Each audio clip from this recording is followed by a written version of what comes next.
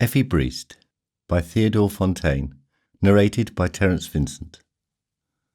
Chapter 1.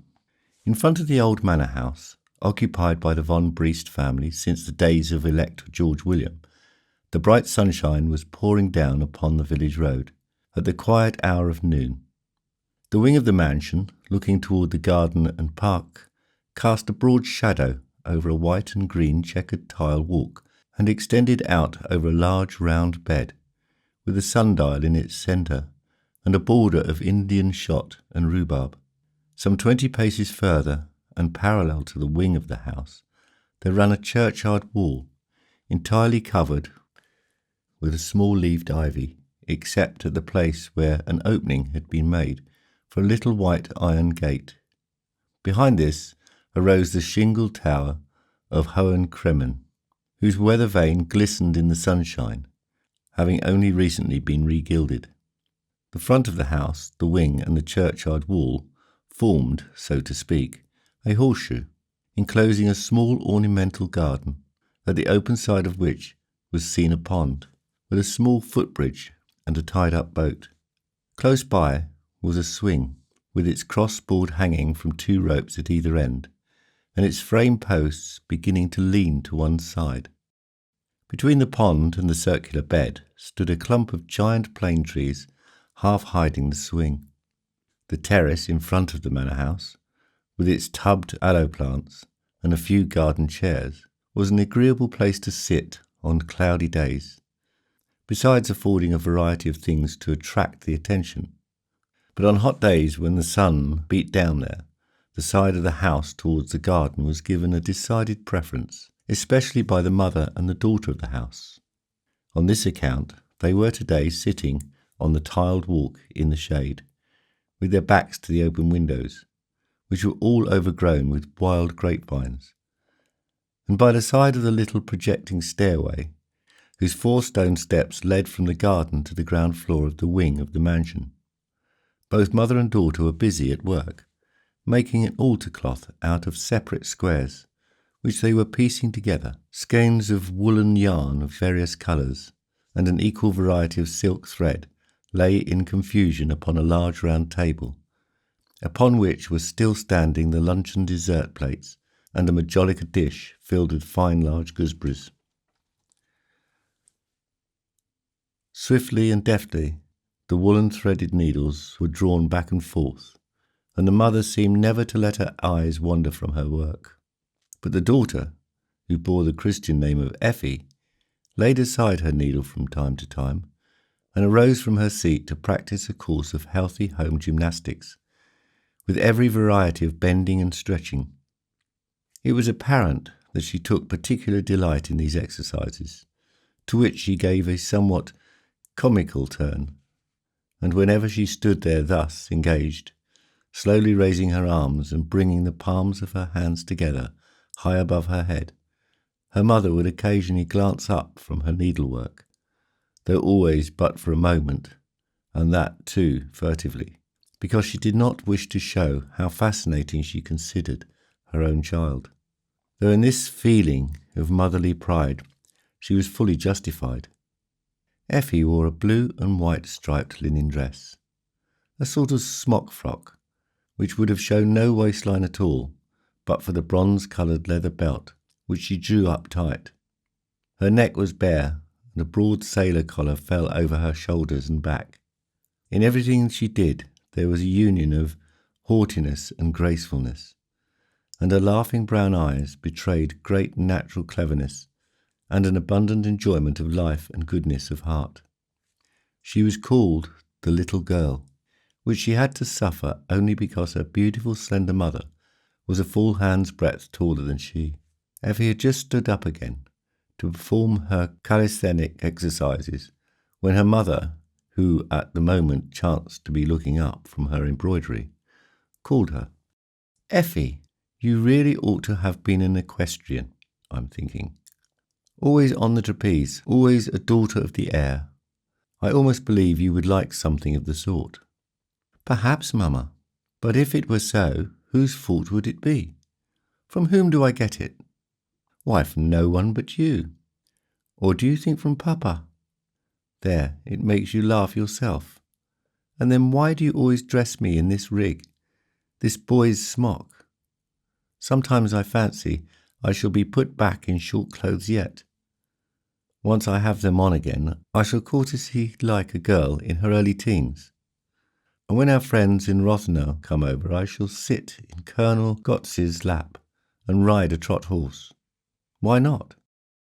He is 3/4 an uncle and only 1/4 a suitor. You are to blame.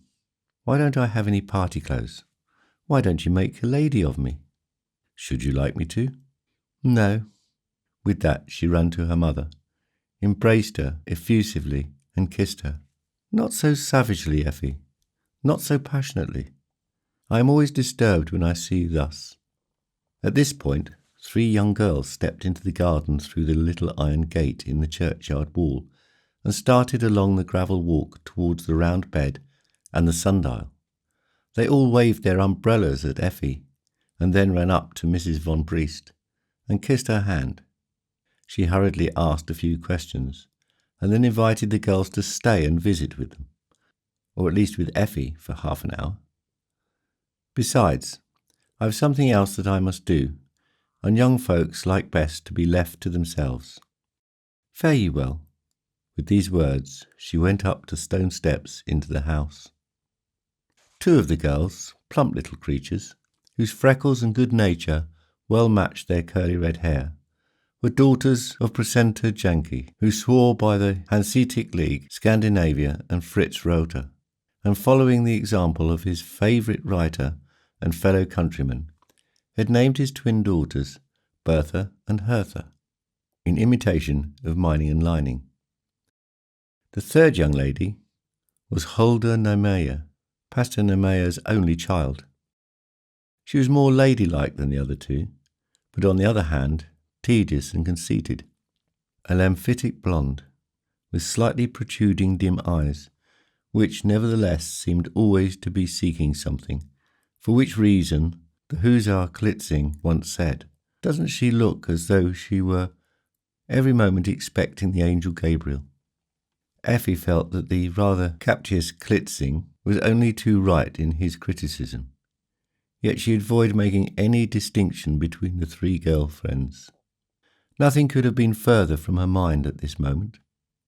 Resting her arms on the table, she exclaimed, "Oh, this tedious embroidery!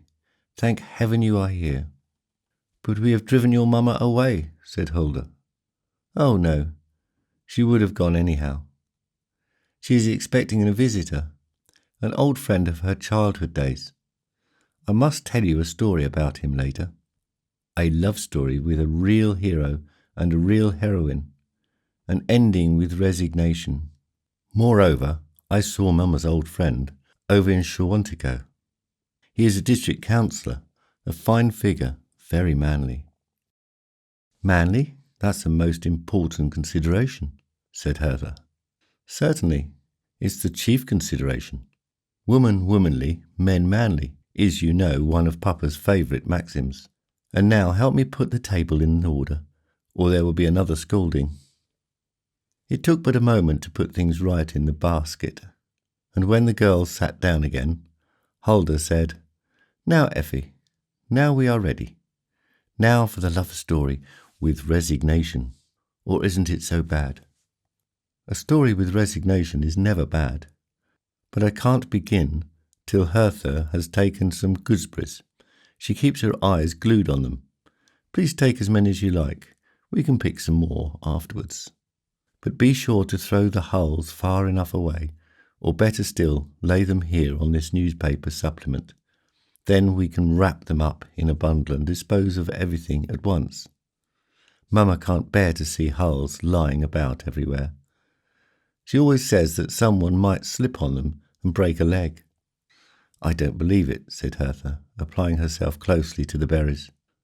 "Nor I either," replied Effie, confirming the opinion. "Just think of it. I fall at least 2 or 3 times every day, and I have never broken any bones yet. The right kind of leg doesn't break so easily. Certainly mine doesn't. Neither does yours, Hertha. What do you think, Hulda? One ought not to tempt fate. pride will have a fall. Always the governess. You are just a born old maid, and yet I still have hopes of finding a husband, perhaps even before you do. For aught I care, do you think I shall wait for that? The idea! Furthermore, one has already been picked out for me, and perhaps I shall soon have him. Oh, I am not worrying about that. Not long ago, little Ventivagni from over the way said to me, Miss Effi, what would you bet we shall not have a Chaviari and a wedding here this year yet? And what did you say to that? Quite possible, I said, quite possible. Hulda is the oldest. She may be married any day. But he refused to listen to that and said, no, I mean at the home of another young lady who is just as decided a brunette as Miss Hulda is a blonde. As he said this, he looked at me quite seriously. But I'm wandering and I'm forgetting the story.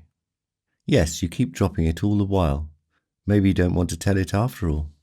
Oh, I want to, but I have interrupted the story a good many times, chiefly because it is a little bit strange indeed, almost romantic. Why, you said he was a district councillor. Certainly a district councillor, and his name is Geert von Instetten, Baron von Instetten. All three laughed. Why do you laugh? Said Effi, nettled. What does this mean? Ah, Effi, we don't mean to offend you, nor the Baron either. Instetten, did you say? De Geert? There is nobody by that name about here. And then you know the names of the noblemen are often a bit comical. Yes, my dear, they are. But people do not belong to the nobility for nothing. They can endure such things, and the further back their nobility goes, I mean in point of time, the better they are able to endure them. But you don't know anything about this, and you must not take offence at me for saying so. We shall continue to be good friends just the same. So it is Geert von Instetten, and he is a baron. He is just as old as Mama, to the day. And how old, pray, is your Mama? 38. A fine age. Indeed it is, especially when one still looks as well as Mama. I consider her truly a beautiful woman, don't you too? And how accomplished is she in everything, always so sure and at the same time so ladylike, and never unconventional like Papa. If I were a young lieutenant, I should have fallen in love with Mama. Oh, Effie, how can you ever say such a thing? Said Hulda. Why, this is contrary to the fourth commandment. Nonsense, how can it be? I think it would please Mama if she knew I said such a thing. That may be, interrupted Hertha. But are you ever going to tell the story? Yes. Compose yourself and I'll begin. We were speaking of Baron von Instetten. Before he had reached the age of 20, he was living over in Rathenau, but spent much of his time on the signorial estates of this region, and liked best of all to visit in Show-Antico at my grandfather Belling's. Of course, it was not on any account of my grandfather that he was so often there, and when Mama tells about it, one can easily see on whose account it really was. I think it was mutual too. And what came of it? One thing that was bound to come, and always does come. He was still much too young, and when my papa appeared on the scene, who had already attained the title of baronial councillor and the proprietorship of Hohen Cremmen, there was no need of further time for consideration. She accepted him and became Mrs. von Briest. What did Instetten do? Said Bertha. What became of him? He didn't commit suicide, otherwise you would not be expecting him today. No, he didn't commit suicide, but it was something of that nature. Did he make an unsuccessful attempt? No, not that. But he didn't care to remain here in the neighbourhood any longer, and he must have lost all taste for the soldier's career, generally speaking. Besides, it was an era of peace, you know. In short, he asked for his discharge and took up the study of law, as Papa would say, with a true beer zeal. But when the War of '70 broke out, he returned to the army with the Perleberg troops instead of his old regiment, and he now wears the cross. Naturally, for he is a smart fellow. Right after the war, he returned to his documents, and it is said that, Bismarck thinks very highly of him, and so does the Emperor. Thus it came about that he was made district councillor in the district of Kessin. What is Kessin? I don't know of any Kessin here. No, it is not situated here in our region. It is a long distance away from here in Pomerania, in further Pomeria, in fact, which signifies nothing. However, for it is a watering place, every place about there is a summer resort, and the vacation journey that Baron von Innstetten is now enjoying is in reality a tour of his cousins or something of the sort. He wishes to visit his old friends and relatives here. Has he relatives here? Yes and no, depending on how you look at it. There are no Innstettens here. There are none anywhere any more, I believe. But he has here distant cousins on his mother's side, and he doubtless wished above all to see Schwantikow once more, and the Belling house, to which he was attached by so many memories. So he was over there the day before yesterday.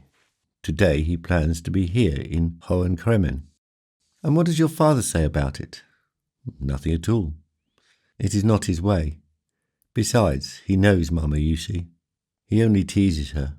At this moment the clock struck 12, and before it had ceased striking, Wilkie and the old factotum of the Briest family came on the scene to give a message to Miss Effi.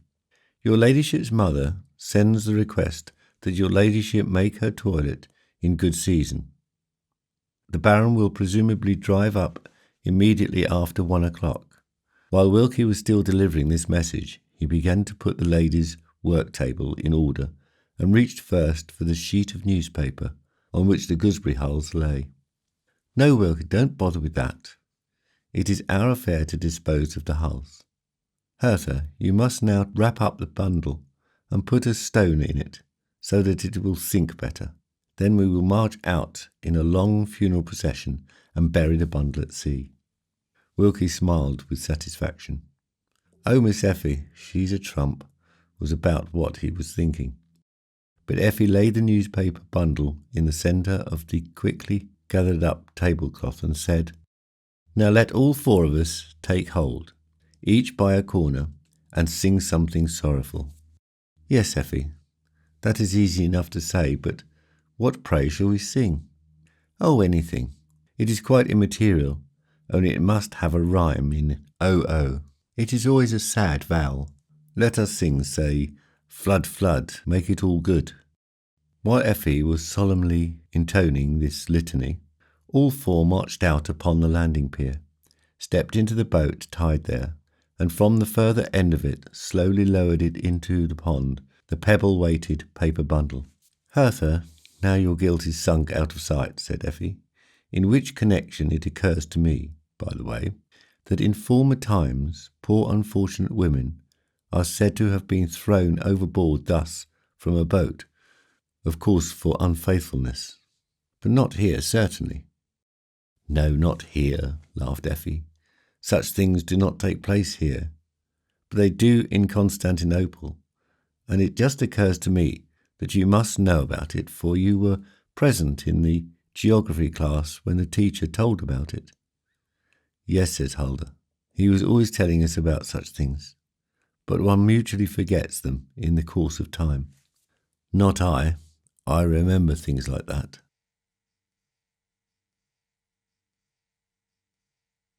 Chapter 2. The conversation ran on thus for some time, the girls recalling with mingled disgust and delight the school lessons they had had in common, and a great many of the teacher's uncalled-for remarks. Suddenly, Hulda said, But you must make haste, Effi. What shall I say? Why, you look as though you have just come from a cherry-picking, all rumpled and crumpled. Linen always gets so badly creased. And that large white turned-down collar. Oh, yes, I have it now.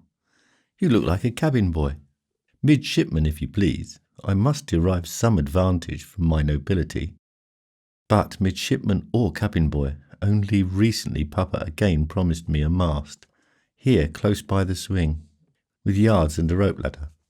More assuredly, I should like one, and I should not allow anyone to interfere with my fastening the pennant to the top. And you, Huldah, would climb up then on the other side, and high in the air we should shout, "Hurrah!" and give each other a kiss. By jingo! By jingo! That would be a sweet one. By jingo! Now just listen to that. You really talk like a midshipman. However, I shall take care not to climb up after you. I'm not such a daredevil. Janky is quite right when he says, as he always does, that you have too much billing in you from your mother. I am only a preacher's daughter. Ah, go along. Still waters run deep. But come, let us swing. 2 on a side. I don't believe it will break. Or if you don't care to, for you are drawing long faces again, then we will play hide and seek. I still have a quarter of an hour. I don't want to go in yet. And anyhow, it is merely to say, how do you do, to a district councillor, and a district councillor from further Pomerania to boot. He is elderly too. Why, he might almost be my father. And if he actually lives in a seaport, for you know that is what Kezin is said to be, I really ought to make the best impression upon him in this sailor's costume, and he ought almost to consider it a delicate attention. When princes receive anybody, I know from what Papa has told me, they always put on the uniform of the country of their guest. So don't worry. Quick, quick, I'm going to hide, and here by the bench is the base. Huldah was about to fix a few boundaries, but Effie had already run up the first gravel walk, turning to the left, then to the right, and suddenly vanishing from sight. Effie, that does not count. Where are you? We are not playing runaway, we are playing hide and seek. With these and similar reproaches, the girls ran to search for her. Far beyond the circular bed, and the 2 plane trees standing by the side of the path. She first let them get much further than she was from the base, and then, rushing suddenly from her hiding place, reached the bench without any special exertion before there was time to say 1, 2, 3. Where were you? Behind the rhubarb plants. They have such large leaves, larger than a fig leaf. Shame on you. No, shame on you, because you didn't catch me. Huldah, with her big eyes again, failed to see anything. She is always slow. Hereupon, Effie again flew away across the circle towards the pond, probably because she planned to hide at first behind a dense growing hazelnut hedge over there, and then from that point to take a long roundabout way past the churchyard and the front of the house, and thence back to the wing and the base. Everything was well calculated, but before she was halfway around the pond, she heard someone at the house calling her name, and as she turned around, saw her mother waving a handkerchief from the stone steps. In a moment, Effie was standing by her. Now you see that I knew what I was talking about. You still have that smock frock on, and the caller has arrived. You are never on time. I shall be on time, easily, but the caller has not kept his appointment. It is not yet 1 o'clock. Not by a good deal, she said, and turning to the twins, who had been lagging behind, called to them, "Just go on playing. I shall be back right away." The next moment, Effie and her mamma entered the spacious drawing-room, which occupied almost the whole ground floor of the side wing. "Mamma, you daren't scold me. It is really only past. Why does he come so early? Cavaliers never arrive too late, much less too early." Mrs. von Briest was evidently embarrassed, but Effie cuddled up to her fondly and said, "Forgive me, I will hurry now. You know I can be quick too, and in 5 minutes Cinderella will be transformed into a princess. Meanwhile he can wait or chat with Papa." Bowing to her mother, she was about to trip lightly up the little iron stairway leading from the drawing-room to the story above. But Mrs. von Briest, who could be unconventional on occasion, if she took a notion to, suddenly held Effie back, cast a glance at the charming young creature, still all in the heat from the excitement of the game, a perfect picture of youthful freshness, and said in an almost confidential tone, "After all, the best thing for you to do is remain as you are. Yes, Don't change. You look very well indeed. And even if you didn't, you look so unprepared. You show absolutely no signs of being dressed for the occasion, and that is the most important consideration at this moment. For I must tell you, my sweet Effie, and she clasped her daughter's hands, for I must tell you. Why, Mamma, what in the world is the matter with you? You frighten me terribly. That Baron von Innstetten has just asked me for your hand. Asked for my hand? In earnest? That is not a matter to make a jest of. You saw him the day before yesterday, and I think you liked him. To be sure, he is older than you, which, all things considered, is a fortunate circumstance. Besides, he is a man of character, position, and good breeding, and if you do not say no, which I could hardly expect of my shrewd Effie, you will be standing at the age of 20 where others stand at 40. You will surpass your mamma by far. Effie remained silent, seeking a suitable answer. Before she could find one, she heard her father's voice in the adjoining room. The next moment, Councillor von Briest, a well-preserved man in his 50s, and of a pronounced bonhomie, entered the drawing-room, and with him Baron von Innstetten, a man of slender figure, dark complexion, and military bearing. When Effie caught sight of him, she fell into a nervous tremble, but only for an instant, as almost at the very moment when he was approaching her with a friendly bow, there appeared at one of the wide-open, vine-covered windows the sandy heads of the Janke twins and Hertha. The more hoydenish called into the room, "Come, Effie." Then she ducked from sight, and the two sprang from the back of the bench upon which they had been standing, down into the garden, and nothing more was heard from them except their giggling and laughing.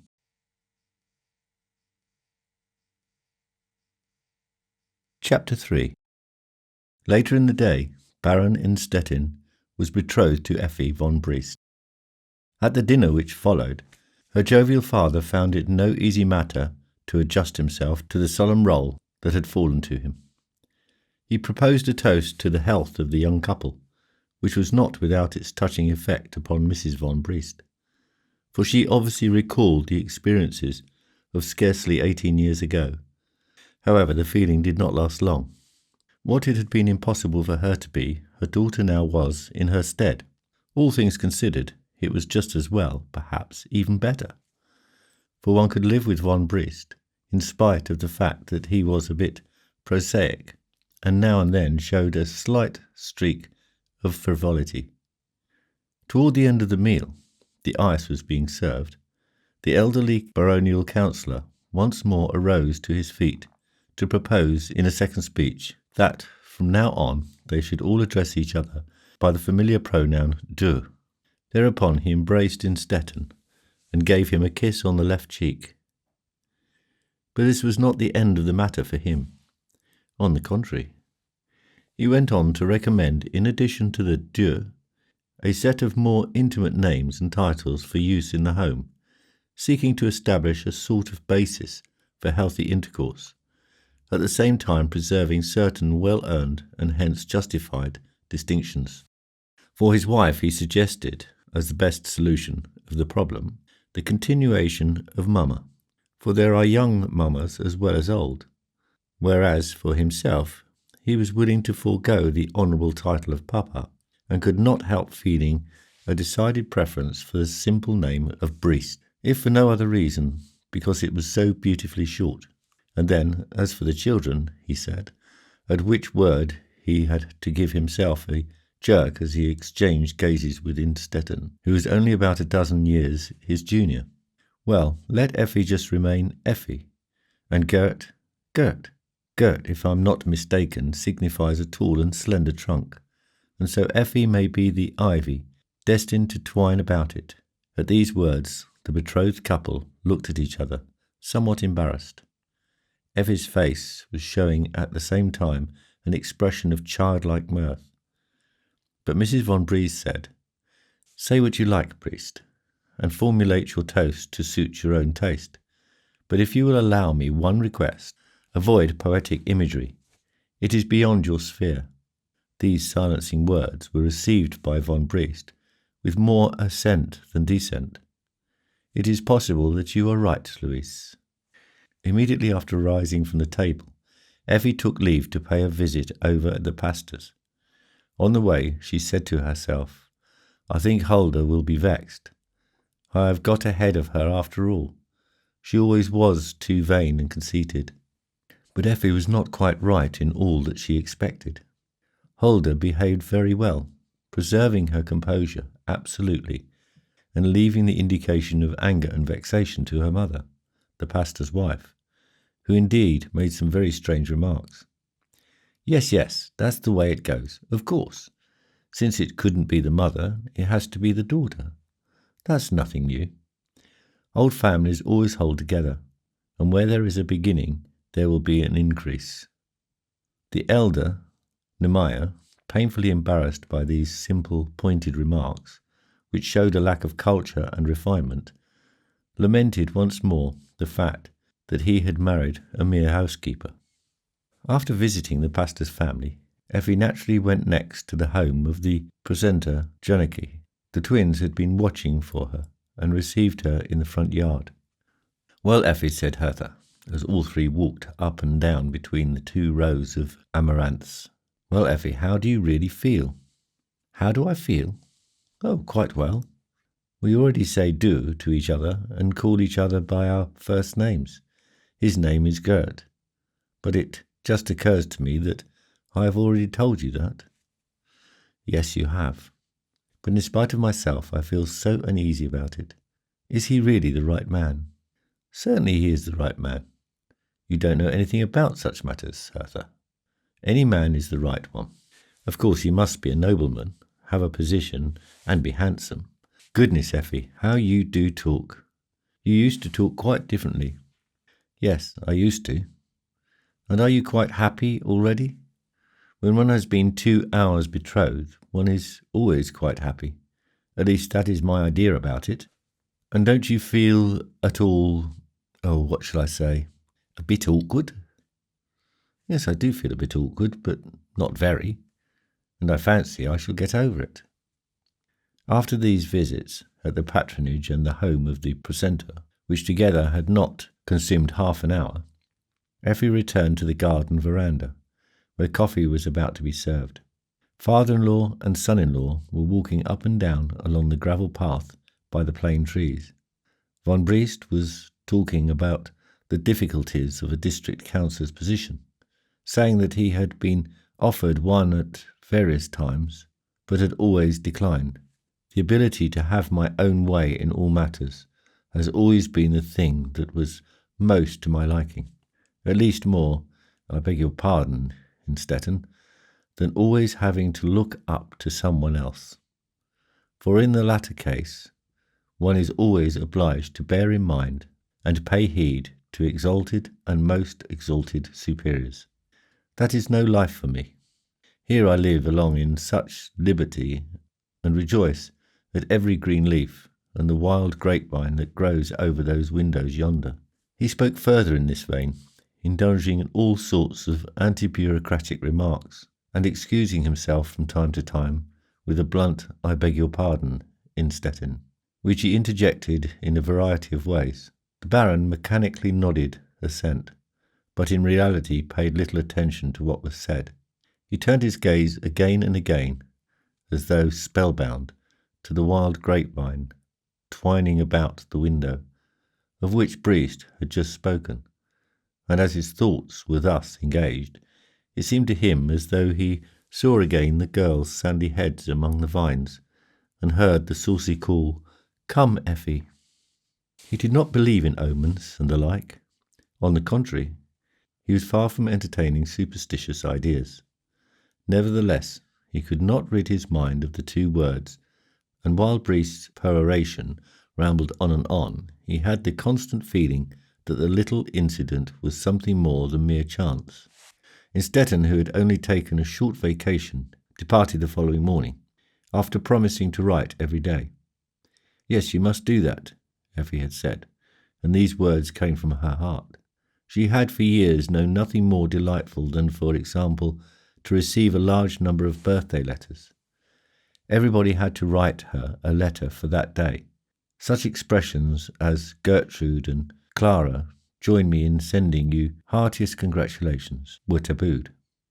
Gertrude and Clara, if they wished to be considered friends, had to see to it that they sent individual letters with separate postage stamps, and if possible, foreign ones, from Switzerland or Carlsbad, for her birthday came in the travelling season.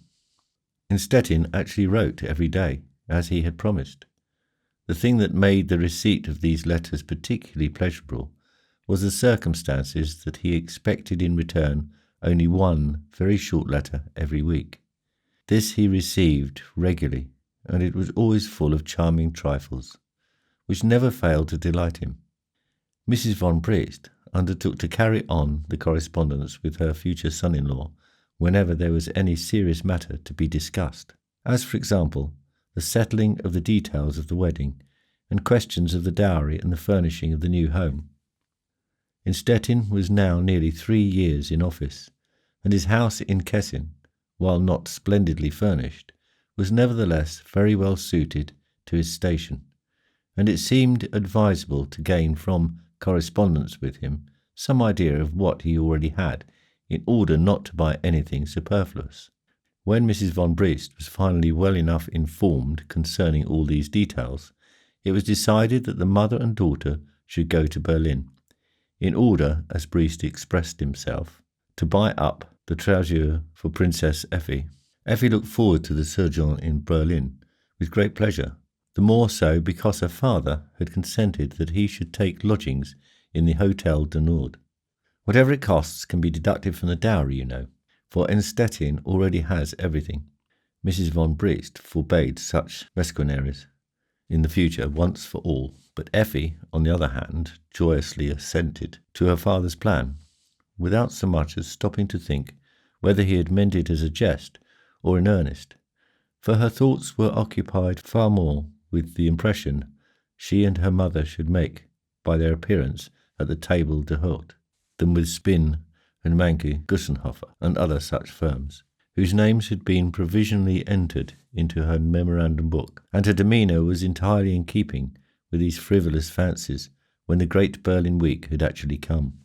Cousin von Briest, of the Alexander Regiment, an uncommonly jolly young lieutenant, who took the Vergende Blatter and kept a record of the best jokes, placed himself at the disposal of the ladies for every hour he should be off duty, and so they would sit with him at the corner window of Kranzler's, or perhaps in the Café Bayeux when permissible, or would drive out in the afternoon to the zoological garden to see the giraffes, of which Cousin von Briest, whose name, by the way, was Dagobert, was fond of saying, "They look like old maids of noble birth." Every day passed according to programme, and on the 3rd or 4th day they went as directed to the National Gallery, because Dagobert wished to show his cousin the Isle of the Blessed. To be sure, Cousin Effi is on the point of marrying, and yet it may perhaps be well to have made the acquaintance of the Isle of Blessed beforehand. His aunt gave him a slap with her fan, but accompanied the blow with such a gracious look that he saw no occasion to change the tone. These were heavenly days for all three, no less for Cousin Dagobert than for the ladies, for he was a past master in the art of escorting, and always knew how quickly to compromise little differences. Of the differences of opinion to be expected between mother and daughter, there was never any lack during the whole time, but fortunately they never came out in connection with the purchases to be made. Whether they bought a half a dozen or 3 dozen of a particular thing, Effi was uniformly satisfied, and when they talked on the way home about the prices of the articles bought, she regularly confounded the figures. Mrs. von Briest, ordinarily so critical, even toward her own beloved child, not only took this apparent lack of interest lightly, but even recognized in it an advantage. "All things," said she to herself, "do not mean much to Effi. Effi is unpretentious. She lives in her own ideas and dreams. And when one of the Hohenzollern princesses drives by and bows a friendly greeting from her carriage, That means more to Effie than a whole chest full of linen. That was all correct enough, and yet only half the truth. Effie cared but little for the possession of more or less commonplace things, but when she walked up and down Unter den Linden with her mother, and after inspecting the most beautiful show windows, went into Demouth's to buy a number of things for the honeymoon tour of Italy, her true character showed itself. Only the most elegant articles found favour in her sight, and she could not have the best. She forewent the second best, because this second meant nothing to her. Beyond question, she was able to forego. In that her mother was right, and in this ability to forego there was a certain amount of unpretentiousness. But when, by the way of exception, it became a question of really possessing a thing, it always had to be something out of the ordinary. In this regard, she was pretentious.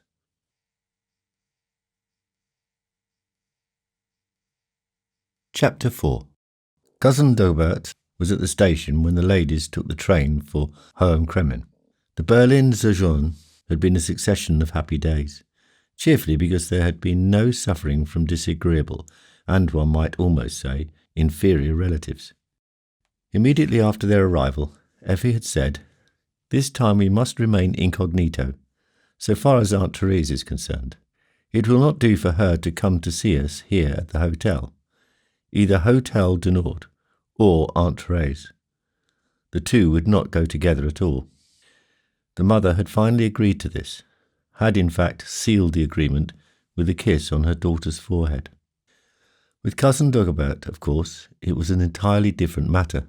Not only did he have the social grace of the guards, but also, what is more, the peculiarly good humour now almost a tradition with the officers of the Alexander Regiment, and this enabled him from the outset to draw out both the mother and the daughter, and keep them in good spirits to the end of their stay. "Dagobert," said Effie, at the moment of parting, "remember that you are to come to my nuptial eve celebration. That you are to bring a cortege goes without saying, but don't bring any porter or mousetrap seller. For after the theatrical performance there will be a ball, and you must take into consideration that my first grand ball will probably also be my last. Fewer than 6 companions, superb dancers, that goes without saying, will not be approved, and you can return by the early morning train." Her cousin promised everything she asked, and so they bade each other farewell. Toward noon, the two women arrived at their Havelland station, in the middle of the marsh, and after a drive of half an hour were at Hohenkremmen. Von Briest was very happy to have his wife and daughter at home again, and asked question upon questions, but in most cases did not wait for the answers. Instead of that, he launched out into a long account of what he had experienced in the meantime. "A while ago you were telling me about the National Gallery and the Isle of the Blessed. Well, while you were away, there was something going on here too. It was our overseer, Pink, and the gardener's wife. Of course, I had to dismiss Pink, but it went against the grain to do it. It is very unfortunate that such affairs almost always occur in the harvest season, and Pink was otherwise an uncommonly efficient man, though here, I regret to say, in the wrong place. But enough of that. Wilkie is showing signs of restlessness too." At dinner, von Briest listened better. The friendly intercourse with Cousin Dagobert, of whom he heard a good deal, met with his approval. Less so the conduct towards Aunt Therese. But no one could see plainly that, at the same time that he was declaring his disapproval, he was rejoicing, for a little mischievous trick just suited his taste, and Aunt Therese was unquestionably a ridiculous figure. He raised his glass and invited his wife and daughter to join him in a toast. After dinner, when some of the handsomest purchases were unpacked and laid before him for his judgment, he betrayed a great deal of interest, which still remained alive, or at least did not die out entirely, even after he had glanced over the bills. "A little bit dear, or let us say, rather very dear. However, it makes no difference. Everything has so much style about it, I might almost say so much inspiration, that I feel in my bones if you give me a trunk like that and a travelling rug like this for Christmas, I shall be ready to take our wedding journey after a delay of 18 years, and we too shall be in Rome for Easter. What do you think, Louis? Shall we make up that we are behind? Better late than never. Mrs. von Briest made a motion with her hand, as if to say incorrigible, and then left him to his own humiliation, which, however, was not very deep. The end of August had come. The wedding day, October the 3rd, was drawing nearer, and in the manor house, as well as the parsonage and the schoolhouse, all hands were incessantly occupied with the preparations for the pre-nuptial eve. Janky, faithful to his passion for Fritz Rother, had fancied it would be particularly ingenious to have Bertha and Hertha appear as Lining and Mining, speaking Low German, of course, whereas Hulda was to present the elderly scene of Katjen von Hellbrom, with Lieutenant Engelbrecht of the Hussars as Vetter von Schroll. Niemeyer, who by rights was the father of the idea, had felt no hesitation to compose additional lines containing a modest application to Innstetten and Effi. He himself was satisfied with his effort, and at the end of the first rehearsal heard only very favourable criticism of it, with one exception, to be sure, viz., that of his patron lord and old friend, Briest, who, when he had heard the admixture of Kleist and Niemeyer, protested vigorously, though not on literary grounds. High Lord and over High Lord. What does that mean? That is misleading, and it distorts the whole situation. Innstetten is unquestionably a fine specimen of the race, a man of character and energy. But when it comes to that, the Briests are not of base patronage either. We are indisputably a historic family, let me add, thank God, and the Innstettens are not. The Innstettens are merely old, belonging to the oldest nobility, if you like. But what does oldest nobility mean? I will not permit that of a von Briest, or even a figure in the wedding eve performance, whom everybody must recognise as the counterpart of our Effi. I will not permit, I say, that a Briest, either in person or through a representative, speak incessantly of High Lord. Certainly not, unless Innstetten were at least a distinguished Hohenzollern. There are some, you know, but he is not one, and hence I can only repeat that it distorts the whole situation. For a long time, von Briest really held fast to his view with remarkable tenacity. But after the second rehearsal, at which Katjen was half in costume, wearing a tight-fitting velvet bodice, he was so carried away as to remark, "Katjen lies here beautifully," which turn was pretty much the equivalent of a surrender, or at least prepared the way of one.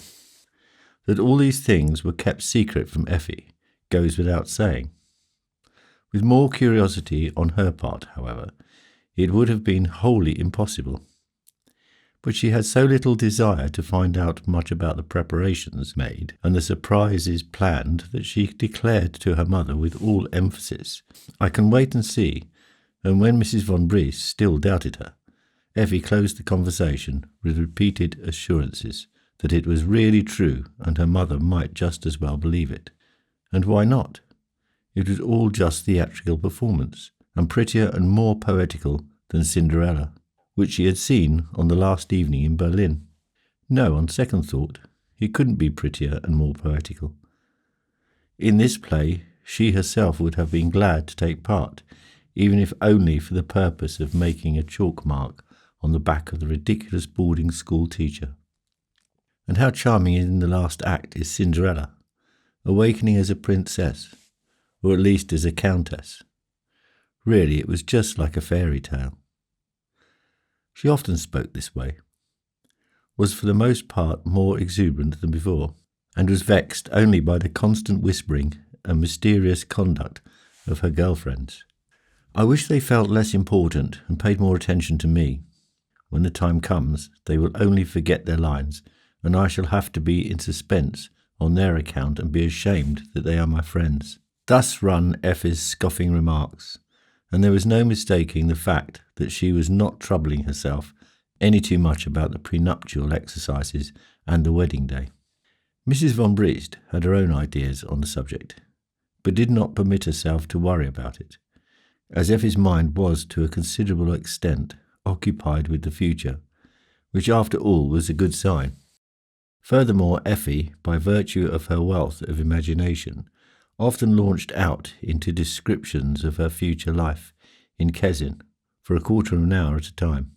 Descriptions which, incidentally, and much to the amusement of her mother, revealed a remarkable conception of further Pomerania, or perhaps it would be more correct to say they embodied this conception with clever calculation and definite purpose. For Effi delighted to think of Kesin as a half-Siberian locality, where the ice and the snow never fully melted.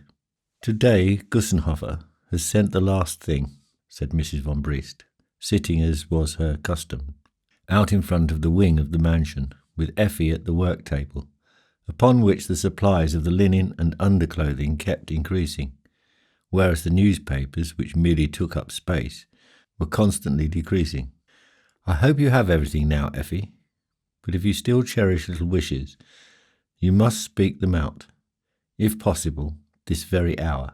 Papa has sold the rape crop at a good price and is in an unusually good humour." "Unusually? He is always in good humour." "In an unusually good humour," repeated her mother, "and it must be taken advantage of. So speak. Several times during our stay in Berlin, I had the feeling that you had a very special desire for something or other more." "Well, dear mamma, what can I say? As a matter of fact, I have everything that one needs. I mean that one needs here. But as it is once for all decided that I am to go so far north, let me say in passing that I have no objections. On the contrary, I look forward with pleasure to it, to the northern lights and the brighter splendour of the stars. As this has been definitely decided, I should like to have a set of furs." "Why, Effi, child, that is empty folly. You are not going to St. Petersburg or Archangel." "No, but I am part of the way." "Certainly, child, you are part of the way. But what does that mean? If you go from here to Norden, you are, by the same train of reasoning, a part of the way to Russia. However, if you want some furs, you shall have them.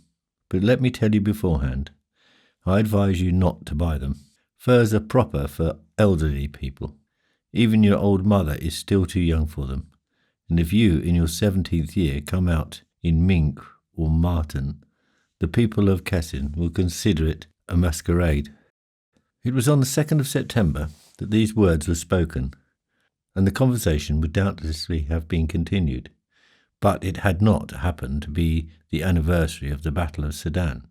But because of the day, they were interrupted by the sound of a drum and fife, and Effi, who had heard before of the proposed parade, had meanwhile forgotten about it, rushed suddenly away from the work table, past the circular plot and the pond, in the direction of the balcony built on the churchyard wall, to which one could climb by 6 steps, not much broader than the rungs of a ladder.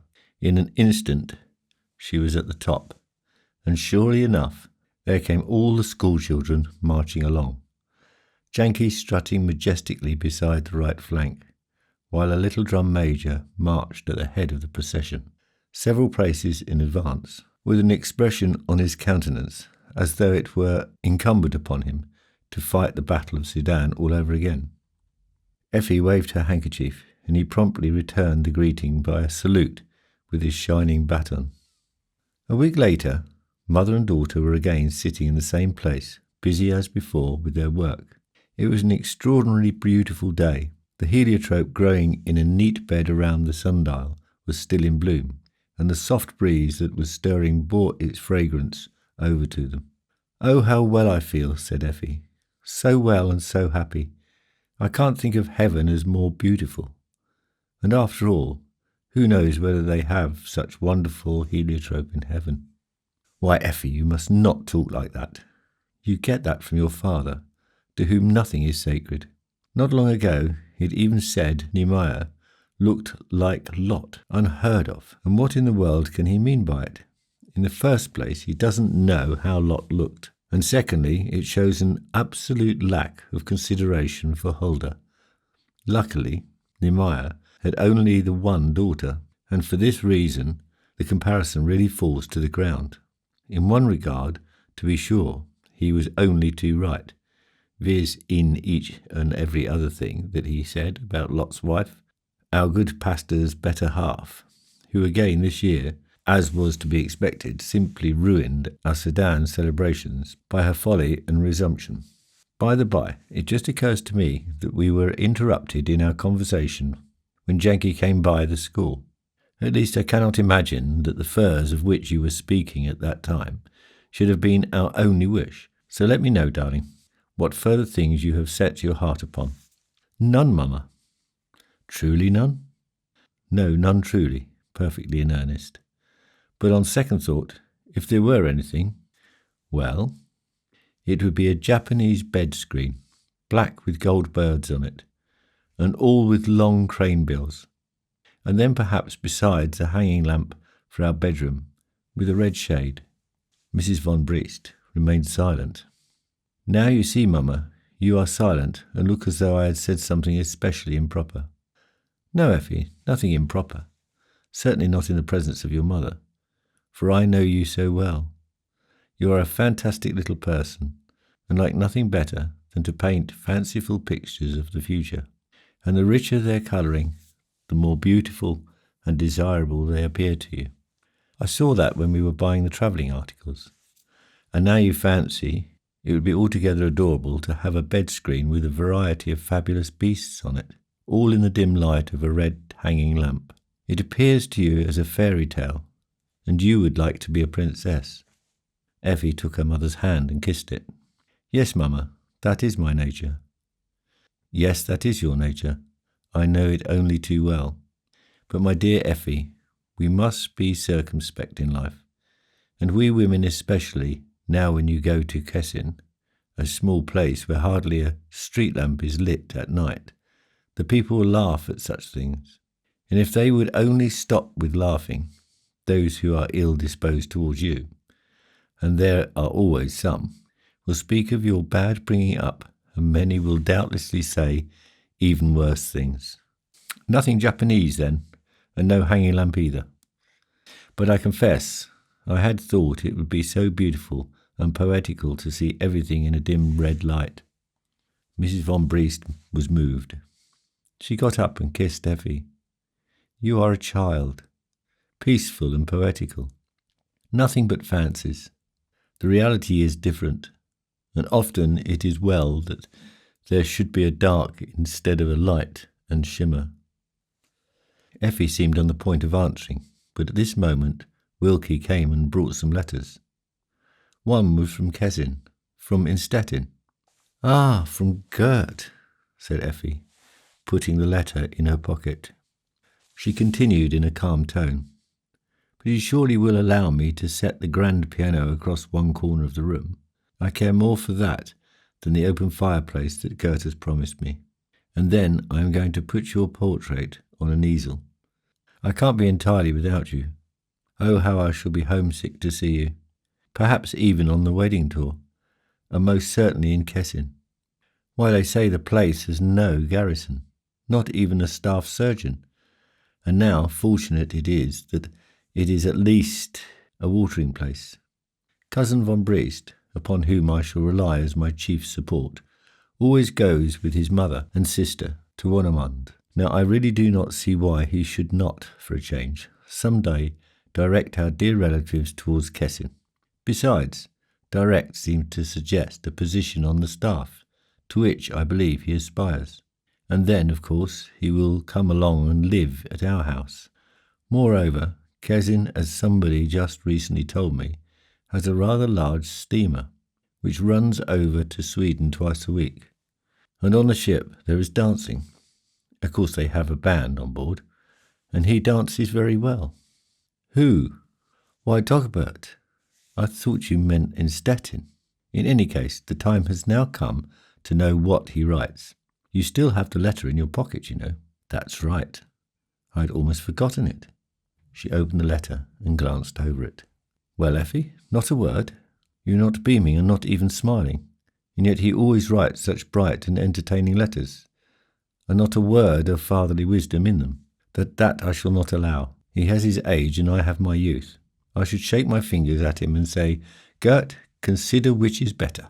And then he would answer, you have what is better. For he is not only a man of most refined manners, he is at the same time just and sensible, and knows very well what youth means. He is always reminding himself of that and adapting himself to youthful ways. And if he remains the same after marriage, you will lead a model married life. Yes, I think so too, Mamma. But just imagine, and I am almost ashamed to say it, I am not so very much in favour of what is called a model married life. That is just like you. And now tell me, pray, what are you really in favour of? I am in favour of like, and naturally also of tenderness and love. And if tenderness and love are out of the question, because, as Papa says, love is after all only fiddle-faddle, which I, however, do not believe, well then, I am in favour of wealth and an aristocratic house, a really aristocratic one, to which Prince Frederick Charles will come for an elk or grouse hunt, or where the old emperor will call and have a gracious word for every lady, even for the younger ones. And then when we are in Berlin, I am for court balls and gala performances at the opera, with seats always close to the grand central box.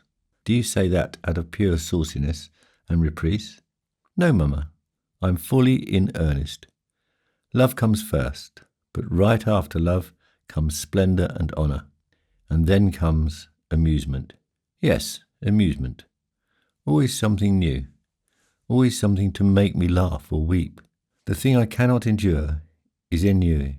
If that is the case, how in the world have you managed to get along with us? Why, Mamma, I'm amazed to hear you say such a thing. To be sure, in the winter time, when our dear relatives come driving up to see us, and stay for 6 hours or perhaps even longer, and Aunt Gundel and Aunt Olga eye me from head to foot, and finding me impertinent, and Aunt Gundel once told me that I was, well, then occasionally it is not very pleasant, that I must admit, but otherwise I have always been happy here, so happy. As she said the last words, she fell sobbing convulsively at her mother's feet and kissed her hands.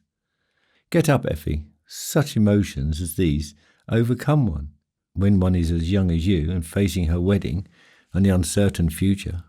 But now read me the letter, unless it contains something very special, or perhaps secrets. Secrets, laughed Effie, and sprang to her feet in a sudden changed mood. Secrets? Yes, he is always coming to the point of telling me soon. But the most of what he writes might, with perfect priority, be posted on a bulletin board at the mayor's office, where the ordinances of the district council are posted. But then, you know, Gert is one for the councillors. Read. Dear Effie, the nearer we come to our wedding day, the more scanty your letters grow. When the mail arrives, I always look first of all for your handwriting, but as you know, all in vain, as a rule. And yet I did not ask to have it otherwise. The workmen are now in the house, who are to prepare the rooms, few in number to be sure, for your coming. The best part of the work will doubtless not be done till we are on our journey. Paper hanger, Mordlung, who is to furnish everything, is an odd original. I shall tell you about him the next time. Now I must tell you first of all how happy I am over you, over my sweet little Effie. The very ground beneath my feet here is on fire, and yet our good city is growing more and more quiet and lonesome. The last summer guest left yesterday. Towards the end he went swimming, at 9 degrees above 0 centigrade, and the attendants were always rejoiced when he came out alive, for they feared a stroke of apoplexy, which would give the baths a bad reputation, as though the water were worse here than elsewhere. I rejoice when I think that in 4 weeks I shall row with you from the Pizzetta out to the Lido or to Murano, where they make glass beads and beautiful jewellery, and the most beautiful shall be yours. Many greetings to your parents and the tenderest kiss for yourself from your Gert. Effie folded the letter and put it back into the envelope. That is a very pretty letter, said Mrs. von Briest, and that it observes due moderation throughout is a further merit. Yes, due moderation it surely does observe. My dear Effie, let me ask a question. Do you wish that the letter did not observe due moderation? Do you wish that it were more affectionate, perhaps gushingly affectionate? No, Mamma. Honestly and truly, no. I do not wish that. So it is better as it is. So it is better as it is. There you go again. You are so queer. And by the by, a moment ago you were weeping. Is something troubling you? It is not yet too late. Don't you love Gert? Why shouldn't I love him?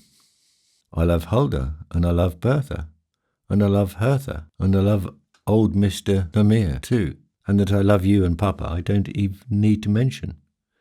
I love all who mean well by me, and are kind to me and humour me. No doubt Gert will humour me too. To be sure, in his own way. You see, he is already thinking of giving me jewellery in Venice. He hasn't the faintest suspicion that I care nothing for jewellery. I care more for the climbing and swinging, and I am always happiest when I expect every moment something will give me away, or break and cause me to tumble. It will not cost me my head the first time, you know. And perhaps you also love your cousin von Briest? Yes, very much. He always cheers me. And would you have liked to marry cousin von Briest? Marry? For heaven's sake, no. Why, he is still half a boy. Gert is a man, a handsome man, a man with whom I can shine, and he will make something of himself in the world. What are you thinking of, Mamma? Well, that is all right, Effie. I am glad to hear it. But there is something else troubling you, perhaps. Well, speak. Well, you see, Mamma, the fact that he is older than I does not harm. Perhaps that is a very good thing. After all, he is not old, and is well and strong, and is so soldierly, and so keen. And I might almost say I am altogether in favour of him. If he only... oh, if he were only a little bit different. How, pray, Effie? Yes, how? Well, you must not laugh at me. It is something that I only very recently overheard, over at the parsonage.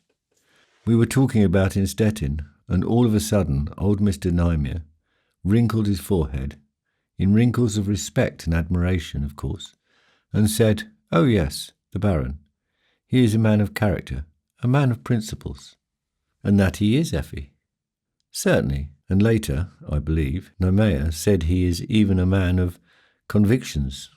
Now that, it seems to me, is something more. Alas, and I have none. You see, Mamma, there is something about this that worries me and makes me uneasy. He is so dear and good to me, and so considerate, but I'm afraid of him.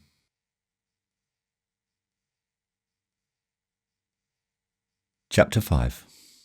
The days of festivity at Hohen Cremmen were past. All the guests had departed. Likewise the newly married couple, who left the evening of the wedding day. The nuptial eve performance had pleased everybody, especially the players, and Hulda had been the delight of all the young officers, not only the Rathenau hussars, but also their more critically inclined comrades of the Alexander regiment. Indeed, everything had gone well and smoothly, almost better than expected.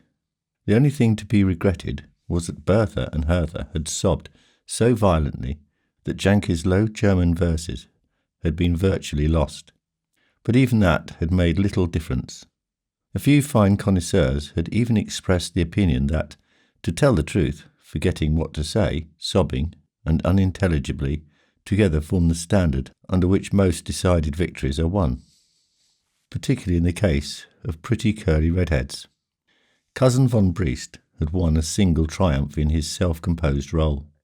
He had appeared as one of the Demuth's clerks, who had found out that the young bride was planning to go to Italy immediately after the wedding, for which reason he wished to deliver to her a travelling trunk. This trunk proved, of course, to be a giant box of bonbons from Hovels. The dancing had continued till 3 o'clock, with the effect that Briest, who had been gradually talking himself into the highest pitch of campaign excitement, had made various remarks about the torch dance, still in vogue at many courts, and the remarkable custom of the garter dance. Since these remarks showed no signs of coming to an end, and kept getting worse and worse, they finally reached the point where they simply had to be choked off. "Pull yourself together, Briest," his wife had whispered to him in a rather earnest tone. "You're not here for the purpose of making indecent remarks, but for doing the honours of the house. We are having at present a wedding and not a hunting party." Whereupon von Briest answered, "I see no difference between the two. Besides, I am happy." The wedding itself had also gone well. Nymeyer had conducted the service in an exquisite fashion, and on the way home from the church, one of the old men from Berlin, who halfway belonged to the court circle, made a remark to the effect that it was truly wonderful how thickly talents are distributed in a state like ours. "I see therein a triumph of our schools, and perhaps even more of our philosophy. When I consider how this Nymeyer, an old village preacher, who at first looked like a hospitaller— why, friend, what do you say? Didn't he speak like a court preacher? Such tact and such skill in antitheses, quite the equal of Gogol, and in feeling even better. Gogol is too cold. To be sure, a man in his position has to be cold. Generally speaking, what is it that makes wrecks of the lives of men? Always warmth and nothing else. It goes without saying that these remarks were assented to by the dignitary of whom they were addressed, a gentleman as yet unmarried, who doubtless for this very reason was at the time being involved in his fourth relation. "Only too true, dear friend," said he. "Too much warmth. Most excellent. Besides, I must tell you a story later." The day after the wedding was a clear October day. The morning sun shone bright, yet there was a feeling of autumn chilliness in the air, and von Briest, who had just taken breakfast in company with his wife, arose from his seat and stood, with his hands behind his back, before the slowly dying open fire. Mrs. von Briest, with her fancy work in her hands, moved likewise closer to the fireplace, and said to Wilkie, who entered just at this point to clear away the breakfast table, "And now, Wilkie, when you have everything in order in the dining hall, but that comes first, then see to it that the cakes are taken over to the neighbours, the nut cake to the pastors, and the dish of small cakes to the Yankees. And be careful with the goblets, I mean the thin-cut glasses." Briest had already lighted his third cigarette, and looking in the best of health, declared that nothing agrees with one so well as a wedding, except one's own, of course. "I don't know why you should make that remark, Briest. It is absolutely news to me that you suffered at your wedding. I can't imagine why you should have either. Louis, you are a wet blanket, so to speak, but I take nothing amiss, not even a thing like that. Moreover, why should we be talking about ourselves, we who have never even taken a wedding tour? Your father was opposed to it, but Effi is taking a wedding tour now, to be invived, starting on the 10 o'clock train. By this time they must be near Ratisbon, and I presume he is enumerating to her the chief art treasures of the Walhalla without getting off the train. That goes without saying. Stettin is a splendid fellow, but he is pretty much an art crank, and Effi, heaven knows, our poor Effi is a child of nature. I am afraid he will probably annoy her somewhat with his enthusiasm for art. Every man annoys his wife, and enthusiasm for art is not the worst thing by a good deal. No, certainly not. At all events, we will not quarrel about that. It is a wide field. Then, too, people are so different. Now you know, would have been the right person for that. Generally speaking, you would have been better suited to Stettin than Effi. What a pity. But it is too late now. Extremely gallant remark, except for the fact that it is not apropos. However, in any case, what has been has been. Now he is my son-in-law, and it can accomplish nothing to be referring back all the while to the affairs of youth. I wished merely to rouse you to an animated humour. Very kind of you, but it was not necessary. I am in animated humour. Likewise, a good one. I might also say, but you must not spoil it. Well, what else is troubling you? I see there is nothing on your mind. Were you pleased with Effie? Were you satisfied with the whole affair? She was so peculiar, half naive, and then again very self-conscious, and by no means as demure as she ought to be towards such a husband. That surely must be due solely to the fact that she does not yet fully know what she has in him. Or is it simply that she does not love him very much? That would be bad, for with all his virtues he is not the man to win her love with an easy grace. Mrs. von Briest kept silent and counted the stitches of her fancy work. Finally she said, "What you just said, Briest, is the most sensible thing I have heard from you for the last 3 days, including your speech at dinner. I too have had my misgivings, but I believe we have reason to feel satisfied." "She has poured her heart out to you?" "I should hardly call it that. True, she cannot help talking, but she is not disposed to tell anything she has in her heart, and she settles a good many things for herself. She is at once communicative and reticent, almost secretive, in general a very peculiar mixture." "I am entirely of your opinion, but how do you know about this if she didn't tell you?" "I only say she did not pour her heart out to me. Such a general confession, such a complete unburdening of the soul, it is not in her to make. It all came out of her by sudden jerks, so to speak, and then it was all over. But just because it came from her soul, so unintentionally and accidentally, as it were, it seemed to me, for that reason, so significant." "When was this, pray, and what was the occasion?" "Unless I'm mistaken, it was 3 weeks ago, and we were sitting in the garden, busied with all sorts of things belonging to her treasure, when Wilkie brought a letter from Innstetten. She put it in her pocket, and a quarter of an hour later had wholly forgotten about it, till I reminded her that she had a letter. Then she read it, but the expression on her face hardly changed. I confess to you that an anxious feeling came over me, so intense that I felt a strong desire to have all the light on the matter that it is possible to have under the circumstances." "Very true, very true. What do you mean by that?" "Well, I mean only, but that is wholly immaterial. Go on with your story, I'm all ears." So I asked her straight out how matters stood, and as I wished to avoid anything bordering on solemnity, in view of her peculiar character, and sought to take the whole matter as lightly as possible, almost as a joke in fact, I threw out the question whether she would perhaps prefer to marry cousin von Briest, who had showed his attentions upon her in Berlin. And you ought to have seen her then.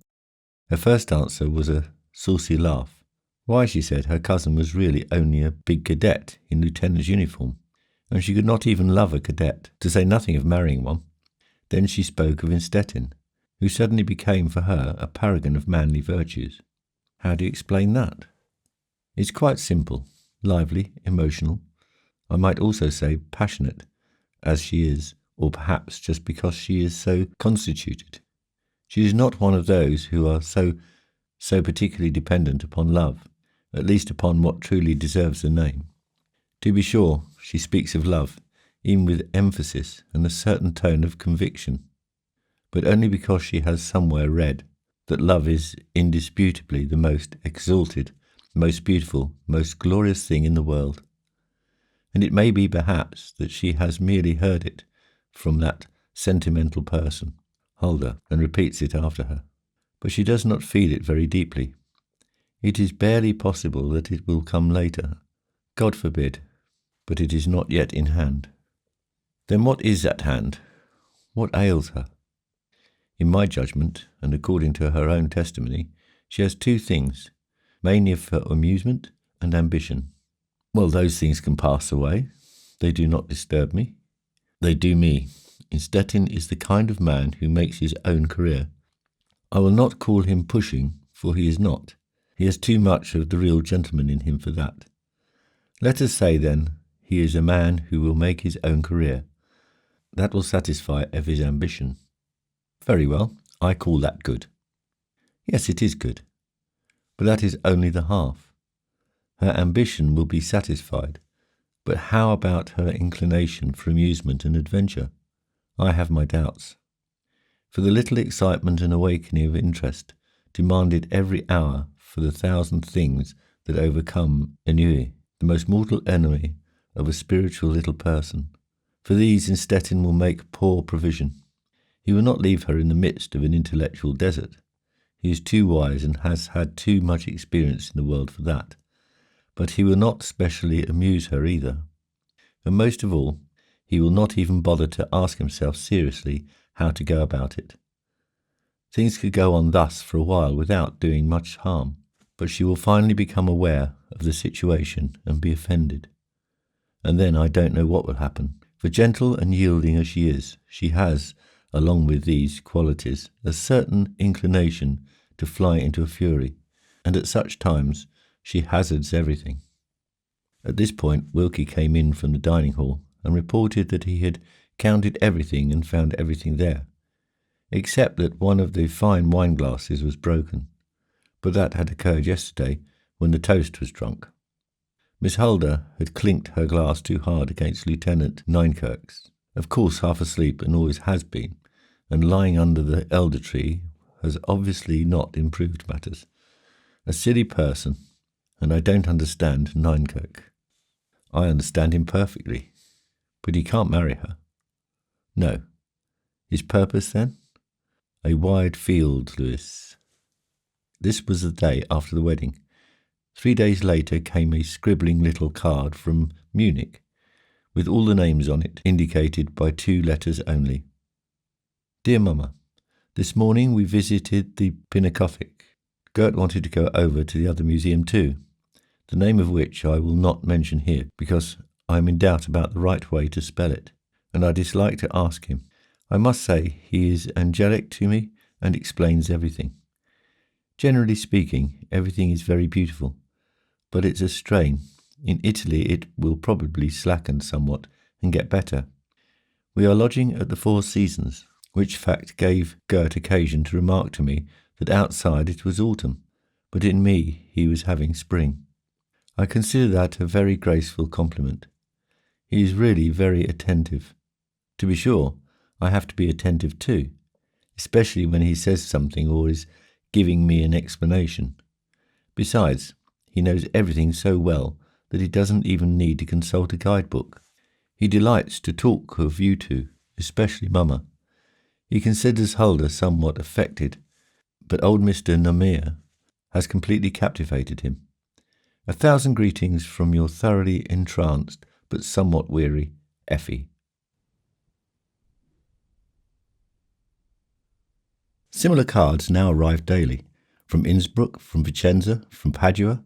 Everyone began, "We visited the famous gallery here this morning," or, if it was not a gallery, it was an arena or some church of St. Mary with a surname. From Padua came, along with the card, a real letter. Yesterday we were in Vicenza. One must see Vicenza on account of Palladio. Gert told me that everything modern had its roots in him, of course with reference only to architecture.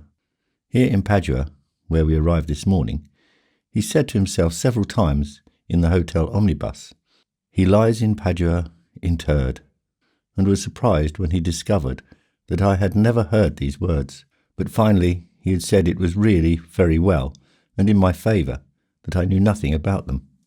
He is very just, I must say, and above all he is angelic to me, and not a bit overbearing, and not at all old either. I still have pains in my feet, and the consulting of guidebooks and standing so long before pictures wears me out, but it can't be helped, you know. I am looking forward to Venice with much pleasure. We shall stay there 5 days, perhaps even a whole week. Gert has already begun to rave about the pigeons in St. Mark's Square, and the fact that one can buy their little bags of peas and feed them to the pretty birds. There are said to be paintings representing this scene, with beautiful blonde maidens, a type like Huldah, as he said. And that reminds me of the Yankee girls. I would give a good deal if I could be sitting with them on a wagon tongue in our yard and feeding our pigeons. No, you must not kill the fantail pigeon with the big breast. I want to see it again. Oh, it is so beautiful here. This is even said to be the most beautiful of all. You're happy, but somewhat weary, Effi. When Mrs. von Briest had finished reading the letter, she said, "The poor child, she is homesick." "Yes," said Briest, "she is homesick. This cursed travelling." "Why do you say that now? You might have hindered it, you know. But it's just your way to play the wise man after the thing is all over. After a child has fallen into the well and the aldermen cover up the well. Ah, Louise, don't bother me with that kind of stuff. Effi is our child's, but since the 3rd of October she has been the Baroness of Innstetten. And if her husband, our son-in-law, decides to take a wedding tour and use it as an occasion for making a new catalogue of every gallery, I can't keep him from doing it. That is what it means to get married. So you now admit it. In talking to me, you've always denied, yes, always denied, that the wife is a condition of restraint. Yes, Louise, I have. But what is the use of discussing it now? It is really too wide a field.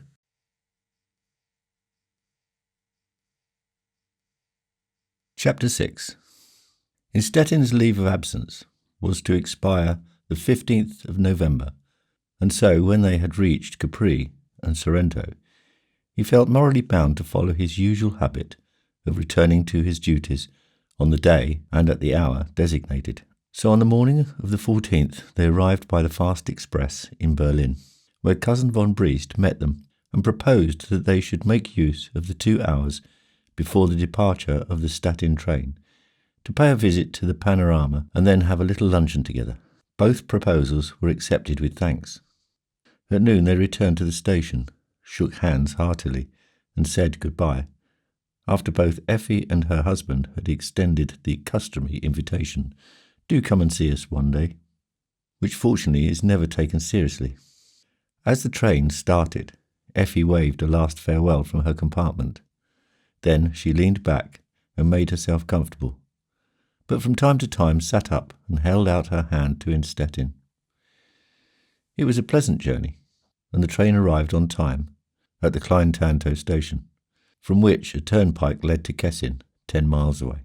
In the summer time, especially during the tourist season, travellers were accustomed to avoid the turnpike and take the water route, going by an old side-wheel steamer down the Kessin, the river from which Kessin derived its name. But the Phoenix, about which the wish had long been vainly cherished, that at some time, when there was no passengers on board, it might justify its name and burn to ashes, regularly stopped running on the 1st of October. For this reason, Innstetten had telegraphed from Stettin to his coachman Cruz, 5 o'clock, Kleintanto station, open carriage if good weather. It certainly was good weather, and there sat Cruz in the open carriage at the station. He greeted the newly arrived couple with all the prescribed dignity of a first-class coachman. "Well, Cruz, everything in order?" "At your service, Sir Councillor." "Then, Effi, please get in." As Effi was doing as bid, and one of the station porters was finding a place for a small satchel by the coachman in front, Innstetten left orders to send the rest of the luggage by the omnibus. Then he too took his seat, and after condescendingly asking one of the bystanders for a light, called to Cruz, "Drive on, Cruz." The carriage rolled quickly over the rails of the many tracks at the crossing, then slantingly down the slope of the embankment, and on the turnpike, past an inn called the Prince Bismarck. At this point the road forked, one branch leading to the right to Kessin, the other to the left to Varzin. In front of the inn stood a moderately tall, broad-shouldered man in a fur coat and fur cap.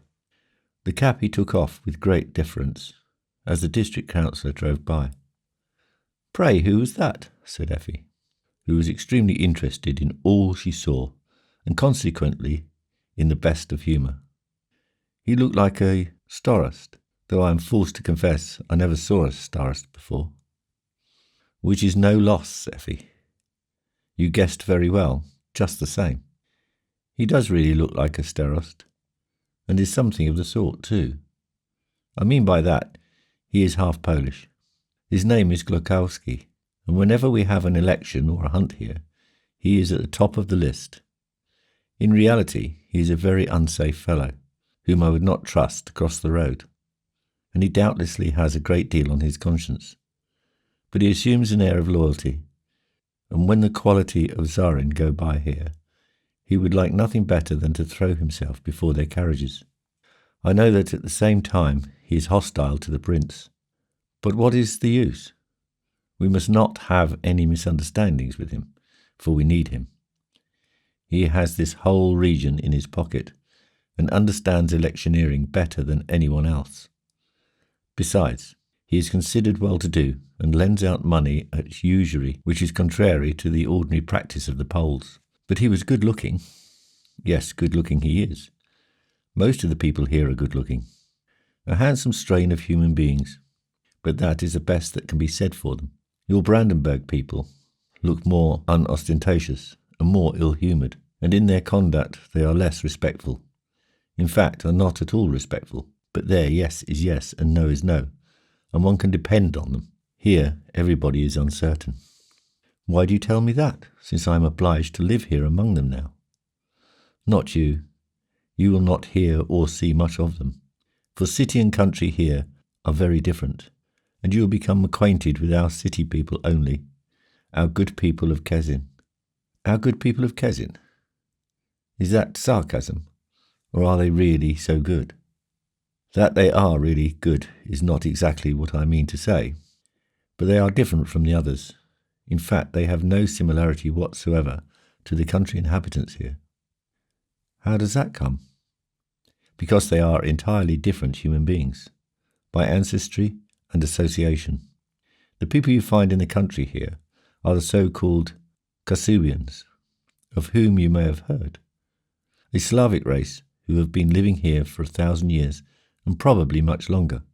But all the inhabitants of our seaports and the commercial cities near the coast have moved here from a distance and trouble themselves very little about the Kasubian backwoods, because they derive little profit from that source and are dependent upon entirely different sources.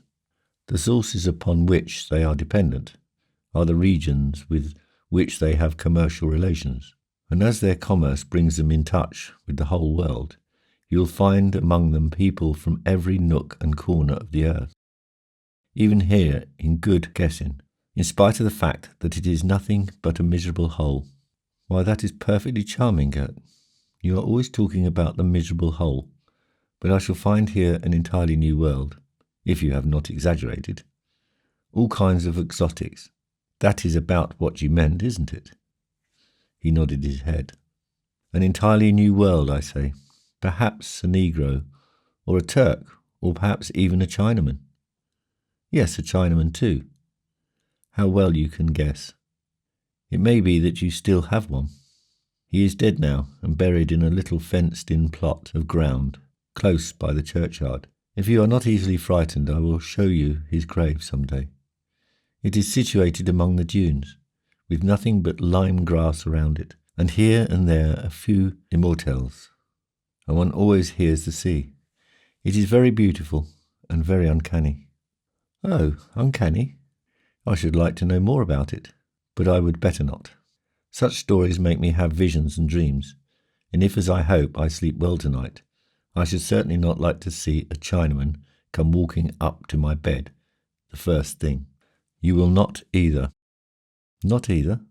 Upon my word, that sounds strange, as though, after all, it were possible. You seek to make Kezin interesting to me, but you carry it a trifle too far. And have you many such foreigners in Kezin? A great many. The whole population is made up of such foreigners, people whose parents and grandparents lived in entirely different regions. Most remarkable. Please tell me more about them, but no more creepy stories. I feel that there is always something creepy about a Chinaman. Yes, there is, laughed Gert. But the rest, thank heaven, are of an entirely different sort. All mannerly people, perhaps a little bit too commercial, too thoughtful of their own advantage, and always on hand with bills of questionable value. In fact, one must be cautious with them. But otherwise they are quite agreeable, and to let you see that I have not been deceiving you, I will just give you a little sample, a sort of index or list of names. Please do, Gert. For example, we have not 50 paces from our house, and our gardens are ever adjoining. The master machinist and the dredger, Macpherson, a real Scotsman and a Highlander. And he wears the native costume? No, thank heaven, he doesn't, for he is a shrivelled-up little man, of whom neither his clan nor Walter Scott would be particularly proud. And then we have further, in the same house where this Macpherson lives, an old surgeon by the name of Beza, in reality only a barber. He comes from Lisbon, in the same place that the famous General de Maza comes from. Meza Beza, you can hear the national relationship. And then we have up the river by the quay, where the ships lie, a goldsmith by the name of Sedink, who is descendant from an old Swedish family. Indeed, I believe there are counts of the empire by that name. Further, and with this man I will close for the present, we have good old Dr. Hanneman, who of course is a Dane, and was a long time in Iceland, has even written a book on the last eruption of Hekla, or Krabla. Why, that is magnificent, Gert. It is like having 6 novels that one can never finish reading. At first it sounds commonplace, but afterwards seems quite out of the ordinary. And then you must also have people, simply because it is a seaport, who are not mere surgeons or barbers or anything of that sort. You must also have captains, some Flying Dutchman or other. Or, you are quite right, we even have a captain who was once a pirate among the Black Flags. I don't know what you mean. What are the Black Flags? They are people away off in Tonquin and the South Sea. But since he has been back among men, he has resumed the best kind of manners, and is quite entertaining. I should be afraid of him nevertheless.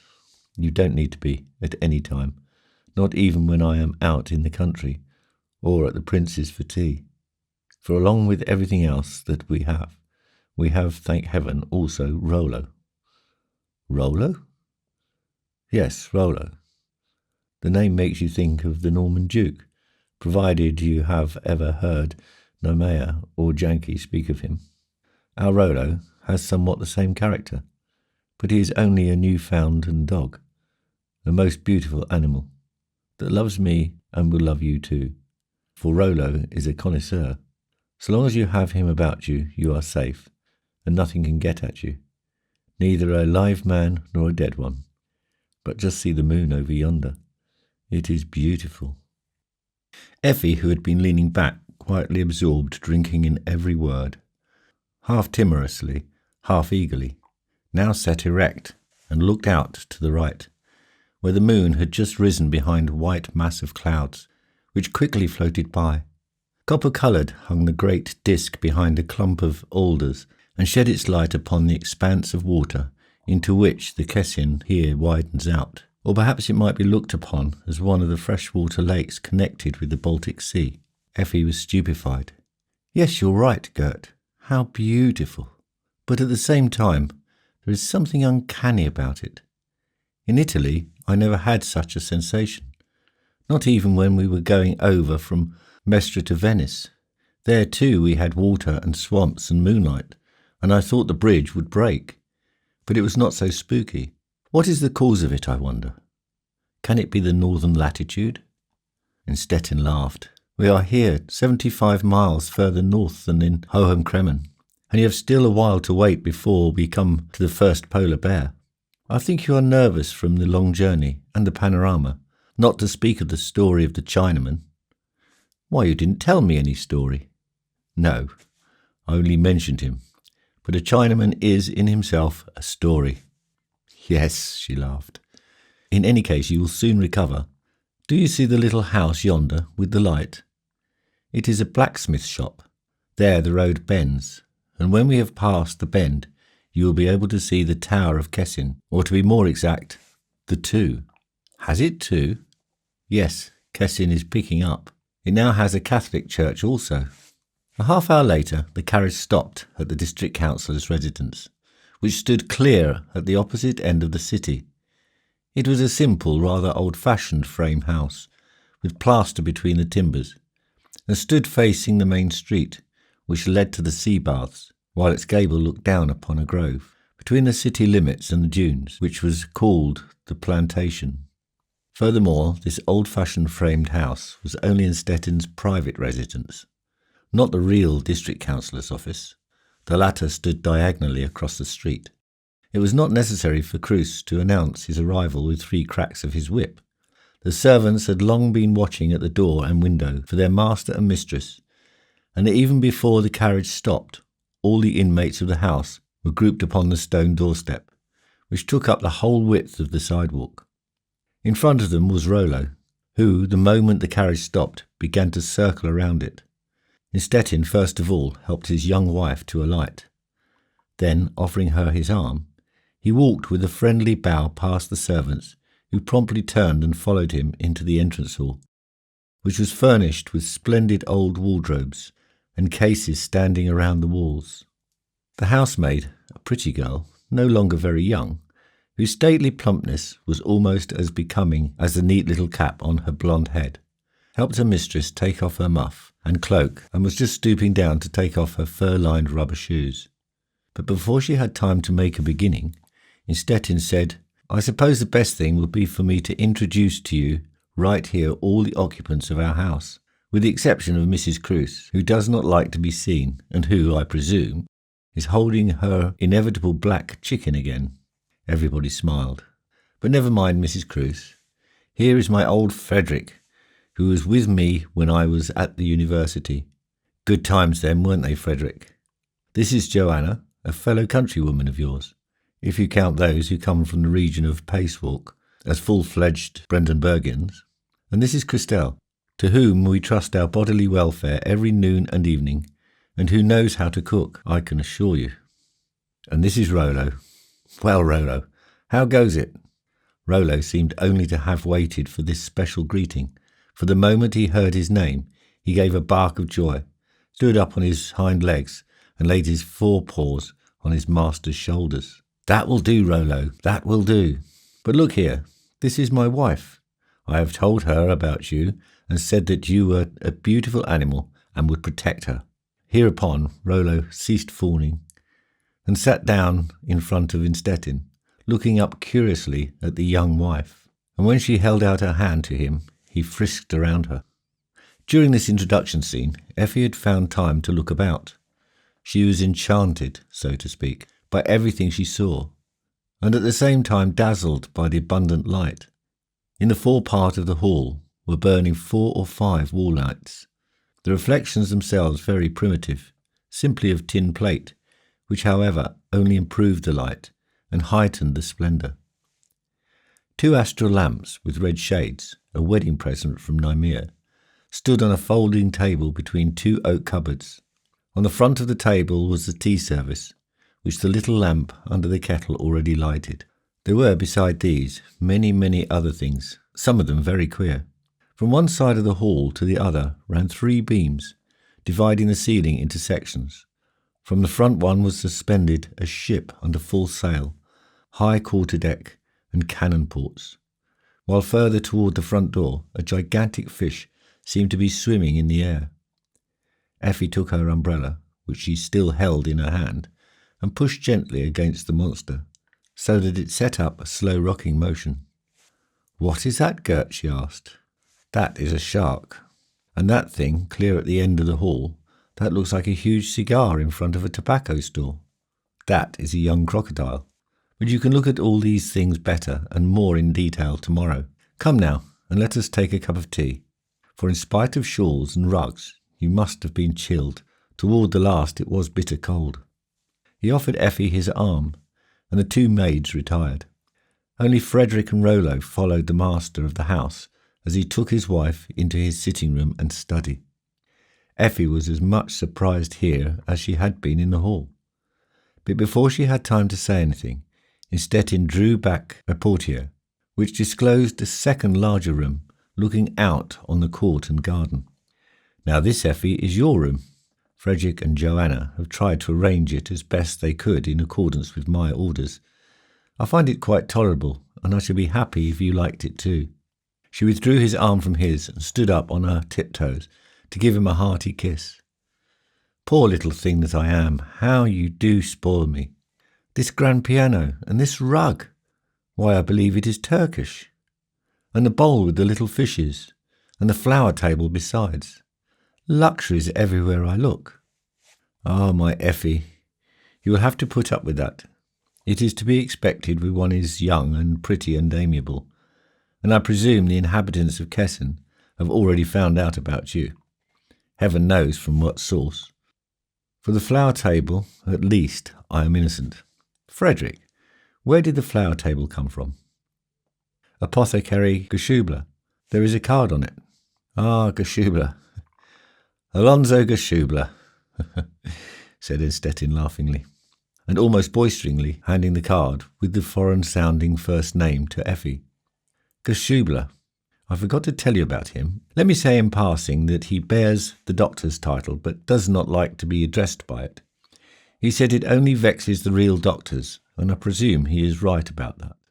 Well, I think you'll become acquainted with him and that soon. He is our best number here, a bel esprit and an original, but especially a man of soul, which is after all the chief thing.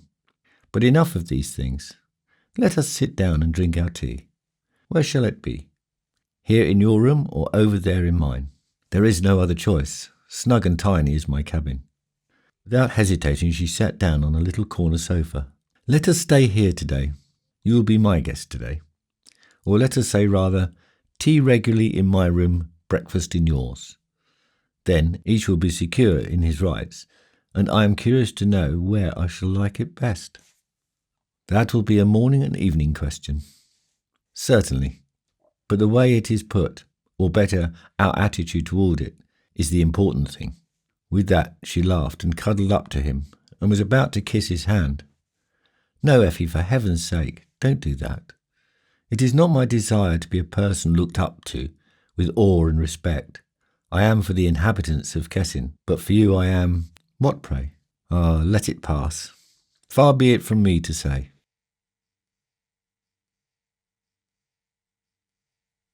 Chapter 7. The sun was shining brightly when Effie awoke the next morning. It was hard for her to get her bearings. Where was she? Correct. In Kessin, in the house of District Councillor von Innstetten, and she was his wife, Baroness von Stetten. Sitting up, she looked around with curiosity. During the evening before, she had been too tired to examine very carefully all the half-old-fashioned things that surrounded her. 2 pillars supported the ceiling beam, and green curtains shut off from the rest of the room the alcove-like sleeping apartment in which the bed stood. But in the middle of the curtain was either lacking or pulled back, and this afforded her a comfortable orientation from her bed. There, between the 2 windows, stood the narrow but very high pier glass, while a little to the right, along the hall wall, towered the tiled stove, the door of which, as she had discovered the evening before, opened into the hall in the old-fashioned way. She now felt its warmth radiating towards her. How fine it was to be in her own home! At no time during the whole tour had she enjoyed so much comfort, not even in Sorrento. But where was Innstetten? All was still around about her. Nobody was there.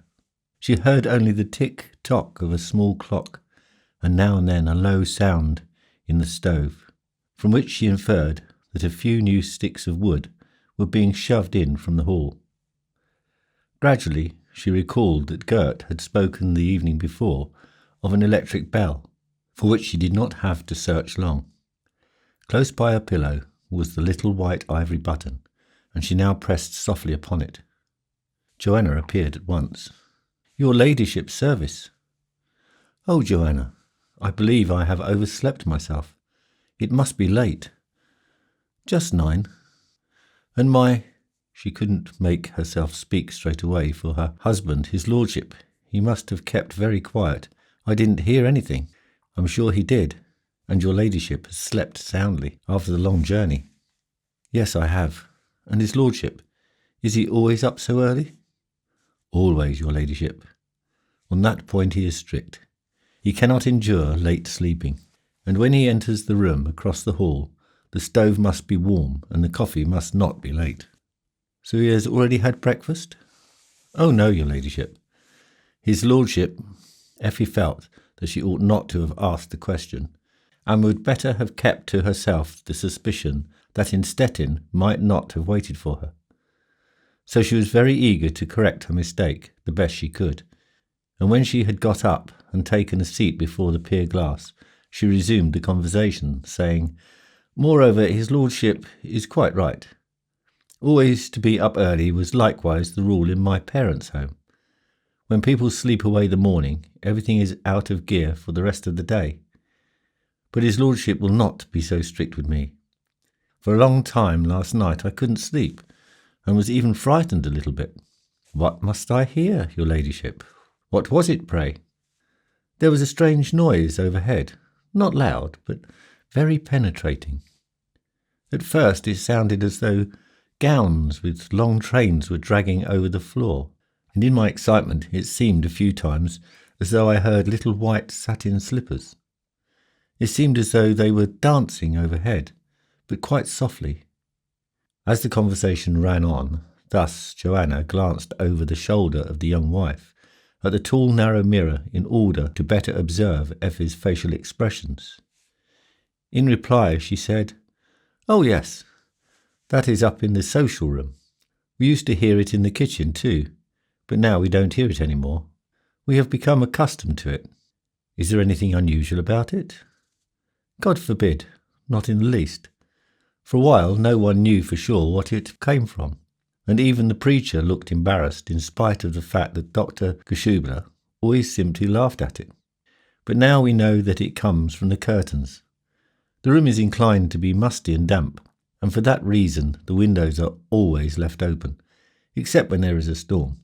And so, as there is nearly always a strong draught upstairs, the wind sweeps the old white curtains, which I think are much too long, back and forth over the floor. That makes a sound like silk dresses, or even satin slippers, as your ladyship just said." "That's it, of course. But what I cannot understand is why the curtains are not taken down, or they might be made shorter. It is such a queer noise that it gets on one's nerves. And now, Joanna, give me the little cape, and put just a little dab of powder on my forehead. Or better still, take the refresher from my travelling bag. Ah, that is fine, and refreshes me. Now I am ready to go over. He is still there, isn't he? Or has he been out?" "His lordship went out earlier. I believe he was over at the office, but he has been back for a quarter of an hour. I will tell Frederick to bring the breakfast." With that, Joanna left the room. Effie took one more look at the mirror, and then walked across the hall, which in the daylight lost much of its charm of the evening before, and stepped into Gert's room. He was sitting at his secretary, a rather clumsy cylindrical desk, which, however, he did not care to part with, as it was an heirloom. Effie was standing behind him, and had embraced and kissed him before he could rise from his chair. "So early? So early, you say? Of course, to mock me." Stettin shook his head. "How can I?" Effie took pleasure in accusing herself, however, and refused to listen to the assurances of her husband that his "so early" had been meant in all seriousness. "You must know from our journey that I have never kept you waiting in the morning. In the course of the day, well, that is a different matter. It is true I am not very punctual, but I am not a late sleeper. In that respect my parents gave me a good training, I think. In that respect, in everything, my sweet Effie. You say that just because we are still on our honeymoon. Why, no. We are past that already. For heaven's sake, Gert. I hadn't given it a single thought, and, why, we have been married for over 6 weeks. 6 weeks and a day. Yes, that alters the case. So I shall not take it as flattery. I shall take it as the truth." At this moment Frederick came in and brought the coffee. The breakfast table stood across the corner of the sitting room, in front of a sofa made just in the right shape and size to fill that corner. They both sat down upon the sofa. "The coffee is simply delicious," said Effie. as she looked at the room and its furnishings. "This is as good as hotel coffee, or that we had at Bottogone's. You remember, don't you? In Florence, with the view of the cathedral. I must write to Mama about it. We don't have such coffee in Hohen-Cremmen. On the whole, Gert, I am just beginning to realise what a distinguished husband I have married. In our home, everything was just barely passable." "Nonsense, Effie. I never saw better housekeeping than in your home. And then how well your house is furnished. When Papa had bought his new weapon cabinet, and hung above his writing desk the head of a buffalo, and beneath that a picture of old General Wrangel, under whom he had once served as an adjutant, he was very proud of what he had done. But when I see these things here, all our Hohen-Cremmen elegance seems by the side of them merely commonplace and meagre. I don't know what to compare them with. Even last night, when I took but a cursory look at them, a world of ideas occurred to me." "And what were they, if I may ask?" "What they were? Certainly. But you must not laugh at them. I once had a picture book in which a Persian or Indian prince, for whom he wore a turban, sat with his feet under him on a silk cushion, and at his back there was a great red silk bolster, which could be seen bulging out to the right and the left of him, and the wall behind the Indian prince bristled with swords and daggers, and panther skins and shields, and long Turkish guns. And see, it looks just like that here in your house. And if you will cross your legs and sit down on them, the similarity will be complete. Effie, you are a charming dear creature. You don't know how deeply I feel that, and how much I should like to show you every moment that I do feel it. Well, there will be plenty of time for that. I'm only 17, you know, and have not yet made up my mind to die. At least not before I do, to be sure. If I should die first, I should like to take you with me. I do not want to leave you to any other man. What do you say to that?" "Oh, I must have some time to think about it. Or rather, let us not think about it at all. I don't like to talk about death. I am for life. And now tell me, how shall we live here? On our travels you told me all sorts of queer things about the city and the country, but not a word about how we shall live here. That here nothing is the same as in Hohen-Cremmen, as Schwantikau. I see plainly, and yet we must be able to have something like intercourse and society in Good Kessin, as you are always calling it. Have you any people of family in the city?" "No, my dear Effie. In this regard you are going to meet with great disappointments. We have in the neighbourhood a few noble families, with which you will become acquainted, but here in the city there is nobody at all." "Nobody at all?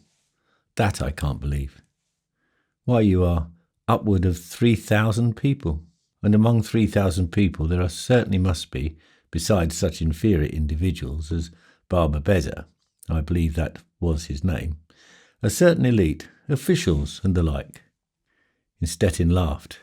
"Yes, officials there are, but when you examine them narrowly, it doesn't mean much. Of course we have a preacher and a judge and a school principal and a commander of pilots, and of such people in official positions I presume there may be as many as a dozen altogether, but they are for the most part, as the proverb said, good men but poor fiddlers, and all the others are nothing but consuls." "Nothing but consuls? I beg you, Gert. How can you say nothing but consuls? Why, they are very high and grand, and I might almost say awe-inspiring individuals. Consuls, I thought, were the men with the bundles of rods, out of which an axe-blade projected." "Not quite, Effie. Those men are called lictors." "Right, they are called lictors. But consuls are also men of very high rank and authority. Brutus was a consul, was he not?" "Yes, Brutus was a consul. But ours are not very much like him, and are content to handle sugar and coffee, or open a case of oranges, and sell them to you for 10 pfennigs apiece." "Not possible." "Indeed, it is certain. They are tricky little tradesmen, who are always at hand with their advice on any question of business, when foreign vessels put in here and are at a loss to know what to do. And when they have given advice and rendered service to some Dutch or Portuguese vessel, They are likely in the end to become accredited representatives of such foreign states. And so we have just as many consuls in Kessin as we have ambassadors and envoys in Berlin. Then whenever there is a holiday, and we have many holidays here, all the flags are hoisted, and if we happen to have a bright sunny morning on such days, you can see all Europe flying flags from our roofs, and the Star-Spangled Banner and the Chinese dragon besides. You are in a scoffing mood, Gert, and yet you may be right. But I, for my part, insignificant though I be, must confess that I consider all this charming, and that our Havelland cities are nothing in comparison. When the Emperor's birthday is celebrated in our region, the only flags hoisted are just the black and white with perhaps a bit of red here and there. But that is not to be compared with the world of flags you speak of. Generally speaking, I find over and over again, as I have already said, that everything here has a certain foreign air about it, and I have not yet seen or heard a thing that has not more or less amazed me.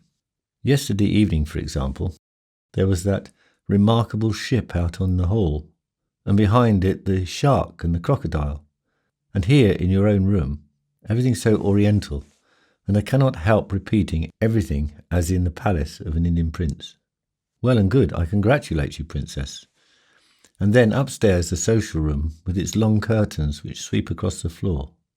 Now what, pray, do you know about that room? Nothing beyond what I just told you. For about an hour while I lay awake in the night, it seemed to me as though I heard shoes gliding over the floor, and as though there were dancing and something almost like music too, but all very quiet. I told Joanna about it this morning, merely in order to excuse myself for sleeping so long afterwards. She told me that it came from the long curtains up in the social room. I think we shall put a stop to that by cutting off a piece of the curtains, or at least closing the windows. The weather will soon turn stormy enough anyhow. The middle of November is the time, you know. Innstetten was a trifle embarrassed, and sat with a puzzled look on his face, seemingly undecided whether or not he should attempt to ally with all these fears. Finally he made up his mind to ignore them. You are quite right, Effie. We can shorten the long curtains upstairs. But there is no hurry about it, especially as it is not certain whether it will do any good. It may be something else in the chimney, or a worm in the wood, or a polecat, for we have polecats here. But in any case, before we undertake any changes, you must first examine our whole house. Under my guidance, that goes without saying. We can do it in a quarter of an hour. Then you make your toilet, dress up just a little bit, for in reality you are most charming as you are now. You must get ready for our friend Geschubler. It is now past 10, and I should be very much mistaken in him if he did not put in his appearance here at 11, or at 12 at the very latest, in order most devotedly to lay his homage at our feet. This, by the way, is the kind of language he indulges in. Otherwise he is, as I have already said, a capital man, who will become our friend, if I know him and you all right.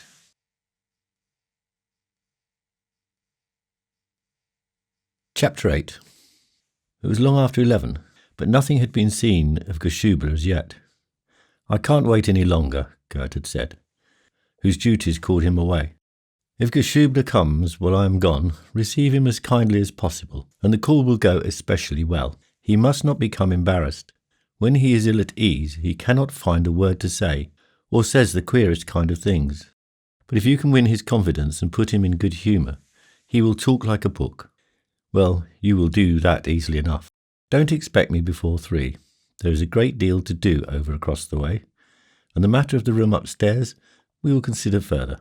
Doubtless the best thing will be to leave it as it is. With that, Innstetten went away and left his young wife alone. She sat, leaning back in a quiet, snug corner of the window, and as she looked out, rested her arm on a small side leaf drawn out from the cylindrical desk.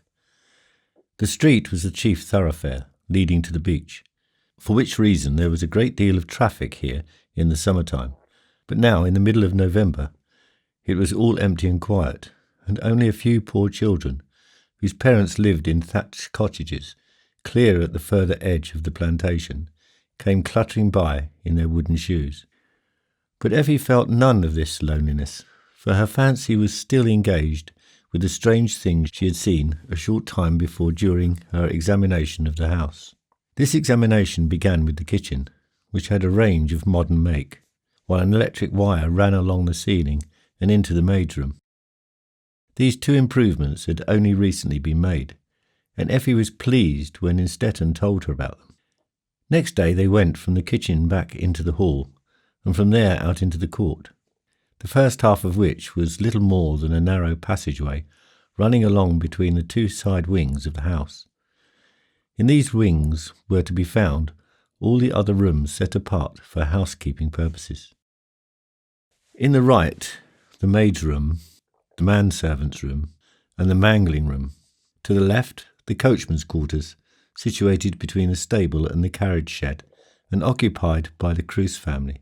Over this room was the chicken house, while a trap-door in the roof of the stable furnished ingress and egress for the pigeons. Effi had inspected all these parts of the house with a great deal of interest, but this interest was exceeded by far when, upon returning from the court to the front of the house, she followed Innstetten's leading and climbing the stairway to the upper story. The stairs were askew, ramshackly and dark, but the hall to which they led almost gave one a cheerful sensation, because it had a great deal of light and a good view of the surrounding landscape. In one direction it looked out over the roofs of the outskirts of the city and the plantation, toward a Dutch windmill standing high up on a dune. In the other it looked out upon the Kezin, which here, just above its mouth, was rather broad and stately. It was a striking view, and Effi did not hesitate to give lively expression to her pleasure. "Yes, very beautiful, very picturesque," answered Innstetten, without going into more detail, and then opened a double door to the right, with leaves hanging somewhat askew, which led to the so-called social room. This room ran clear across the whole story. Both front and back windows were open, and the oft-mentioned curtains swung back and forth in the strong draught. From the middle of one side wall projected an open fireplace with a large stone mantelpiece, while on the opposite wall there hung a few tin candlesticks, each with 2 candle sockets, just like those downstairs in the hall, except that everything looked dingy and neglected. Effi was somewhat disappointed, and frankly said so.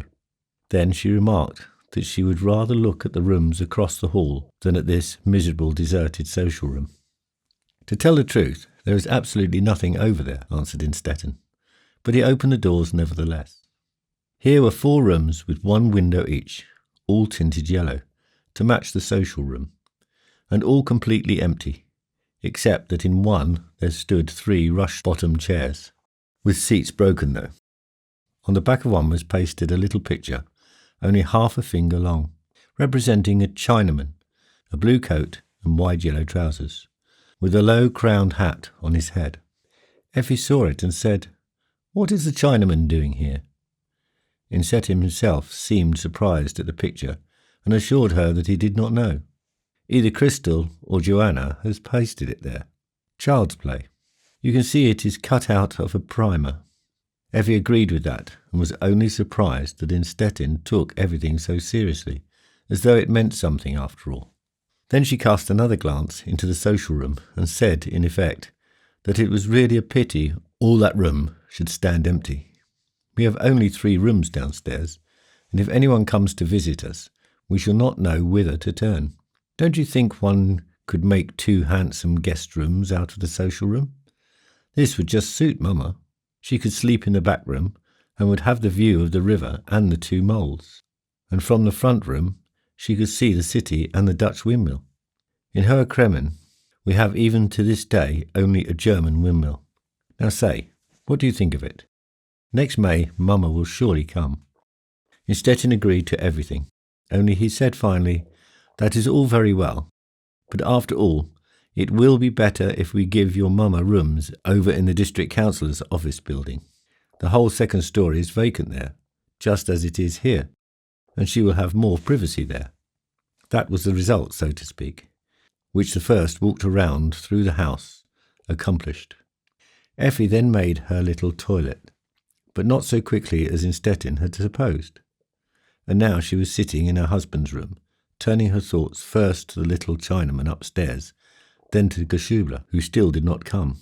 To be sure, a quarter of an hour before, a stoop-shouldered and almost reformed little gentleman in an elegant short fur coat and a very smooth brushed silk hat, too tall for his proportions, had walked past on the other side of the street and had glanced over at her window. But that could hardly have been Geschuble. No, this stooped-shouldered man, who had such a distinguished air about him, must have been the presiding judge, and she recalled then that she had once seen such a person at a reception given by Aunt Therese.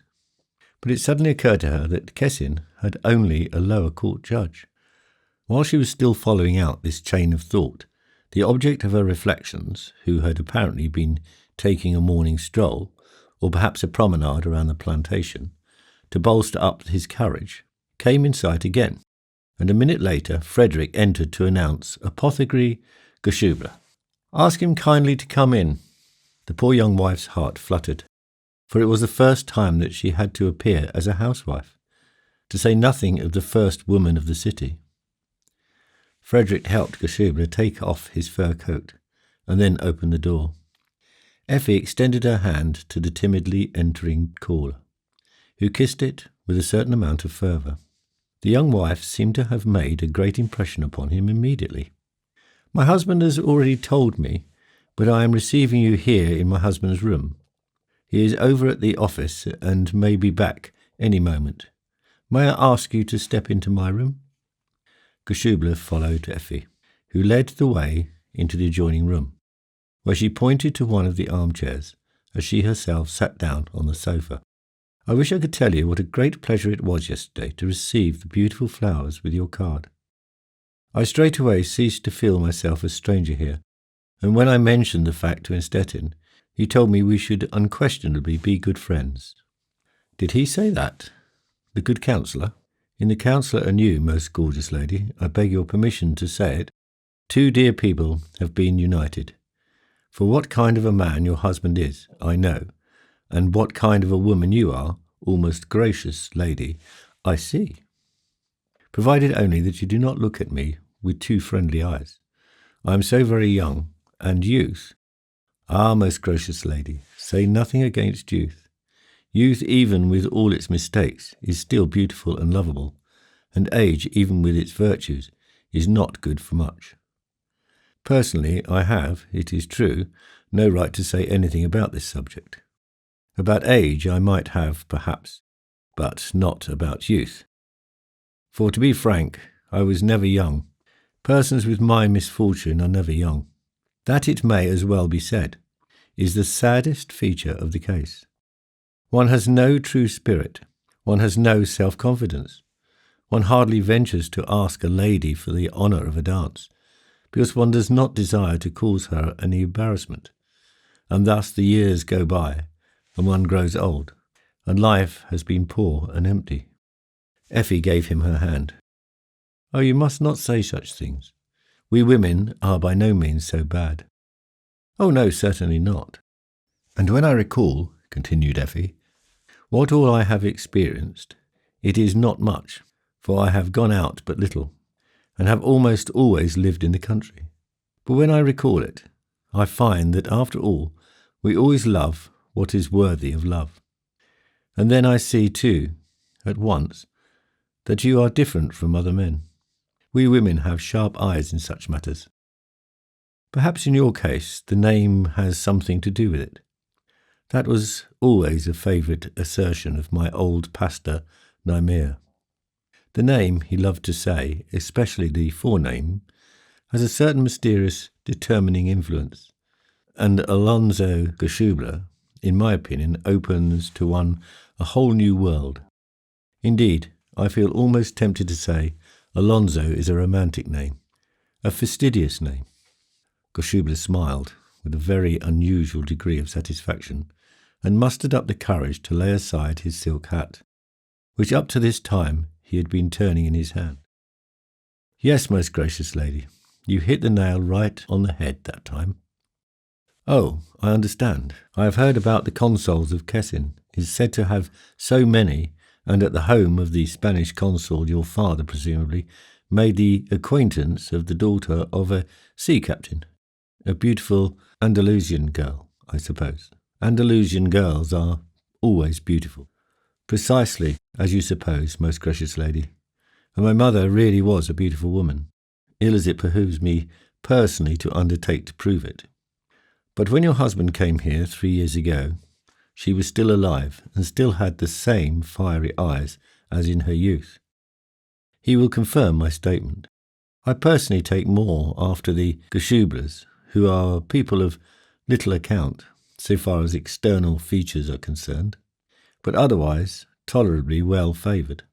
We have been living here now for 4 generations, a full 100 years, and if there were an apothecary nobility, you would have the right to claim it, and I, for my part, accept your claim as proved, and that beyond question. For us who come of old families, it is a very easy matter, because we gladly recognise every sort of noble-mindedness, no matter from what source it may come. At least that is the way I was brought up by my father, as well as my mother. I am a Briest by birth, and I am descended from the Briest, who, the day before the Battle of Ferrobilin, led the sudden attack on Rathenow, of which you may perhaps have heard. Oh, certainly, most gracious lady. That, you know, is my speciality. Well then, I am a von Briest, and my father has said to me more than 100 times, Effi, for that is my name, Effi, here is our beginning, and here only. When Froben traded the horse, he was that moment a nobleman, and when Luther said, Here I stand, he was more than ever a nobleman. And I think, Mr. Geschubler, Innstetten was quite right when he assured me you and I should be good friends. Geschubler would have liked nothing better than to make her a declaration of love then and there, and to ask that he might fight and die for her as a Cid or some other Campeador. But as that was out of the question, and his heart could no longer endure the situation, he arose from his seat, looked for his hat, which he fortunately found at once, and after again kissing the young wife's hand, withdrew quickly from her presence without saying another word.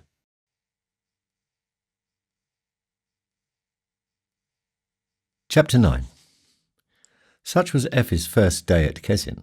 Innstetten gave her half a week further time to become settled and write letters to her mother, Hulda, and the twins. Then the city calls began, some of which were made in a closed carriage, for the rains came just right to make this unusual procedure seem the sensible thing to do. When all the city calls had been made, the country nobility came next in order.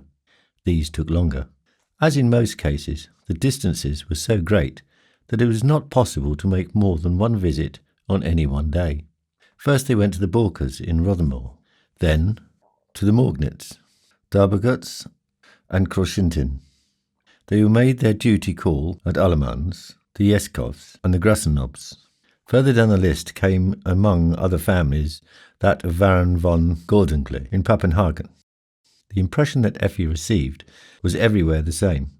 Mediocre people, whose friendliness was for the most part of an uncertain character, and who, while pretending to speak of Bismarck and the Crown Princes, were in reality merely scrutinizing Effi's dress, which some considered too pretentious for so beautiful a woman, while others looked upon it as too little suited to a lady of social position. Everything about her, they said, betrayed the Berlin school. Sense in external matters and a remarkable degree of uncertainty and embarrassment in the discussion of great problems. At the Borkers, and also at the homes in Morgnitz and Dorbergtas, she had been declared infected with rationalism, but at the Grassenobs she was pronounced point-blank an atheist. To be sure, the elderly Mrs. Grossenob, née Stiefel, of Stiefelstein, in South Germany, had made a weak attempt to save Effi at least for deism, but Sidonie von Grossenob, an old maid of 43, had gruffly interjected the remark, I tell you, mother, simply an atheist, and nothing short of an atheist, and that settles it." After this outburst, the old woman, who was afraid of her own daughter, had observed discreet silence. The whole round had taken just about 2 weeks, and at a late hour on the 2nd day of December, the Instettins were returning home from their last visit. At the Goldencleys, Innstetten had met with the inevitable fate of having to argue politics with old Mr. Goldenclay. "Yes, dearest district councillor. Yes, dearest councillor, when I consider how times have changed. A generation ago today, or about that long, there was, you know, another 2nd of December, and good Louis, the nephew of Napoleon, if he was his nephew, and not in reality an entirely different extraction, was firing grape and canister at the Parisian mob. Oh well, let him be forgiven for that. He was just the man to do it, and I hold to the theory that every man fares exactly as well as ill as he deserves.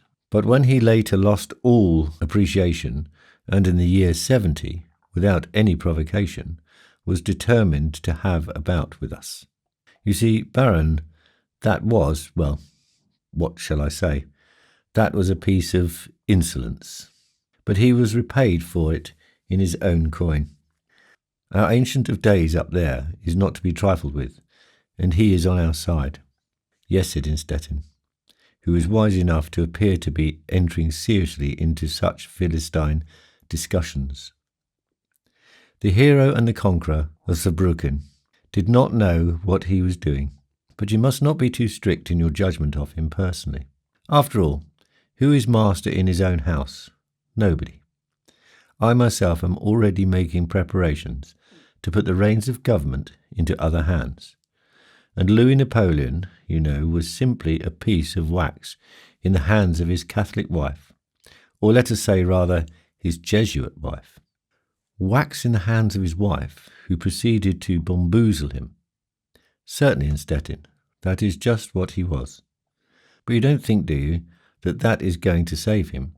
He is forever condemned. Moreover, it has never yet been shown conclusively that these words his Grace sought rather than timorously the eye of his better half. That petticoat government is not really to be considered an advantage. Only, of course, it must be the right sort of wife. But who was this wife? She was not a wife at all. The most charitable thing to call her is a dame, and that tells the whole story. Dame almost always leaves an aftertaste.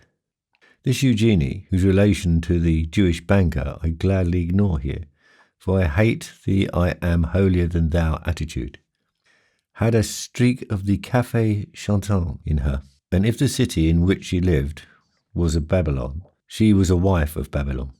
I don't care to express myself more plainly, for I know, and he bowed toward Effi, what I owe to German wives. Your pardon, most gracious lady, that I have so much as touched upon these things within your hearing."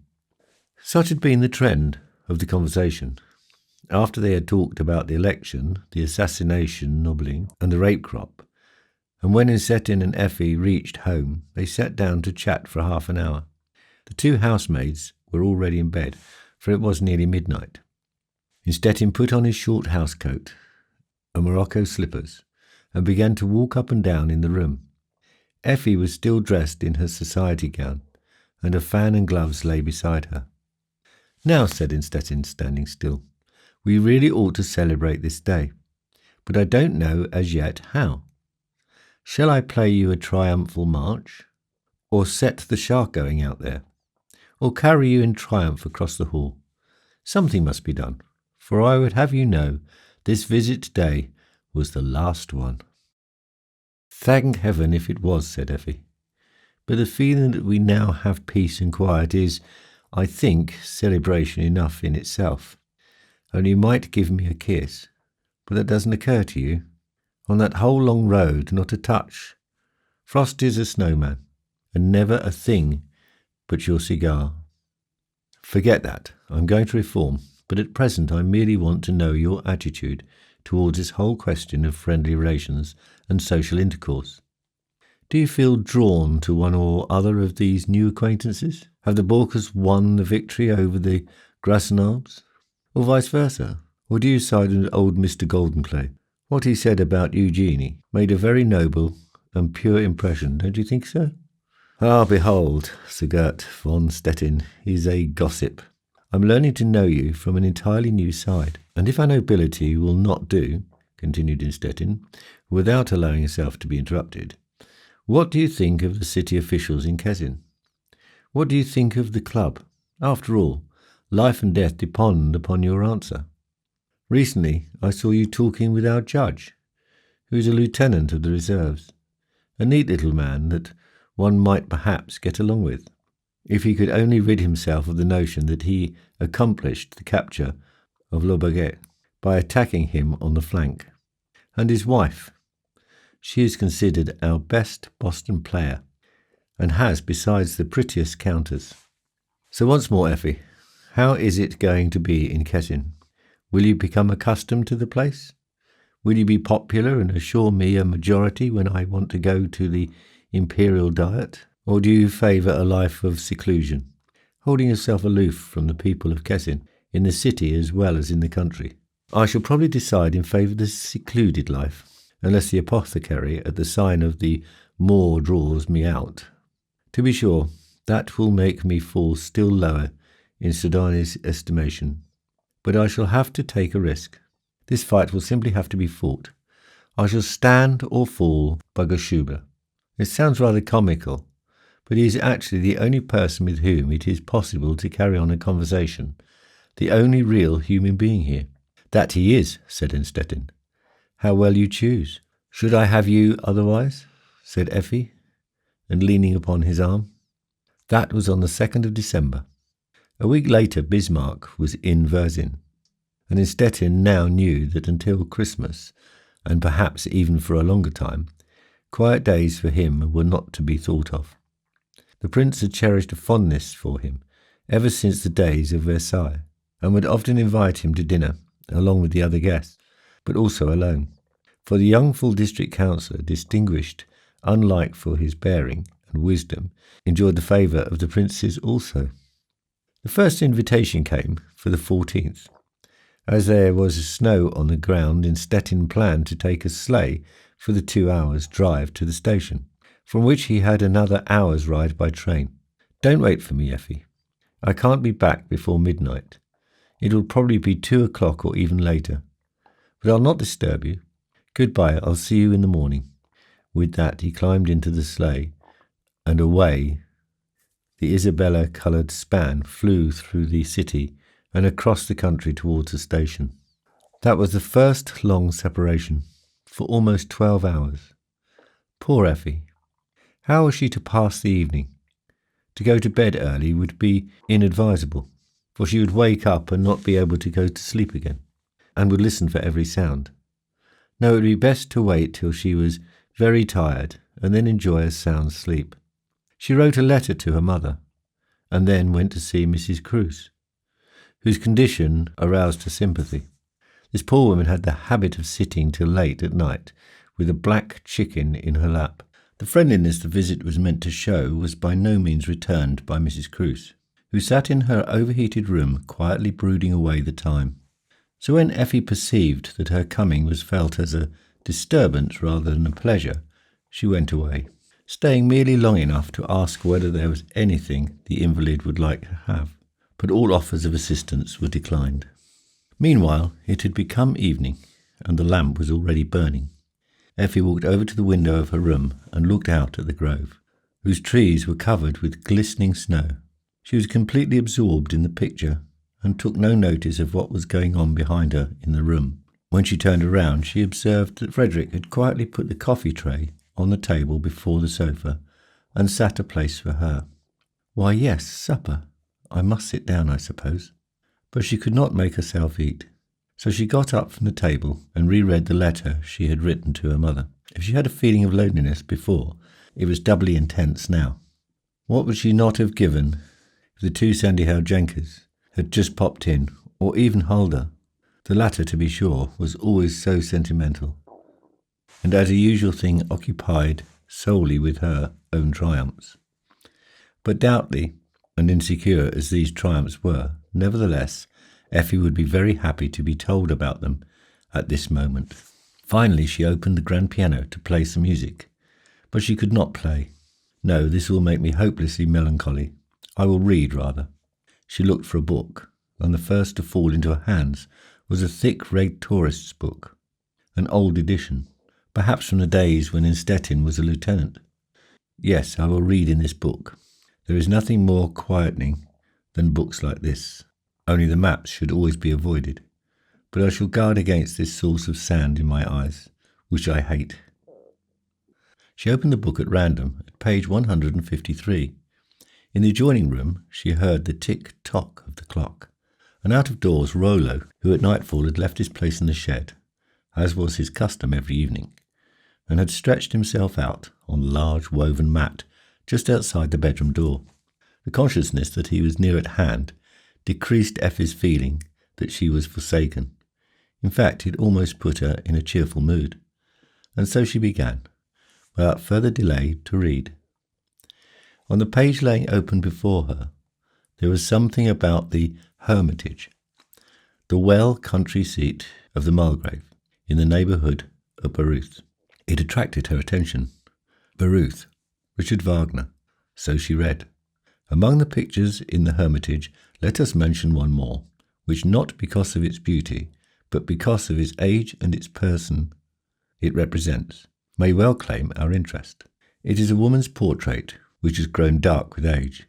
The head is small, the face has rather uncanny features, and she wears a ruff which seems to support her head. Some think this is an old Margravian from the end of the 15th century. Others are of the opinion that it is the Countess of Orlemont. All are agreed that it is the picture of the lady who since that time has achieved a certain notoriety in the history of the Hohenzollern dynasty, under the name of the Lady in White. That was a lucky accident, said Effie, as she shoved the book aside. I seek to quiet my nerves, and the first thing I run into is the story of the Lady in White, of whom I have been afraid as long as I can remember. But inasmuch as I already have a creepy feeling, I might as well finish the story. She opened the book again and read further. This old portrait itself, the original of which plays such a role in Hohenzollern history, has likewise a significance as a picture in the special history of the Hermitage. No doubt one circumstance that has something to do with this is the fact that the picture hangs on a papered door, which is invisible to the stranger, and behind which there is a stairway leading down into the cellar. It is said that when Napoleon spent the night here, the Lady in White stepped out of the frame and walked up to his bed. The Emperor, starting with fright, the story continues, called for his adjutant, and to the end of his life always spoke of this cursed palace. I must give up trying to calm myself by reading, said Effie. If I read further, I shall certainly come to a vaulted cellar that the devil once rode out of on a wine cask. There are several of these in Germany. I believe, and in a tourist's handbook all such things have to be collected. That goes without saying. So I shall close my eyes, rather, and recall my wedding eve celebration as well as I can. How the twins could not get any further because of their tears, and how when everybody looked at everybody else with embarrassment, Cousin von Briest declared that such tears opened the gate to paradise. He was truly charming, and always in such exuberant spirits. And look at me now, here of all places. Oh, I am not at all suited to be a grand lady. Now Mamma would have fitted this position. She could have sounded the key note as behooves the wife of a district councillor, and Sidonia Grassenab would have been all homage towards her, and would not have been greatly disturbed about her belief or unbelief. But I am a child, and shall probably remain one too. I once heard that it was good fortune, but I don't know whether that is true. Obviously a wife ought always to adapt herself to the position in which she is placed. At this moment Frederick came to clear off the table. How late is it, Frederick? It is going on 9, your ladyship. Well, that is worth listening to. Send Joanna to me. Your ladyship sent for me? Yes, Joanna. I want to go to bed. It is still early, to be sure, but I am so alone. Please go out first and post this letter, and when you come back it will surely be time, and even if it isn't. Effie took the lamp and walked over to her bedroom. Just as she had expected, there lay Rollo on the rush mat. When he saw her coming, he arose to make room for her to pass, and rubbed his ear against her hand. Then he lay down again. Meanwhile, Joanna had gone off to the office to post the letter. Over there she had been in no particular hurry. On the contrary, she had preferred to carry on conversation with Mrs. Pushton, the wife of the janitor of the building, about the young wife, of course. "What kind of woman is she, anyhow?" asked Mrs. Pushton. "She is very young." "Well, that is no misfortune, but rather the opposite. Young wives, and that is just the good thing about them, never do anything but stand before the mirror and pull at themselves and put on some ornament. They don't see much or hear much, and have not yet formed the habit of counting the stubs of candles in the kitchen, and they don't begrudge a maid a kiss if she gets one, simply because she herself no longer gets any." "Yes," said Joanna, "that was the way with my former madam, and wholly without occasion. But there is nothing of that kind about our mistress." "Is he very affectionate?" "Oh, very. That you can easily imagine." "Yes, dear Miss Pushton. But you must not forget, the prince, after all, you know, he is a district councillor, and perhaps he wants to rise still further." "Certainly he wants to, and he will too. It's in him. Pushton always says so, and he knows." This walk over to the office had consumed perhaps a quarter of an hour, and when Joanna returned, Effie was already sitting before the pier glass, waiting. "You were gone a long time, Joanna." "Yes, your ladyship. I beg your ladyship's pardon. I met Mrs. Pushton over there and was delayed a bit. It is so quiet here. One is always glad to meet a person with whom one can speak a word. Christelle is a very good person, but she doesn't talk, and Frederick is such a sleepyhead. Besides, he is so courteous and never comes right out with what he has to say. True, one must be able to hold one's tongue when necessary, and Mrs. Pushton, who is so inquisitive, is really not at all according to my taste. Yet one likes to see and hear something once in a while." Effie sighed. "Yes, Joanna, it is better so. Your ladyship has such beautiful hair, so long and soft as silk." "Yes, it is very soft. But that is not a good thing, Joanna. As the hair is, so is the character." "Certainly, your ladyship, and a soft character is better than a hard one. I have soft hair too." "Yes, Joanna, and you have blonde hair too. That the men like best." "Oh, there is a great difference, your ladyship. There are many who prefer black." "To be sure," laughed Effie. "That has been my experience too, but it must be because of something else entirely. Now those who are blonde always have a white complexion. You have too, Joanna, and I would wager my last felling that you have a good deal of attention paid to you. I am still very young, but I know that much. Besides, I have a girlfriend who was also so blonde, a regular flaxen blonde, even blonder than you, and she was a preacher's daughter." "Oh, yes." "I beg you, Joanna, what do you mean by 'oh, yes'? It sounds very sarcastic and strange. And you have nothing against preachers' daughters, have you?" "She was a very pretty girl, as ever our officers thought, without exception, for we had officers, Red Hussars too. At the same time, she knew very well how to dress herself. A black velvet bodice and a flower, a rose or sometimes heliotrope. And if she had not such large protruding eyes, oh, you ought to have seen them, Joanna, at least this large." Effie laughingly pulled down her right eyelid. "She would have been simply a beauty. Her name was Hulda Nemea, and we were not even so very intimate. But if I had her here now, and she was sitting there, yonder, in the corner of the little sofa, I would chat with her till midnight, or even longer. I'm so homesick." In saying this, she drew Joanna's head close to her breast. "I am so much afraid." "Oh, you will soon be overcome, your ladyship. We were all that way." "You were all that way? What does that mean, Joanna?" "If your ladyship is really so much afraid, Why, I can make a bed for myself here. I can take the straw mattress and turn down a chair, so that I have something to lean my head against. And then I can sleep here till morning, or till his lordship comes home. He doesn't intend to disturb me. He promised me that especially. Or I can merely sit down in the corner of the sofa. Yes, that might do, perhaps. No, it will not, either. His lordship must not know that I'm afraid. He would not like it. He always wants me to be brave and determined as he is, and I can't be. I was always somewhat easily influenced. But of course I see plainly I must conquer myself and subject myself to his will in such particulars, as well as in general. And then I have Rollo, you know. He is lying just outside the threshold. Joanna nodded at each statement, and finally lit the candle on Effi's bedroom stand. Then she took the lamp. Does your ladyship wish anything more? No, Joanna, the shutters are closed tight, are they not? Merely drawn to, your ladyship.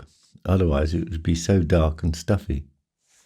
Very well. Joanna withdrew, and Effi went to bed and wrapped herself up in the covers. She left the candle burning because she was determined not to go to sleep at once. On the contrary, she planned to recapitulate her wedding tour. As she had her wedding eve celebration a short time before, and let everything pass before her mind's eye in review, but it turned out otherwise than she had expected, for when she had reached Verona and was looking for the house of Juliet Capult, her eyes fell shut. The stub of candle in the little silver holder gradually burnt down, flickering once or twice, and then went out. Effi had slept quite soundly for a while, when all of a sudden she started up out of her sleep with a loud scream. Indeed, she was able to hear the scream as she awoke, and she also noticed Rollo's barking outside. His bow-wow went echoing down the hall, muffled and almost terrifying. She felt as though her heart stood still and was unable to call out. At this moment something whisked past her, and the door into the hall sprang open. But the moment of extreme fright was also the moment of her rescue, for instead of something terrible, Rollo now came up to her, sought her hand with his head, and, when he had found it, lay down upon the rug before her bed. With the other hand, Effi had pressed 3 times on the button of the bell, and in less than half a minute, Joanna was there, in her bare feet, her skirt hanging over her arm, and a large checkered cloth thrown over her head and shoulders. Thank heaven, Joanna, that you are here. What was the matter, your ladyship? Your ladyship has had a dream? Yes, a dream. It must have been something of that sort, but it was something else besides. Pray, what, your ladyship? I was sleeping quite soundly, and suddenly I started up and screaming. Perhaps it was a nightmare. They have nightmares in our family. My father has them too, and frightens us with them. Mamma always says he ought not to humour himself so, but that is easy to say. Well, I started up out of my sleep and screamed, and when I looked round, as well as I could in the dark, something slipped by my bed, right there where you are standing now, Joanna. And then it was gone. And if I asked myself seriously what it was, well, your ladyship, and if I asked myself seriously, I don't like to say it, Joanna, but I believe it was the Chinaman. The one from upstairs, said Joanna, trying to laugh. Our little Chinaman that we passed on the back of the chair. Crystal and I. Oh, your ladyship has been dreaming. And even if your ladyship was awake, it all came from a dream. I should believe that if it had not been exactly the moment when Rollo began to bark outside. So you must have seen it too. Then the door flew open, and the good faithful animal sprang toward me, as though he were coming to my rescue. Oh, my dear Joanna, it was terrible, and I am so alone and so young. Oh, if only I had someone here with whom I could weep. But so far from home, alas, from home. The master may come any hour. No, he shall not come. He shall not see me thus. He would probably laugh at me, and I could never pardon him for that. For it was so fearful, Joanna. You must stay here now. But let Crystal sleep, and Frederick too. Nobody must know about this. Oh, perhaps I may fetch Mrs. Cruz to join us. She doesn't sleep anyhow. She sits there all night long. No, she is a kindred spirit. That black chicken has something to do with it too. She must not come. No, Joanna, you must stay yourself. And how fortunate that you merely drew the shutters to. Push them open, make a loud noise so that I may hear a human sound. A human sound. I have to call it that, even if it seems queer. And then open the window a little bit, that I may have air and light. Joanna did as ordered, and Effie leaned back upon her pillows, and soon thereafter fell into a lethargic sleep.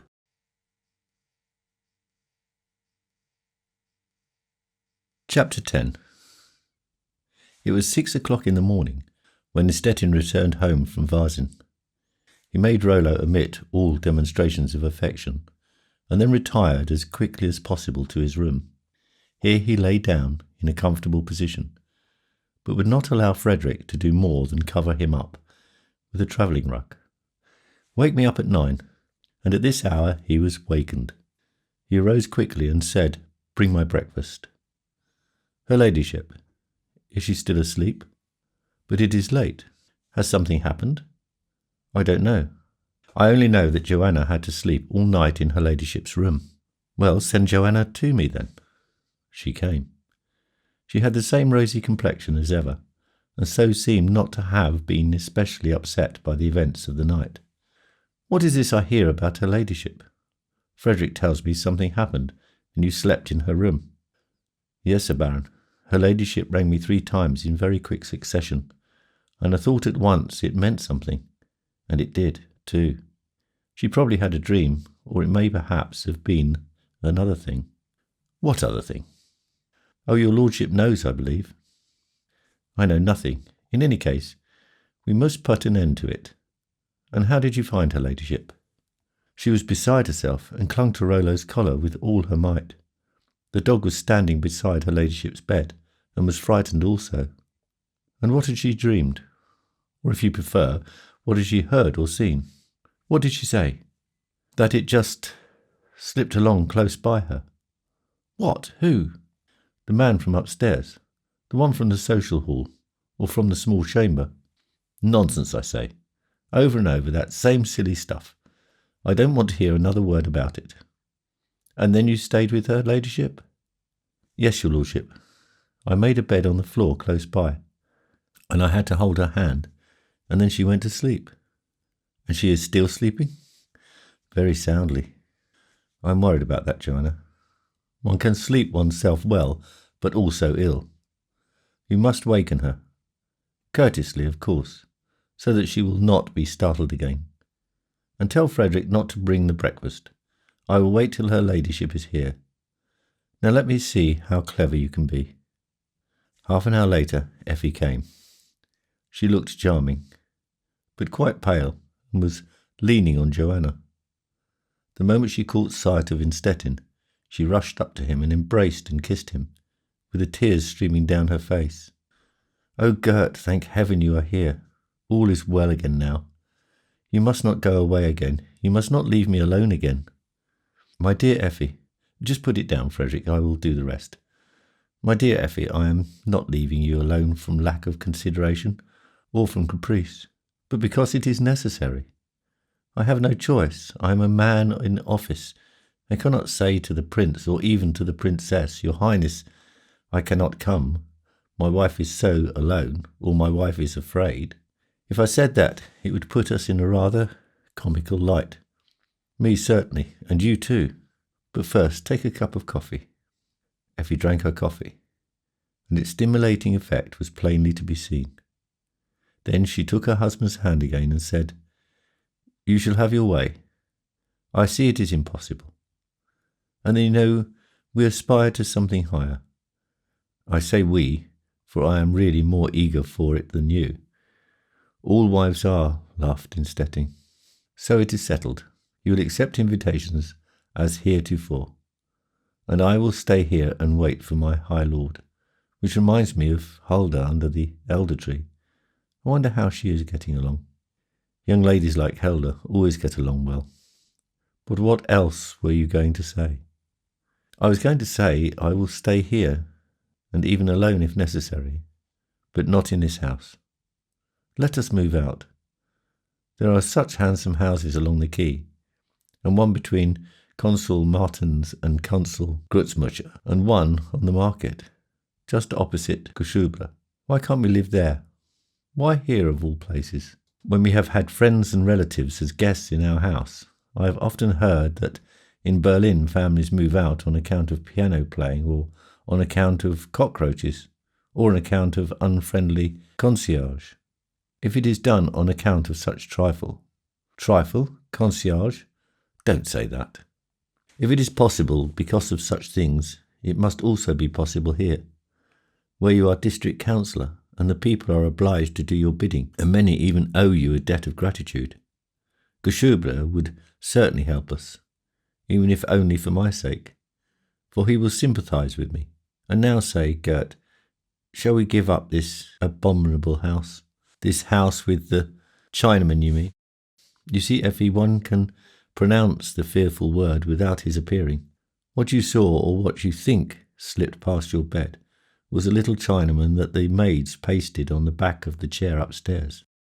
I'll wager he had a blue coat on, and a very flat-crowned hat, with a shining button on top. She nodded. Now you see, a dream, an hallucination. And then I presume Joanna told you something last night about the wedding upstairs. No, so much the better. She didn't tell me a word, but from all this I can see that there is something queer here. And then the crocodile. Everything is so uncanny here. The first evening when you saw the crocodile, you considered it fairy-like. Yes, then. And then, Effie, I can't well leave here now, even if it were possible to sell a house or make an exchange. It is with this exactly as with declining an invitation to Vezin.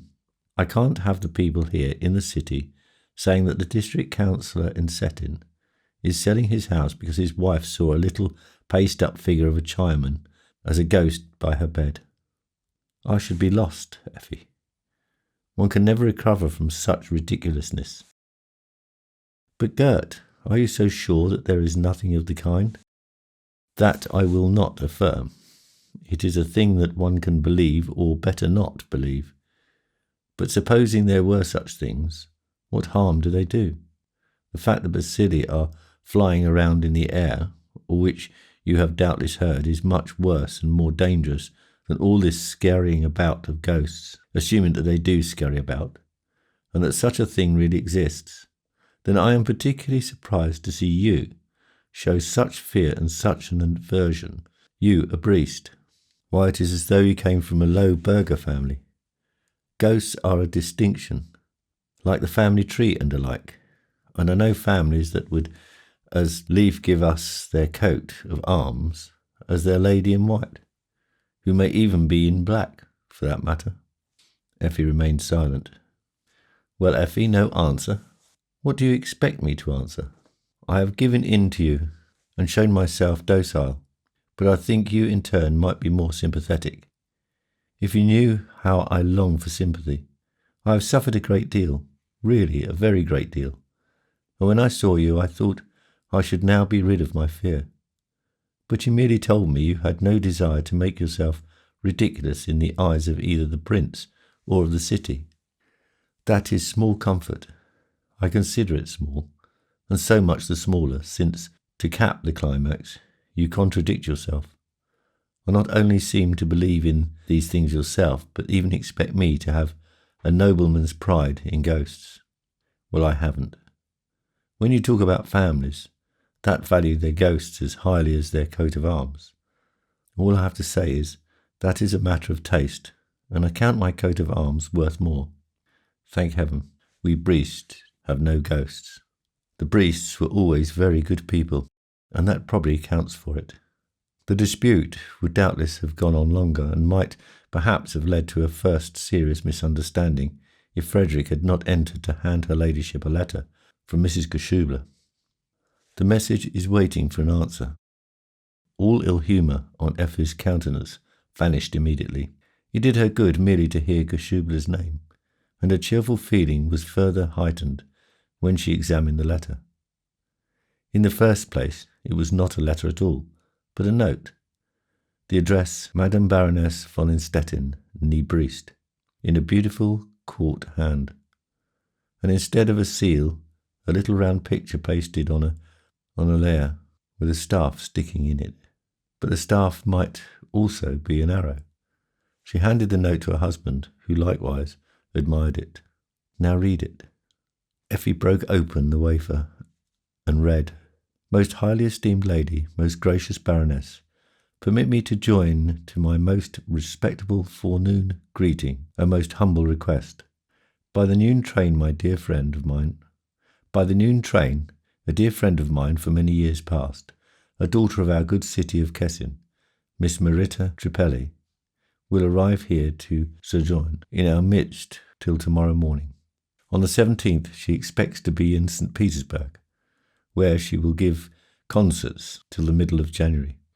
Prince Kostkov is again opening his hospitable house to her, in her immutable kindness to me. Miss Tripelli has promised to spend this evening at my house and sing some songs, leaving the choice entirely to me, for she knows no such thing as difficulty. Could Madame the Baroness consent to attend this soirée musicale at 7 o'clock? Your husband, upon whose appearance I count with certainty, will support my most humble request. The only other guests are Pastor Linguist, who will accompany, and the widow Tripelli, of course. Your most obedient servant, A. Geschuble. Well, said Innstetten. Yes or no? Yes, of course. That will pull me through. Besides, I cannot decline my dear Geschuble's very first invitation. Agreed. So, Frederick, tell Mirembo, for I take it for granted he brought the letter, that we shall have the honour. Frederick went out. When he was gone, Effi asked, Who is Mirembo? The genuine Mirembo is a robber chief in Africa, Lake Tanganyika, if your geography expands that far. But ours is merely Geschuble's charcoal dispenser and factotum, and will this evening, in all probability, serve as a waiter in dress coat and cotton gloves. It was quite apparent that the little incident had had a favourable effect on Effi, and had restored to her a good share of her light-heartedness. But Innstetten wished to do what he could to hasten the convalescence.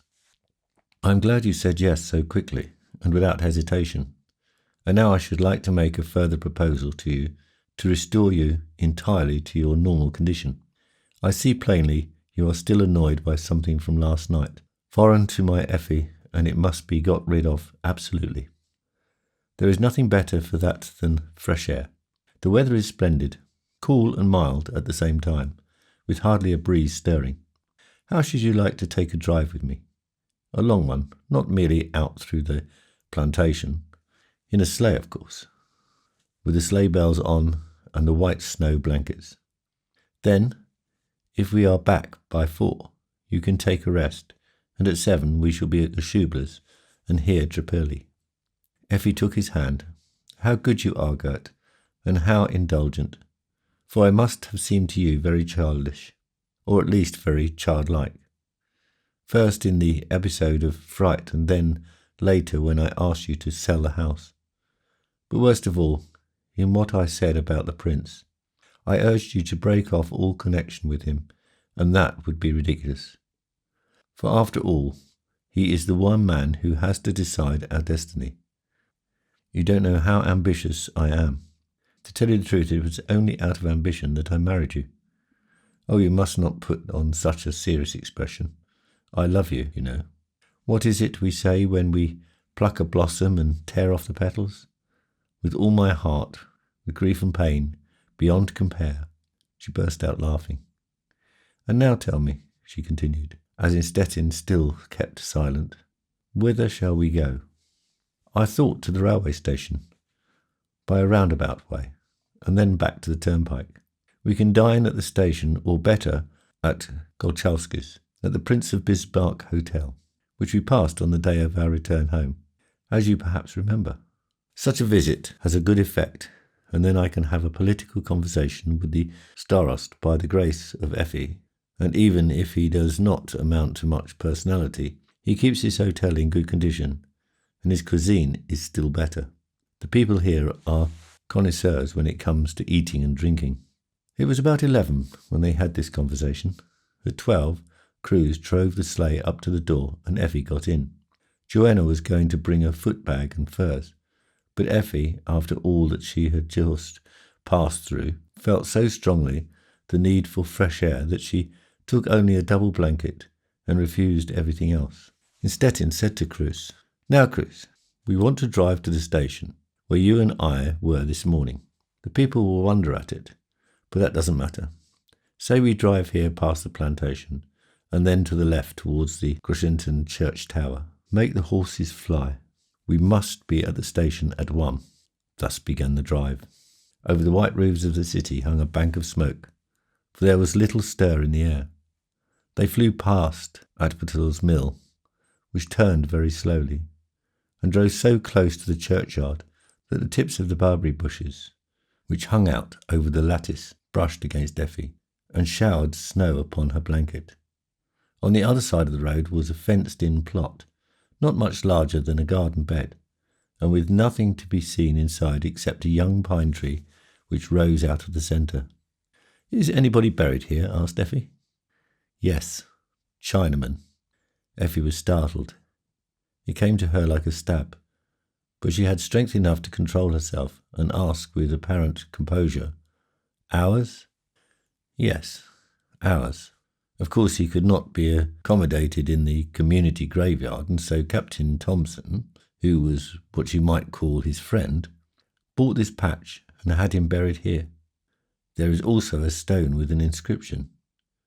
It all happened before my time, of course, but it's still talked about. So there is something in it after all. A story. You said something of the kind this morning, and I suppose it would be best for me to hear what it is. So long as I don't know, I shall always be a victim of my imaginations, in spite of all my good resolutions. Tell me the real story. The reality cannot worry me so much as my fancy. Good for you, Effie. I don't intend to speak about it. But now it has come in naturally, and that is well.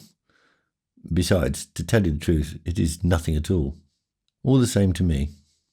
Nothing at all, or much or little, only begin. Yes, that is easy to say. The beginning is always the hardest part, even with stories. Well, I think I shall begin with Captain Thompson. Very well. Now Thompson, whom I have already mentioned, was for many years so-called China voyager, always on the way between Shanghai and Singapore, with a cargo of rice, and may have been about 60 when he arrived here. I don't know whether he was born here or whether he had other relations here. To make a long story short, now that he was here, he sold his ship, an old tub that he disposed of for very little, and bought a house, the same that we are now living in. For out in the world he had become a wealthy man. This accounts for the crocodile and the shark, and of course the ship. Thompson was a very adroit man, as I have been told, and well liked even by Mayor Kirsting, but above all by the man who was at that time the pastor in Kessin, a native of Berlin, who had come here shortly before Thompson and had met with a great deal of opposition. I believe it. I notice the same thing. They are so strict and self-righteous here. I believe that is Pomeranian. Yes and no, depending. There are other regions where they are not at all strict, and where things go topsy-turvy. But just see, Effie. There we have the Fontane church tower, right close in front of us. Shall we not give up the station and drive over to see old Mrs. von Grassenab, Sidoni? If I am rightly informed, is not at home, so we might risk it. I beg you, Gert, what are you thinking of? Why, it is heavenly to fly along thus, and I can simply feel myself being restored, and all my fear falling away from me. And now you ask me to sacrifice all that merely to pay those old people a flying visit, and very likely cause them embarrassment. For heaven's sake, let us not. And then I want above all to hear the story. We were talking about Captain Thompson, whom I picture myself as a Dane or an Englishman, very clean, with white stand-up collar and perfectly white linen. Quite right. So he is said to have looked. and with him lived a young person of about 20, whom some took for his niece, but most people for his granddaughter. The latter, however, considering their ages, was hardly possible. Beside the granddaughter, or the niece, there was also a Chinaman living with him, the same one who lies there among the dunes, and whose grave we have just passed. Fine, fine. This Chinaman was a servant at Thomson's, and Thomson thought a great deal of him, so that he was really more of a friend than a servant, and it remained so for over a year. Then suddenly it was rumoured that Thomson's granddaughter, who I believe was called Nina, was to be married to a captain, in accordance with the old man's wish. And so indeed it came about. There was a grand wedding at the house. The Berlin pastor married them. The miller, Utpatel, a Scottish Covenanter, and Geschubler, a feeble light in church matters, were invited, but the more prominent guests were a number of captains with their wives and daughters. And as you can imagine, there was a lively time. In the evening there was dancing, and the bride danced with every man, and finally with the Chinaman. Then, all of a sudden, the report spread that she had vanished, and she was really gone, somewhere, but nobody knows just what happened. A fortnight later, the Chinaman died. Thomson bought the plot I have shown you, and had him buried in it. The Berlin pastor is said to have remarked, "The Chinaman might just as well have been buried in the Christian churchyard, for he was a very good man, and exactly as good as the rest." Whom he really meant by the rest, Geschubler says nobody quite knew. Well, in this matter, I am absolutely against the pastor. Nobody ought to say such things, for they are dangerous and unbecoming. Even Niemeyer would not have said that. The poor pastor, whose name, by the way, was Trippel, was very seriously criticised for it, and it was truly a blessing that he soon afterward died, for he would have lost his position otherwise. The city was opposed to him, just as you are, in spite of the fact that they called him, and the consistory, of course, was even more antagonistic. Trippel, you say? Then I presume there is some connection between him and the pastor's widow, Mrs. Trippel, whom we are to see this evening. Certainly there was a connection. He was her husband and the father of Miss Trippelli. Effi laughed. Of Miss Trippelli? At last I see the whole affair in a clear light. That she was born in Kessin. Geschubler wrote me, you remember? But I thought she was the daughter of an Italian consul. You have so many foreign names here, you know. And now I find she is good German and descendant of Trippel. Is she so superior that she could venture to Italianize her name in that fashion? The daring shall inherit the earth. Moreover, she is quite good. She spent a few years in Paris with the famous Madame Theodor, and there made the acquaintance of the Russian prince. Russian princes, you know, are very enlightened, are above petty class prejudices, and Kostkov Geschubler, whom she calls uncle, by the way, and one might almost call him a born uncle. It is, strictly speaking, these two who have made little Miss Trippel what she is. It was Geschubler who induced her to go to Paris, and Khrushchev made her over into Marita Trippelli. Ah, Gert, what a charming story this is, and what a humdrum life I have led in Home Kremen. Never a thing out of the ordinary. Innstetten took her hand and said, "You must not speak thus, Effi. With respect to ghosts, one may take whatever attitude one likes, but beware of out-of-the-ordinary things, or what is loosely called out of the ordinary. That which appears to you so inciting, even a life such as Miss Trippelli leads, is as a rule bought at a price of happiness. I know quite well how you love Home Kremen, and are attached to it, but you often make sport of it too, and have no conception of how much quiet days like those in Home Kremen mean." "Yes, I have," she said. "I know very well. Only I like to hear about something else once in a while, and then the desire comes over me to have a similar experience. But you are quite right, and to tell the truth, I long for peace and quiet." Innstetten shook his finger at her. "My dear Effi, that again you only imagine. Always fancies. First one thing, then another."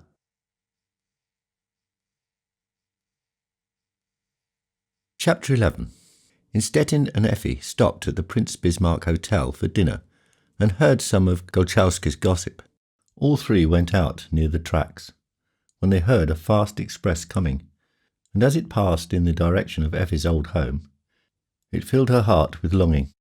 The soirée musicale at Geschubler's was particularly enlivened by the bubbling humour of Miss Tripelli, whose singing was excellent, but did not overshadow her talent as a conversationalist. Effi admired her ability to sing dramatic pieces with composure. An uncanny ballad led to a discussion of haunted houses and ghosts, in both of which Miss Tripelli believed.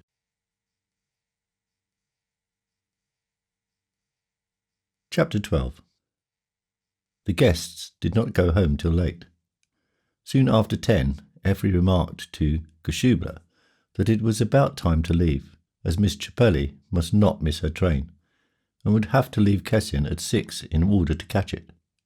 But Miss Tripelli overheard the remark, and in her own peculiar, unabashed way, protested against such thoughtful consideration. "Ah, most gracious lady, you think that one following my career needs regular sleep, but you are mistaken. What we need regularly is applause and high prices. Oh, laugh if you like. Besides, I can sleep in my compartment on the train, for one learns to do such things, in any position, and even on my left side. And I don't even need to unfasten my dress. To be sure, I am never laced tight. Chest and lungs must always be free, and above all, the heart. Yes, most gracious lady, that is the prime essential. And then, speaking of sleep in general, it is not the quality that tells, it is the quality. A good nap for 5 minutes is better than 5 hours of restless turning over and over, first one way, then the other. Besides, one sleeps marvellously in Russia, in spite of the strong tea. It must be the air that causes it, or late dinners, or because one is so pampered. There are no cares in Russia. In that regard, Russia is better than America. In the matter of money, the two are equal. After this explanation on the part of Miss Tripelli, Effi desisted from further warnings that it was time to go. When 12 o'clock came, the guests, who had meanwhile developed a certain degree of intimacy, bade their host a merry and hearty good night. 3 days later, Geschubler's friend brought herself once more to Effi's attention by a telegram in French from Petersburg. Madam, the Baroness von Stettin, née von Briest, arrived safe. Prince K. at station. More taken with me than ever. 1,000 thanks for your good reception. Kindest regards to Monsieur the Baron, Moretti Tripoli. Stettin was delighted and gave more enthusiastic expression to his delight than Effi was able to understand. I don't understand you, Gert, because you don't understand Miss Tripoli. It's her true self in the telegram, perfect to a dot. So you take it all as a bit of comedy? As what else could I take it, pray? All calculated for friends, there and here, for Kotchikov and Geschubler. Geschubler will probably fund something for Miss Tripoli, or maybe leave her a legacy. Geschubler's party had occurred in the middle of December. Immediately thereafter began the preparations for Christmas. Effi, who might otherwise have found it hard to live through these days, considered it a blessing to have a household with demands that had to be satisfied. It was a time for pondering, deciding and buying, and this left no leisure for gloomy thoughts. The day before Christmas gifts arrived from her parents, and in the parcels were packed a variety of trifles from the precentor's family. Beautiful queenings from a tree grafted by Effi and Janki several years ago, beside brown pulse warmers and knee warmers from Bertha and Hertha. Hulda only wrote a few lines because she pretended that she had still to knit a travelling shawl for X. That is simply not true, said Effi. I'll wager there is no X in existence. What a pity she cannot cease surrounding herself with admirers who do not exist. When the evening came, Stettin himself arranged the presents for his young wife. The tree was lit, and a small angel hung at the top. On the tree was discovered a cradle with pretty transparencies and inscriptions. one of which referred to an event looking forward to in Instetten home the following year. Effie read it and blushed. Then she started towards Instetten to thank him, but before she had time to carry out her design, a Yule gift was thrown into the hall with a shout, in accordance with the old Pomeranian custom. It proved to be a box filled with a world of things. At the bottom they found the most important gift of all, a neat lozenge box with a number of Japanese pictures pasted on it, and inside a note running, "3 kings once came on a Christmas Eve. The king of the Moors was one, I believe. The druggist at the sign of the Moor, today with spices, raps at your door. Regretting no incense or mirth to be found, he throws pistachios and almonds around." Effie read the note 2 or 3 times and was pleased. The homage of a good man has something very comforting about it, don't you think, Gert? Certainly I do. It is the only thing that can afford real pleasure, or at least ought to. Everyone is otherwise so encumbered with stupid obligations. I am myself. But after all, one is what one is. The first holiday was Church Day. On the second, they went to the Borkers. Everybody was there except the Grassenards, who declined to come, because Sidonie was not at home. This excuse struck everybody as rather strange. Some even whispered, on the contrary, this is the very reason they ought to have come. New Year's Eve, there was to be a club ball, which Effie could not well miss, nor did she wish to, for it would give her an opportunity to see the cream of the city all at once. Joanna had her hands full with the preparations for the ball dress. Geschuble, who, in addition to his other hobbies, owned a hothouse, had sent Effie some camellias. Instetten, in spite of the little time at his disposal, had to drive in the afternoon to Papenhagen, where 3 barns had burned.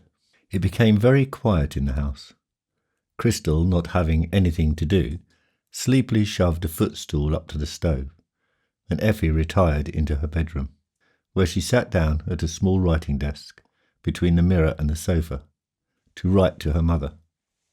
She had already written a postal card acknowledging receipt of the Christmas letter and presents, but had written no other news for weeks. Kessin, December 31st. My dear Mama, this will probably be a long letter, as I have not let you hear from me for a long time. The card doesn't count. The last time I wrote, I was in the midst of Christmas preparations. Now the Christmas holidays are past and gone. Instetten and my good friend Geschuble left nothing undone to make Holy Night as agreeable for me as possible, but I felt a little lonely and homesick for you.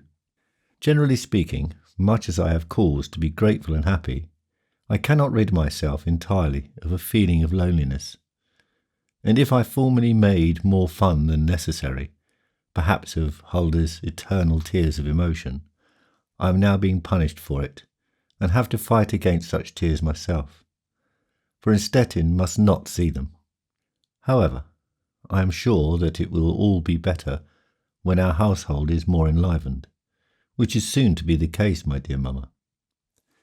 What I recently hinted at is now a certainty, and Instetten gives me daily proof of his joy on account of it. It is not necessary to assure you how happy I am myself when I think of it, for the simple reason that I shall then have life and entertainment at home, or as Gert says, a dear little plaything. This word of his is doubtless proper, but I wish he would not use it, because it always gives me a little shock and reminds me how young I am, and that I still half belong in the nursery. This notion never leaves me. Gert says it's pathological, and as a result, the thing that should be my highest happiness is almost the contrary, a constant embarrassment for me. Recently, dear Mamma, when the good Fleming damsels plied me with all sorts of questions imaginable, it seemed as though I were undergoing an examination poorly prepared, and I think I must have answered very stupidly. I was out of sorts too, for often what looks like sympathy is mere inquisitiveness, and theirs impression me as the more meddlesome, since I have a long while yet to wait for a happy event. Some time in the summer, early in July, I think. You must come then, or better still, so soon as I am all able to get about. I'll take a vacation and set out for Hohenkremmen to see you. Oh, how happy it makes me to think of it, and of the Havelland air. Here it is almost always cold and raw. There I shall drive out upon the marsh every day and see red and yellow flowers everywhere, and I can even now see the baby stretching out its hands for them, for I know it must feel really at home there. But I write this for you alone. Innstetten must not know about it, and I should excuse myself, even to you, for wanting to come to Hohenkremmen with a baby, and for announcing my visit so early, instead of inviting you urgently and cordially to Kessin, which you may know has 1,500 summer guests every year, and ships with all kinds of flags, and even a hotel among the dunes. But if I show so little hospitality, it is not because I am inhospitable. I am not so degenerate as that. It is simply because our residence, with all its handsome and unusual features, is in reality not a suitable house at all. It is only a lodging for 2 people, and hardly that, for we haven't even a dining room, which, as you well imagine, is embarrassing when people come to visit us. True, we have other rooms upstairs, a large social hall, and 4 small rooms, but there is something uninviting about them, and I should call them lumber rooms, if there were any lumber in them. But they are entirely empty, except for a few rush-bottomed chairs, and leave a very queer impression, to say the least. You no doubt think this very easy to change, but the house we live in is haunted. Now it's out.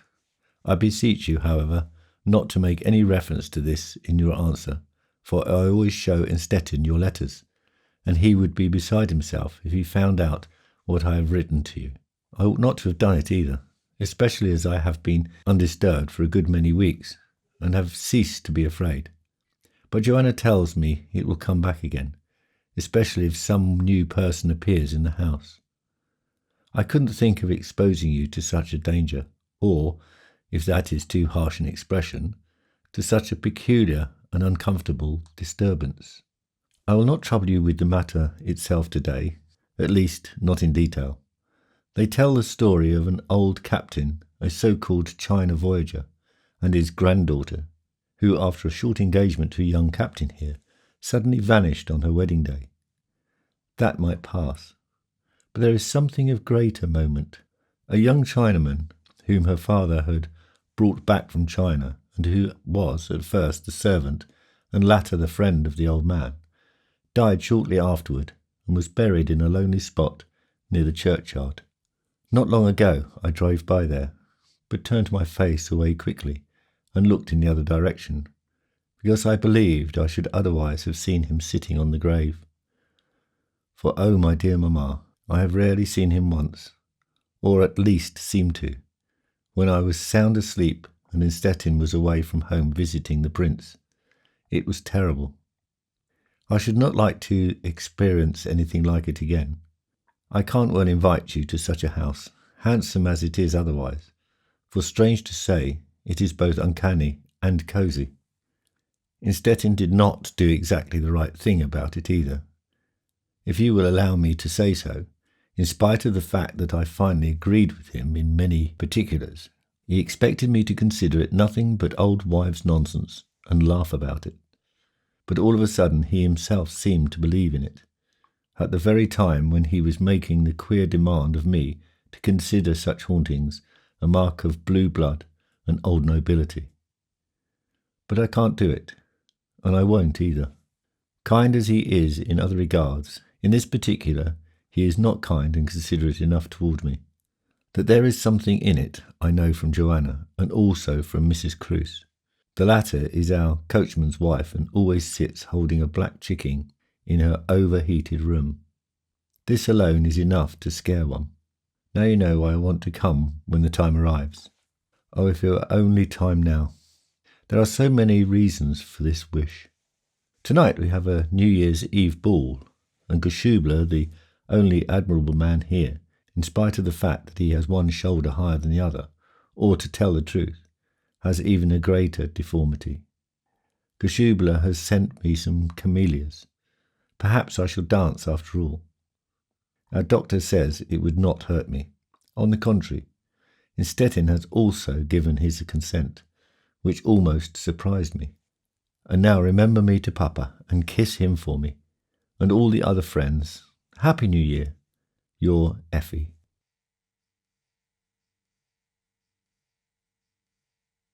Chapter 13. The New Year's Eve ball lasted till the early morning, and Effie was generously admired, not quite so unhesitatingly, to be sure, as the bouquet of camellias, which was known to have come from Geschubler's greenhouse. After the ball, everybody fell back into the same old routine, and hardly any attempt was made to establish closer social relations. Hence the winter seemed very long. Visits from the noble families of the neighbourhood were rare, and when Effie was reminded of her duty to return the visits, she always remarked in a half-sorrowful tone, "Yes, Gert, if it is absolutely necessary. But I should be bored to death." Stettin never disputed the statement. What was said during these afternoon calls about families, children, and agriculture was bearable. But when church questions were discussed, and the pastors present were treated like little popes, even looked upon themselves as such, then Effie lost her patience, and her mind wandered sadly back to Nymir, who was always modest and unpretentious, in spite of the fact that on every important occasion he was said to have had the stuff in him to be called to the cathedral. Seemingly friendly, as were the Borg, Fleming, and Grasnab families, with the exception of Sidoni Grasnab, real friendship was out of the question, and often there would have been very little of pleasure and amusement, or even of reasonable agreeable association, if it had not been for Geschubler. He looked out for Effie as though he were a special providence, and she was grateful to him for it. In addition to his many other interests, he was a faithful and attentive reader of the newspapers. He was in fact the head of the journal club, and so scarcely a day passed that Marembo did not bring to Effie a large white envelope full of separate sheets and whole papers, in which particular passages were marked, usually with a fine lead pencil, but occasionally with a heavy blue pencil, and an exclamation or interrogation point. And that was not all.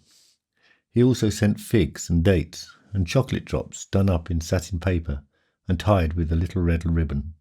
Whenever any specially beautiful flowers were blooming in his greenhouse, he would bring some of the blossoms himself and spend a happy hour chatting with his adored friend. He cherished in his heart, both separately and combined, all the beautiful emotions of love, that of a father and an uncle, a teacher and an admirer.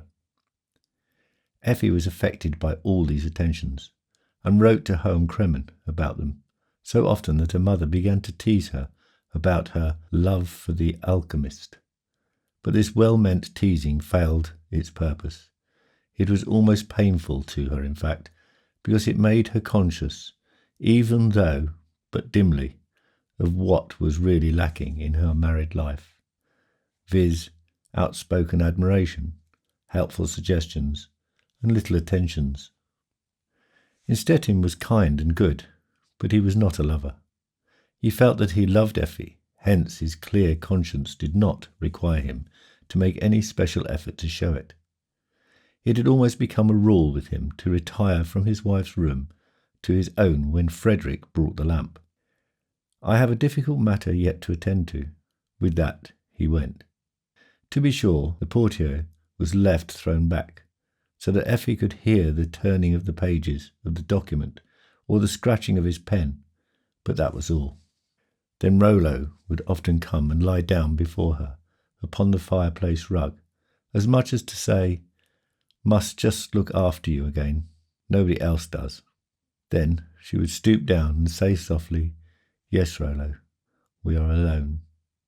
At 9, Stettin would come back for tea, usually with the newspaper in his hand, and would talk about the prince who was having so much annoyance again, especially because of that Eugene Richter, whose conduct and language beggared all description. Then he would read over the list of appointments made and orders conferred, to the most of which he objected. Finally, he would talk about the election and how fortunate it was to preside over a district in which there was still some feeling of respect.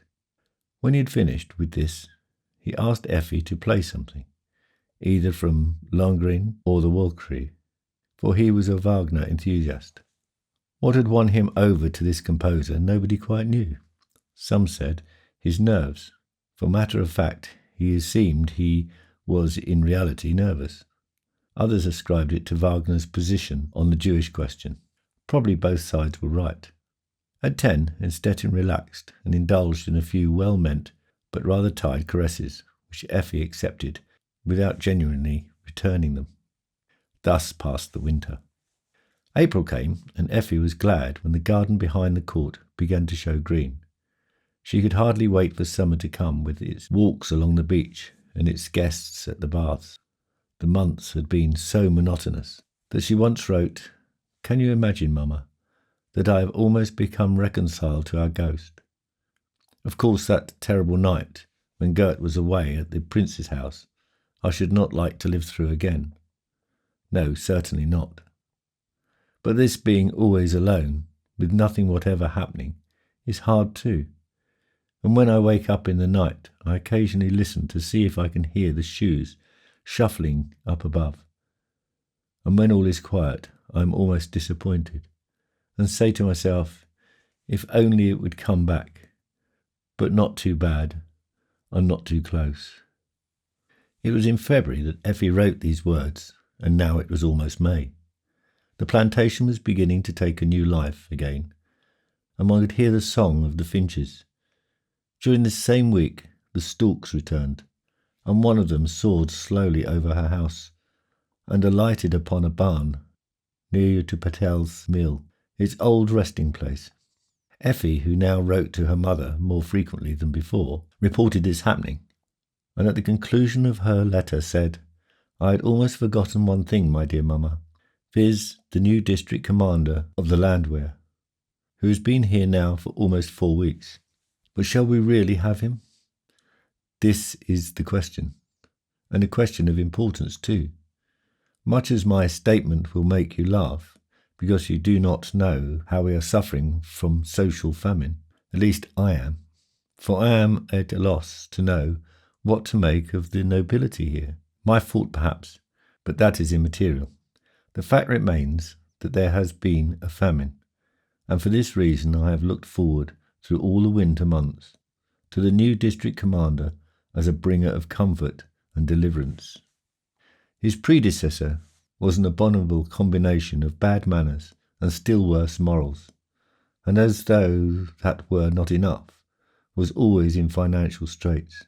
We have suffered under him all this time, in Stettin more than I, and when we heard early in April that Major von Kampras was here, for that is the name of the new man, we rushed into each other's arms as though no further harm could befall us in our dear Cassin.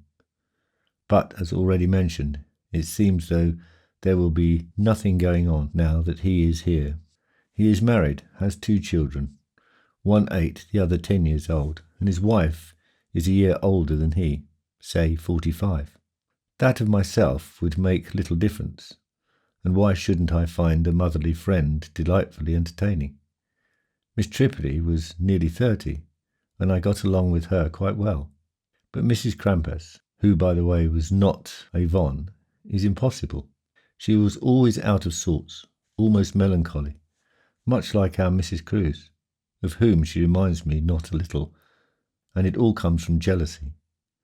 Krampus himself is said to be a man of many relations, a ladies' man, which always sounds ridiculous to me, and would in this case, if he had not had a duel with a comrade on account of just such a thing. His left arm was shattered just below the shoulder, and it is noticeable at first sight, in spite of the operation, which is heralded above as a masterpiece of surgical art. It was performed by Wilms, and I believe they call it resection. Both Mr. and Mrs. Krampus were at our house a fortnight ago to pay us a visit. The situation was painful, for Mrs. Krampus watched her husband so closely that he became half embarrassed, and I wholly.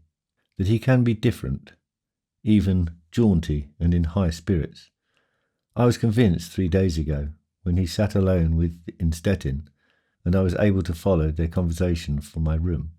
I afterward talked with him myself, and found him a perfect gentleman and extraordinarily clever.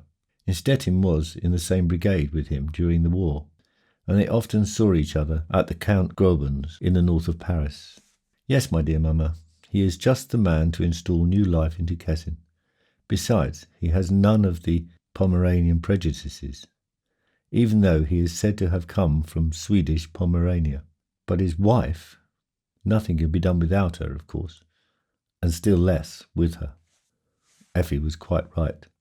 As a matter of fact, no close friendship was established with the Krampus family.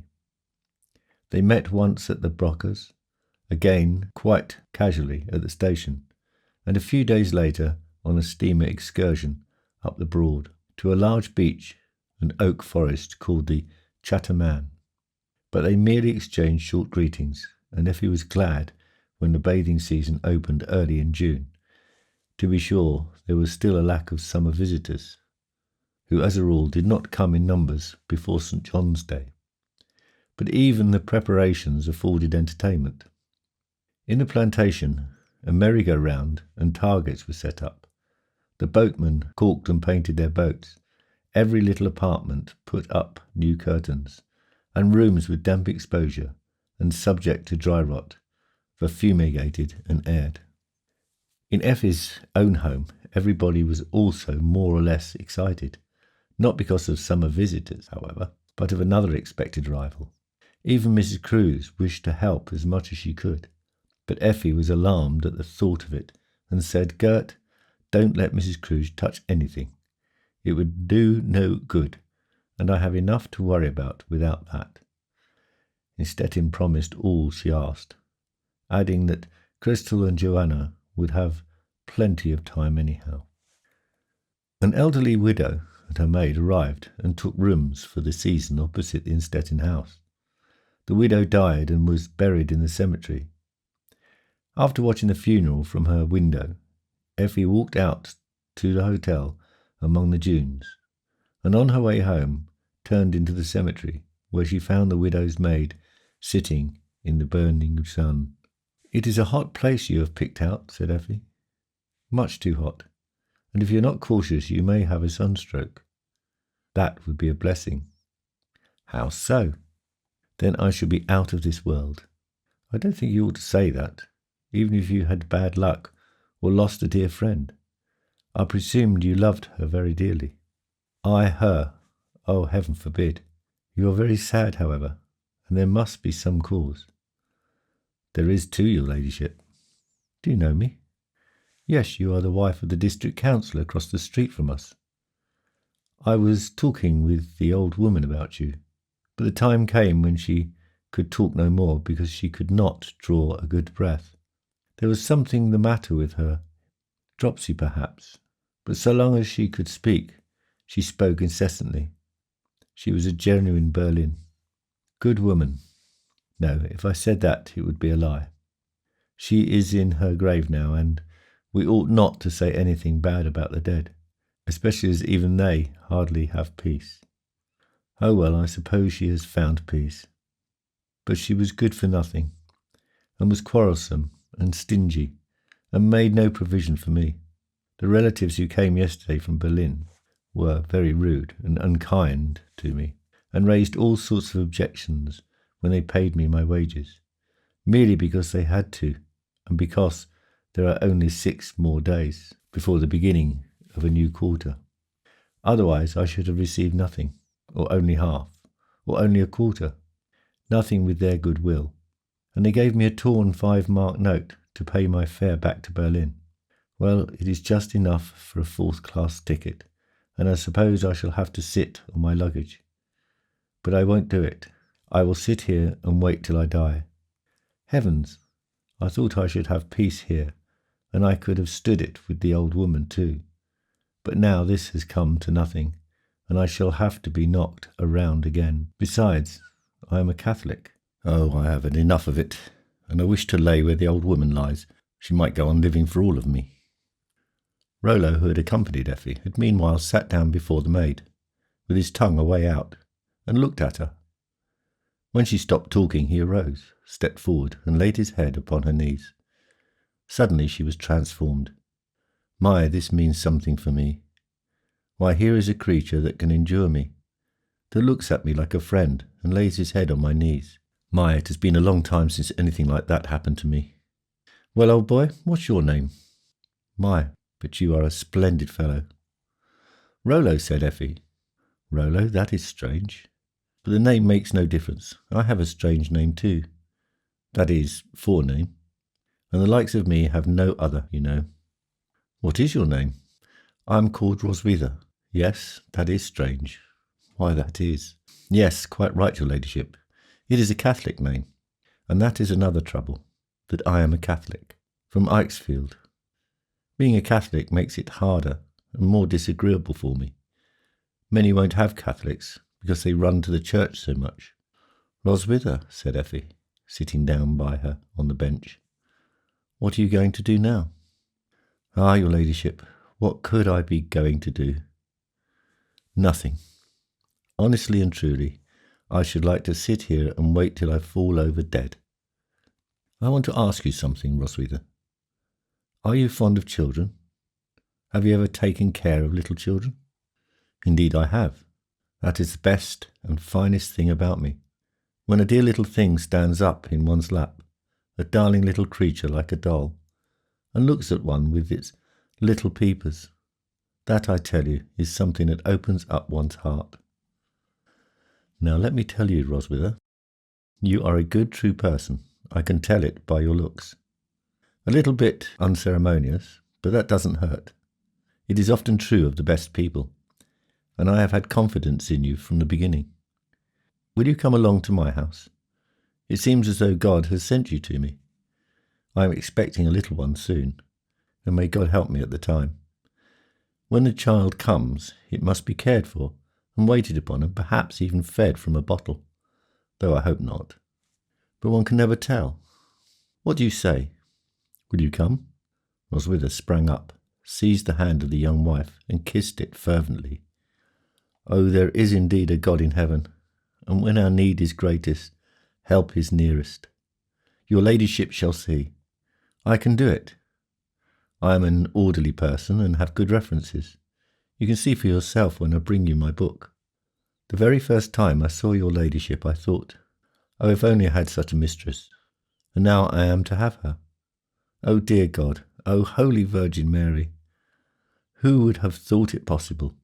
When we had put the old woman in her grave, and the relatives made haste to get away and left me sitting here. Yes, it is the unexpected that often happens, Roswitha, and occasionally for our good. Let us go now. Rollo is getting impatient, and keeps running down to the gate. Roswitha was ready at once, but went back to the grave, mumbled a few words, and crossed herself. Then they walked down the shady path and back to the churchyard gate.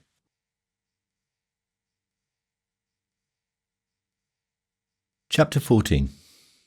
In less than a quarter of an hour, the house was reached. As they stepped into the cool hall, Effie said, Now, Roswitha, you go in there. This is our bedroom. I'm going over to the district councillor's office to tell my husband that I should like to have you as my nurse for the baby. He will doubtless agree to it, but I must have his consent. Then, when I have it, we must find another quarters for him, and you will sleep with me in the alcove. When Stettin learned the situation, he said with alacrity, You did the right thing, Effie, and if her testimonials are not too bad, we will take her on her good face. Effie was very happy to have encountered so little difficulty, and said, Now it will be all right. Now I am no longer afraid. That same hour, Roswitha moved into the house with her few possessions and established herself in the little alcove. When the day was over, she went to bed early, and tired as she was, fell asleep instantly. The next morning, Effi inquired how she had slept and whether she had heard anything. "What?" asked Roswitha. "Oh, nothing. I just meant some sound as though a broom was sweeping or someone was sliding over the floor." Roswitha laughed, and that made an especially good impression upon her young mistress. Effi had been brought up a Protestant, and would have been very much alarmed if any Catholic traits had been discovered in her. And yet she believed that Catholicism affords the better protection against such things as that upstairs. All soon began to feel at home with one another, for Effi, like most country noblewomen of Brandenburg, had the admirable characteristic of liking to listen to such stories as those for which the deceased widow, with her avarice, her nephews and their wives, afforded Roswitha an inexhaustible fund of material. Joanna was also an appreciative listener. Often when Effi laughed aloud at the drastic passages, Joanna would deign to smile, but inwardly she was surprised that her ladyship found pleasure in such stupid stuff. This feeling of surprise, along with her sense of superiority, proved on the whole very fortunate, and helped to avoid quarrels with Joanna about their relative positions. Roswitha was simply a comic figure, and for Joanna to be jealous of her would have been as bad as to envy Rollo his position of friendship. Thus passed a week, chatty and almost jolly. For Effi looked forward with less anxiety than heretofore to the important coming event, nor did she think that it was so near. On the 9th day the chattering and jollity came to an end. Running and hurrying took their place, and Stettin himself laid aside his customary reserve entirely. On the morning of the 3rd of July, a cradle was standing by Effi's bed. Dr. Hannemann joyously grasped the young mother's hand and said, "We have today the anniversary of Gönningratz. A pity that it is a girl, but the other may come yet. And the Prussians have many anniversaries of victories." Roswitha doubtlessly had some similar idea, but for the present her joy over the new arrival knew no bounds. Without further ado, she called the child Little Annie, which the young mother took as a sign. It must have been an inspiration, she said, that Roswitha hit upon this particular name. Even Stettin had nothing to say against it, and so they began to talk about Little Annie long before the christening day arrived. Effi, who had expected to be with her parents in Hohenkremmen from the middle of August on, would have liked to postpone the baptism till then, but it was not feasible.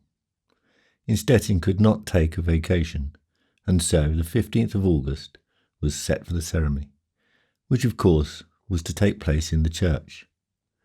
The accompanying banquet was held in the large clubhouse on the quay, because the district councillor's house had no dining hall. All the nobles of the neighbourhood were invited, and all came. Pastor Lidequist delivered the toast to the mother and the child in a charming way that was admired on all sides. But Sardini von Gressenab took occasion to remark to her neighbour, an ambassador of the strict type, "Yes, his occasional address will pass, but he cannot justify his sermons before God or man. He is a halfway man, one of those who are rejected because they are lukewarm." I don't care to quote the Bible here literally. Immediately thereafter, old Mrs. von Buch took the floor to drink to the health of Stettin. "Ladies and gentlemen, these are hard times in which we live. Rebellion, defiance, lack of discipline. Whithersoever we look. But so long as we still have men like Baron von Stettin, whom I am proud to call my friend, just so long as we can endure it, and our old Prussia will hold out. Indeed, my friends, with Pomerania and Brandenburg, we can conquer this foe and set our foot upon the head of the poisonous dragon of revolution. Firm and true, thus shall we gain the victory. The Catholics, our brethren, whom we must respect, even though we fight them, have the rock of Peter, but our rock is of bronze. 3 cheers for Baron Stettin." Stettin thanked him briefly. Effi said to Major von Krampus, who sat beside her, that the rock of Peter was probably a compliment to Roswitha, and she would later approach old Councillor of Justice Gadbush and ask him if he were not of her opinion. For some unaccountable reason, Krampus took this remark seriously and advised her not to ask the councillor's opinion, which amused Effie exceedingly. "Why, I thought you were a better mind-reader." "Ah, your ladyship, in the case of beautiful young women who are not yet 18, the art of mind-reading fails utterly. You are defeating your cause completely, Major. You may call me a grandmother, but you can never be pardoned for alluding to the fact that I am not yet 18. When they left the table, the late afternoon steamer came down the Kezin and called at the landing opposite the clubhouse. Effie sat by an open window with Krampus and Geschuble, drinking coffee and watching the scene below. "Tomorrow morning at 9, the same boat will take me up the river, and at noon I shall be in Berlin, and in the evening I shall be in Home Kremen, and Roswitha will walk beside me and carry the child in her arms. I hope it will not cry. Oh, what a feeling it gives me even today. Dear Geschuble, were you ever happy to see again your parental home?" "Yes, the feeling is not new to me, most gracious lady, excepting only that I have never taken any little Annie with me, for I have none to take."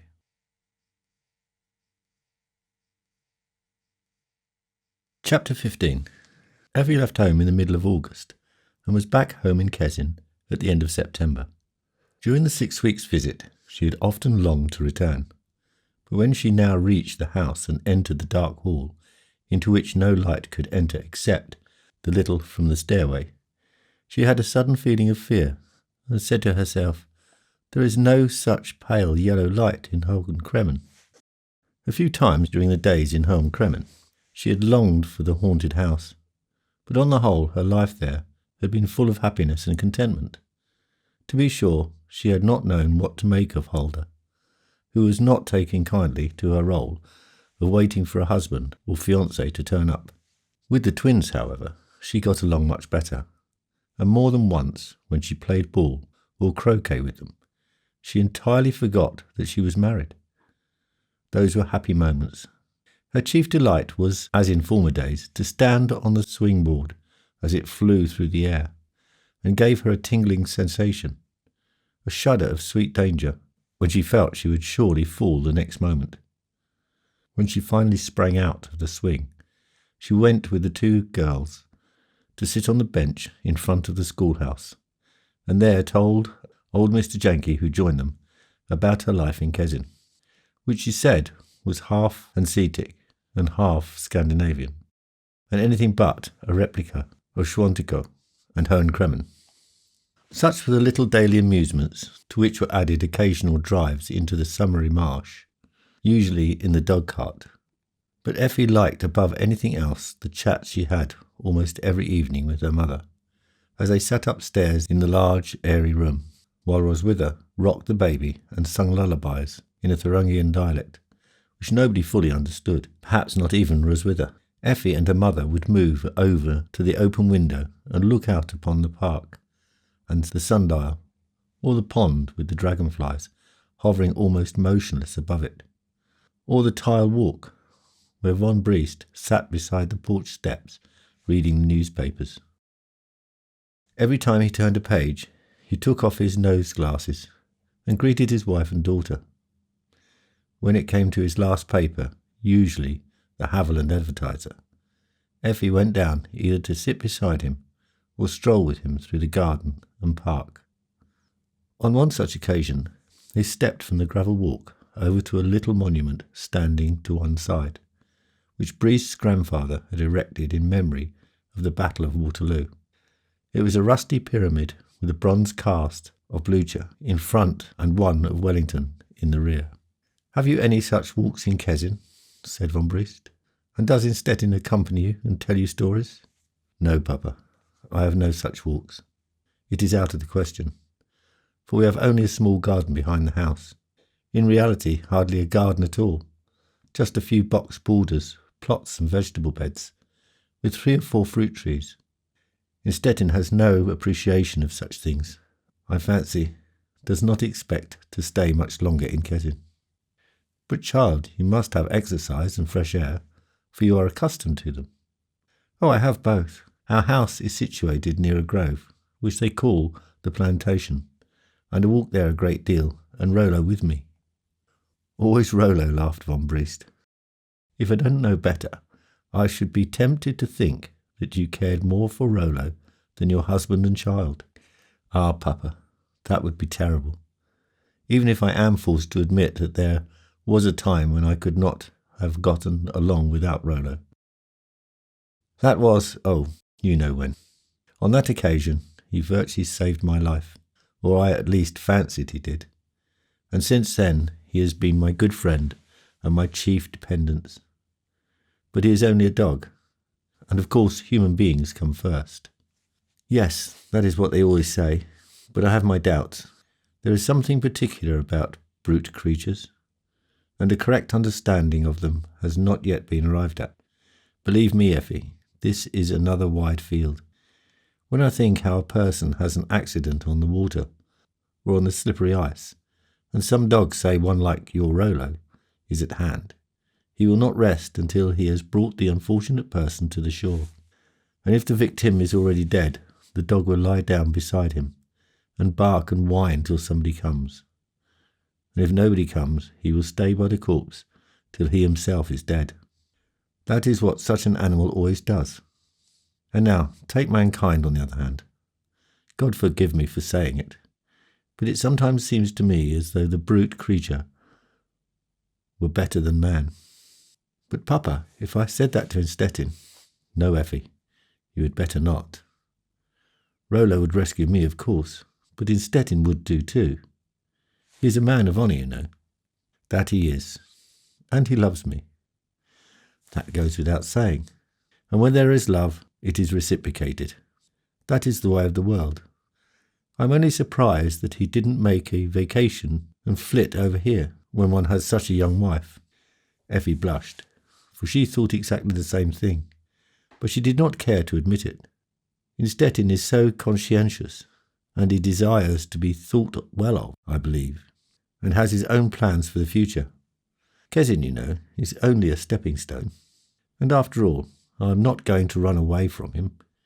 He has me, you see. If he were too affectionate— beside the difference between our ages, people would merely smile. Yes, they would, Effie. But one must not mind that. Now don't say anything about it, not even to Mama. It is too hard to say what to do and what not. That is also a wide field. More than once during Effie's visit with her parents, such conversations as the above had occurred, but fortunately their effect had not lasted long. Likewise, the melancholy impression made upon her by the Kezin house at the moment of her return quickly faded away. Innstetten was full of little attentions, and when tea had been taken and the news of the city and the gossip about lovers had been talked over in a merry mood, Effie took his arm affectionately and went into the other room with him to continue their chat and hear some anecdotes about Miss Trapelli, who had recently had another lively correspondence with Geschubler. This always meant a new debit on a never-settled account. During this conversation, Effie was very jolly, enjoying to the full the emotions of a young wife, and was glad to be rid of Roswitha, who had been transferred to the servant quarters for an indefinite period. The next morning she said, "The weather is beautiful and mild, and I hope the veranda on the other side, towards the plantation, is in good order, so that we can move out of doors and take breakfast there. We shall be shut up in our rooms soon enough. At best, for the Kezin winters are really 4 weeks too long." Innstetten agreed heartily. The veranda Effie spoke of, which might perhaps better be called a tent, had been put up in the summer, 3 or 4 weeks before Effie's departure for Hohenkremen. It consisted of a large platform, with the side in the front open, an immense awning overhead, while to the right and the left there were broad canvas curtains, which could be shoved back and forth by means of rings on an iron rod. It was a charming spot, and all summer long was admired by the visitors who passed by on their way to the baths. Effie had leaned back in a rocking chair and said, as she pushed the coffee tray towards her husband, "Gert, you might play the amiable host today. I, for my part, find this rocker so comfortable that I do not care to get up. So exert yourself, and if you are right glad to have me back again, I shall easily find some way to get even." As she said this, she straightened out the white damask cloth and laid her hand upon it. Stettin took her hand and kissed it. "Well, how did you get on without me?" "Badly enough, Effie. You just say so and try to look gloomy, but in reality there is not a word of truth in it." "Why, Effie?" "As I will prove to you, if you had had the least bit of longing for your child, I will not speak of myself, for after all, what is a woman to such a high lord, who was a bachelor for so many years, and was in no hurry?" "Well, yes, Gert, if you had had just the least bit of longing, you would have left me for 6 weeks to enjoy widow-like my own sweet society in home Kremen, with nobody about but Nymir and Janki. And now they're now friends in Schwantkov. Nobody at all came from Rodanow, which looked as though they were afraid of me, or had grown too old." "Ah, Effie, how you do talk. Do you know that you are my little coquette?" "Thank heaven you say so. You men consider a coquette the best thing a woman can be, and you yourself are not different from the rest, even if you do put on such a solemn and honourable air." "I know very well, Gert. To tell you the truth, you are." "Well, what?" "Well, I prefer not to say, but I know you very well. To tell the truth, you are, as my Schwantkov uncle once said, an affectionate man, and were born under the star of love. And Uncle Belling was quite right when he said so. You merely do not like to show it, and think it is not proper, and spoils one's career. Have I struck it?" Stettin laughed. "You have struck it a little bit. And let me tell you, Effie, you seem to me entirely changed. Before little Annie came, you were a child. But all of a sudden, well, all of a sudden, you are like another person. But it is becoming of you, and I like you very much. Shall I tell you further?" "What?" "There is something alluring about you."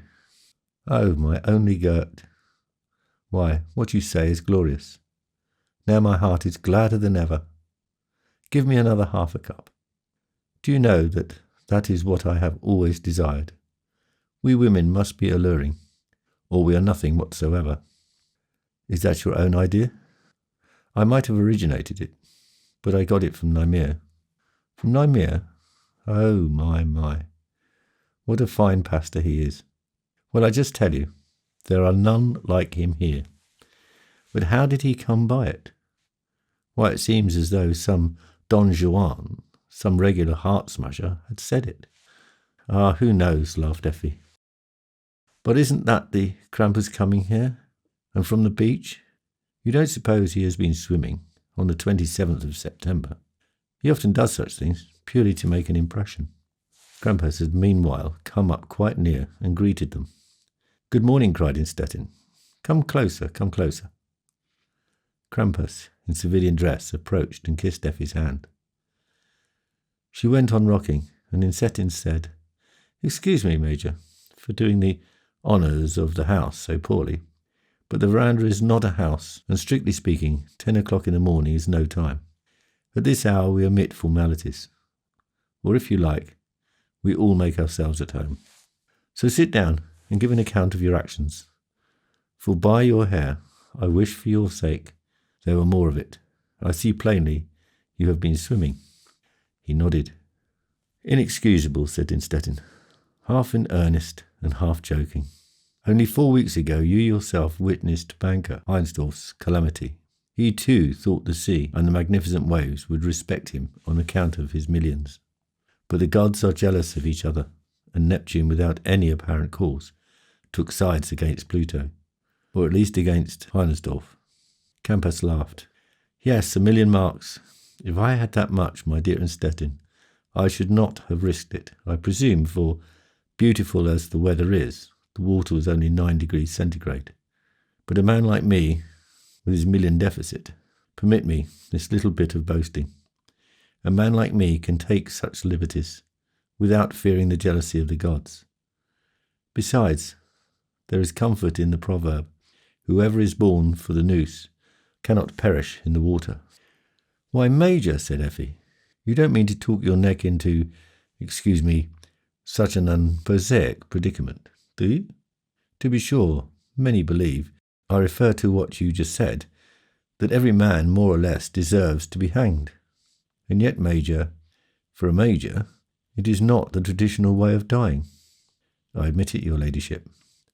Not traditional, and in any case, not even very probable. So it's merely a quotation, or to be more accurate, a common expression. Still, there is some sincerity back of it when I say the sea will not harm me, for I firmly expect to die a regular, and I hope honourable, soldier's death. Originally it was only a gypsy's prophecy, but with an echo in my own conscience. Stettin laughed. There'll be a few obstacles, Krampus, unless you plan to serve under the Sublime Porte, or the Chinese Dragon. There the soldiers are knocking each other around now. Take my word for it. That kind of business is all over here for the next 30 years. And if anybody has a desire to meet his death as a soldier, he must first order a war of Bismarck. I know all about it in Stettin. But that is a mere bagatelle for you. It is now the end of September. In 10 weeks, at the latest, the prince will be in Varzin again, and he has a liking for you. I will refrain from using the more vulgar term to avoid facing the barrel of your pistol. You will be able, won't you, to provide a little war for an old Vineville comrade? The prince is only a human being, like the rest of us, and a kind word never comes amiss. During this conversation, Effi had been wadding bread and tossing it on the table, then making fingers out of the little balls, to indicate that a change of topic was desirable. But Stettin seemed bent on answering Krampus's joking remarks, for which reason Effi decided it would be better for her simply to interrupt. I can't see, Major, why we should trouble ourselves about your way of dying. Life lies nearer to us and is for the time being a more serious matter. Krampus nodded. I'm glad you agree with me. How are we to live here? That is the question right now. That is more important than anything else. Geschubler has written me a letter on the subject, and I would show it to you if it did not seem indecent or vain, for there are a lot of other things besides in the letter. Stettin doesn't need to read it. He has no appreciation of such things. Incidentally, the handwriting is like engraving, and the style is what one would expect if our cousin friend had been brought up at an old French court. The fact that he is hamper-backed and wears white jabots, such as no other human being wears, I can't imagine where he has them ironed. All this fits so well. Now Geschubler has written me about the plans for the evenings at the club, and about a manager by the name of Krampus. You see, Major, I like that better than the soldier's death, let alone the other. And I personally know less than you. It will surely be a splendid winter, if we may feel assured of the support of your ladyship. Miss Trapelli is coming. Trapelli? Then I am superfluous. By no means, your ladyship. Miss Trapelli cannot sing from one Sunday till the next. It would be too much for her and for us. Variety is the spice of life, a truth which, to be sure, every happy marriage seems to controvert. If there are any happy marriages, mine excepted, and she held out her hand to Stettin. Variety, then, continued Krampus, to secure it for ourselves and our club, for which, for the time being, I have the honour to be the vice-president. We need the help of everybody who can be depended upon. If we put our heads together, we can turn this whole place upside down. The theatrical pieces have already been selected. War in Peace, Mrs. Hercules, Youthful Love by Wildebrandt, and perhaps Euphrosyne by Justin. You as Euphrosyne, and I, middle-aged Goethe. You will be astonished to see how well I can act the prince of poets, if act is the right word. No doubt. In the meantime, I have learnt from the letter of my alchemistic correspondent that in addition to your other accomplishments, you are an occasional poet. At first I was surprised. You couldn't see that I looked the part? No, but since I have found out that you go swimming at 9 degrees, I have changed my mind. 9 degrees in the Baltic Sea beats the Castalian fountain, the temperature of which is unknown. Not for me. At least nobody will contradict me. But now I must get up. There comes Roswitha with little Annie. She arose and went towards Roswitha, took the child and tossed it up with pride and joy.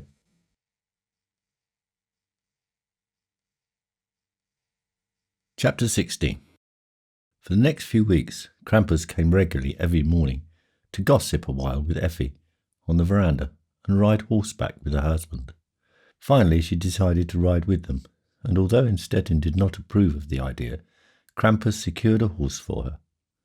On one of their rides, Krampus let fall a remark about how it bored him to have to observe such a multitude of petty laws.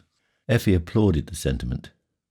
Innstetten took the Major to task and reminded him that one of his frivolous escapades had cost him an arm. When the election campaign began, Innstetten could no longer take the time for the horseback rides, so Effi went out with Krampus, accompanied by 2 lackeys. One day, while riding slowly through the woods, Krampus spoke at length of Innstetten's character, telling how in earlier life the councillor was more respected than loved, how he had a mystical tendency and was inclined to make sport of his comrades. He referred also to Innstetten's fondness for ghost stories, which led Effi to tell her experience with the Chinaman. Krampus said that because of an unusual ambition, Innstetten had to have an unusual residence, hence the haunted house. He further poisoned Effi's mind by telling her that her husband was born a pedagogue, and in the education of his wife was employing the haunted house in accordance with a definite pedagogical plan.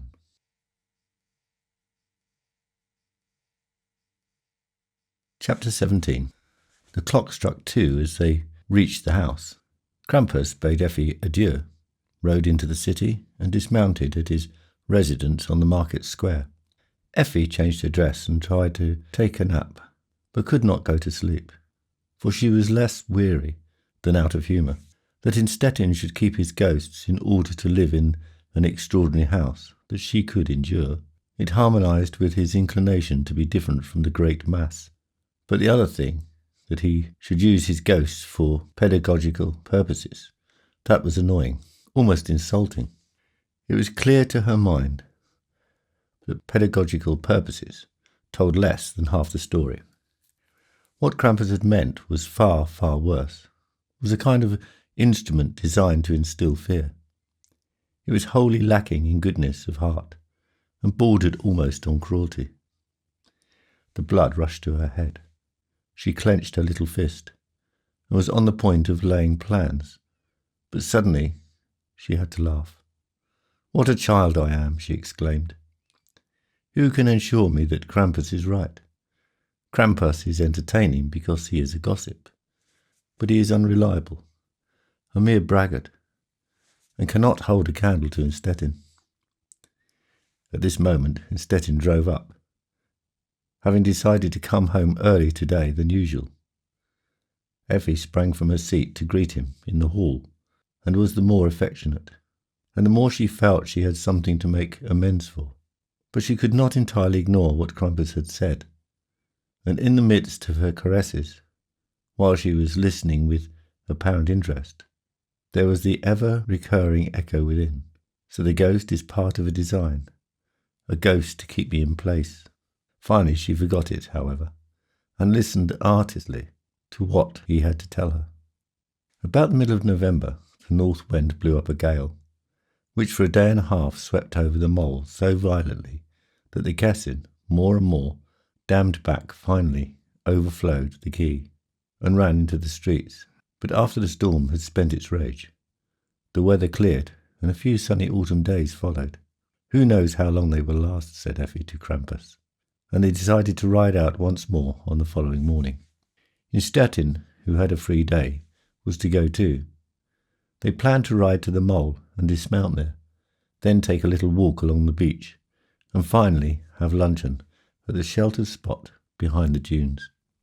At the appointed hour, Krampus rode up before the house.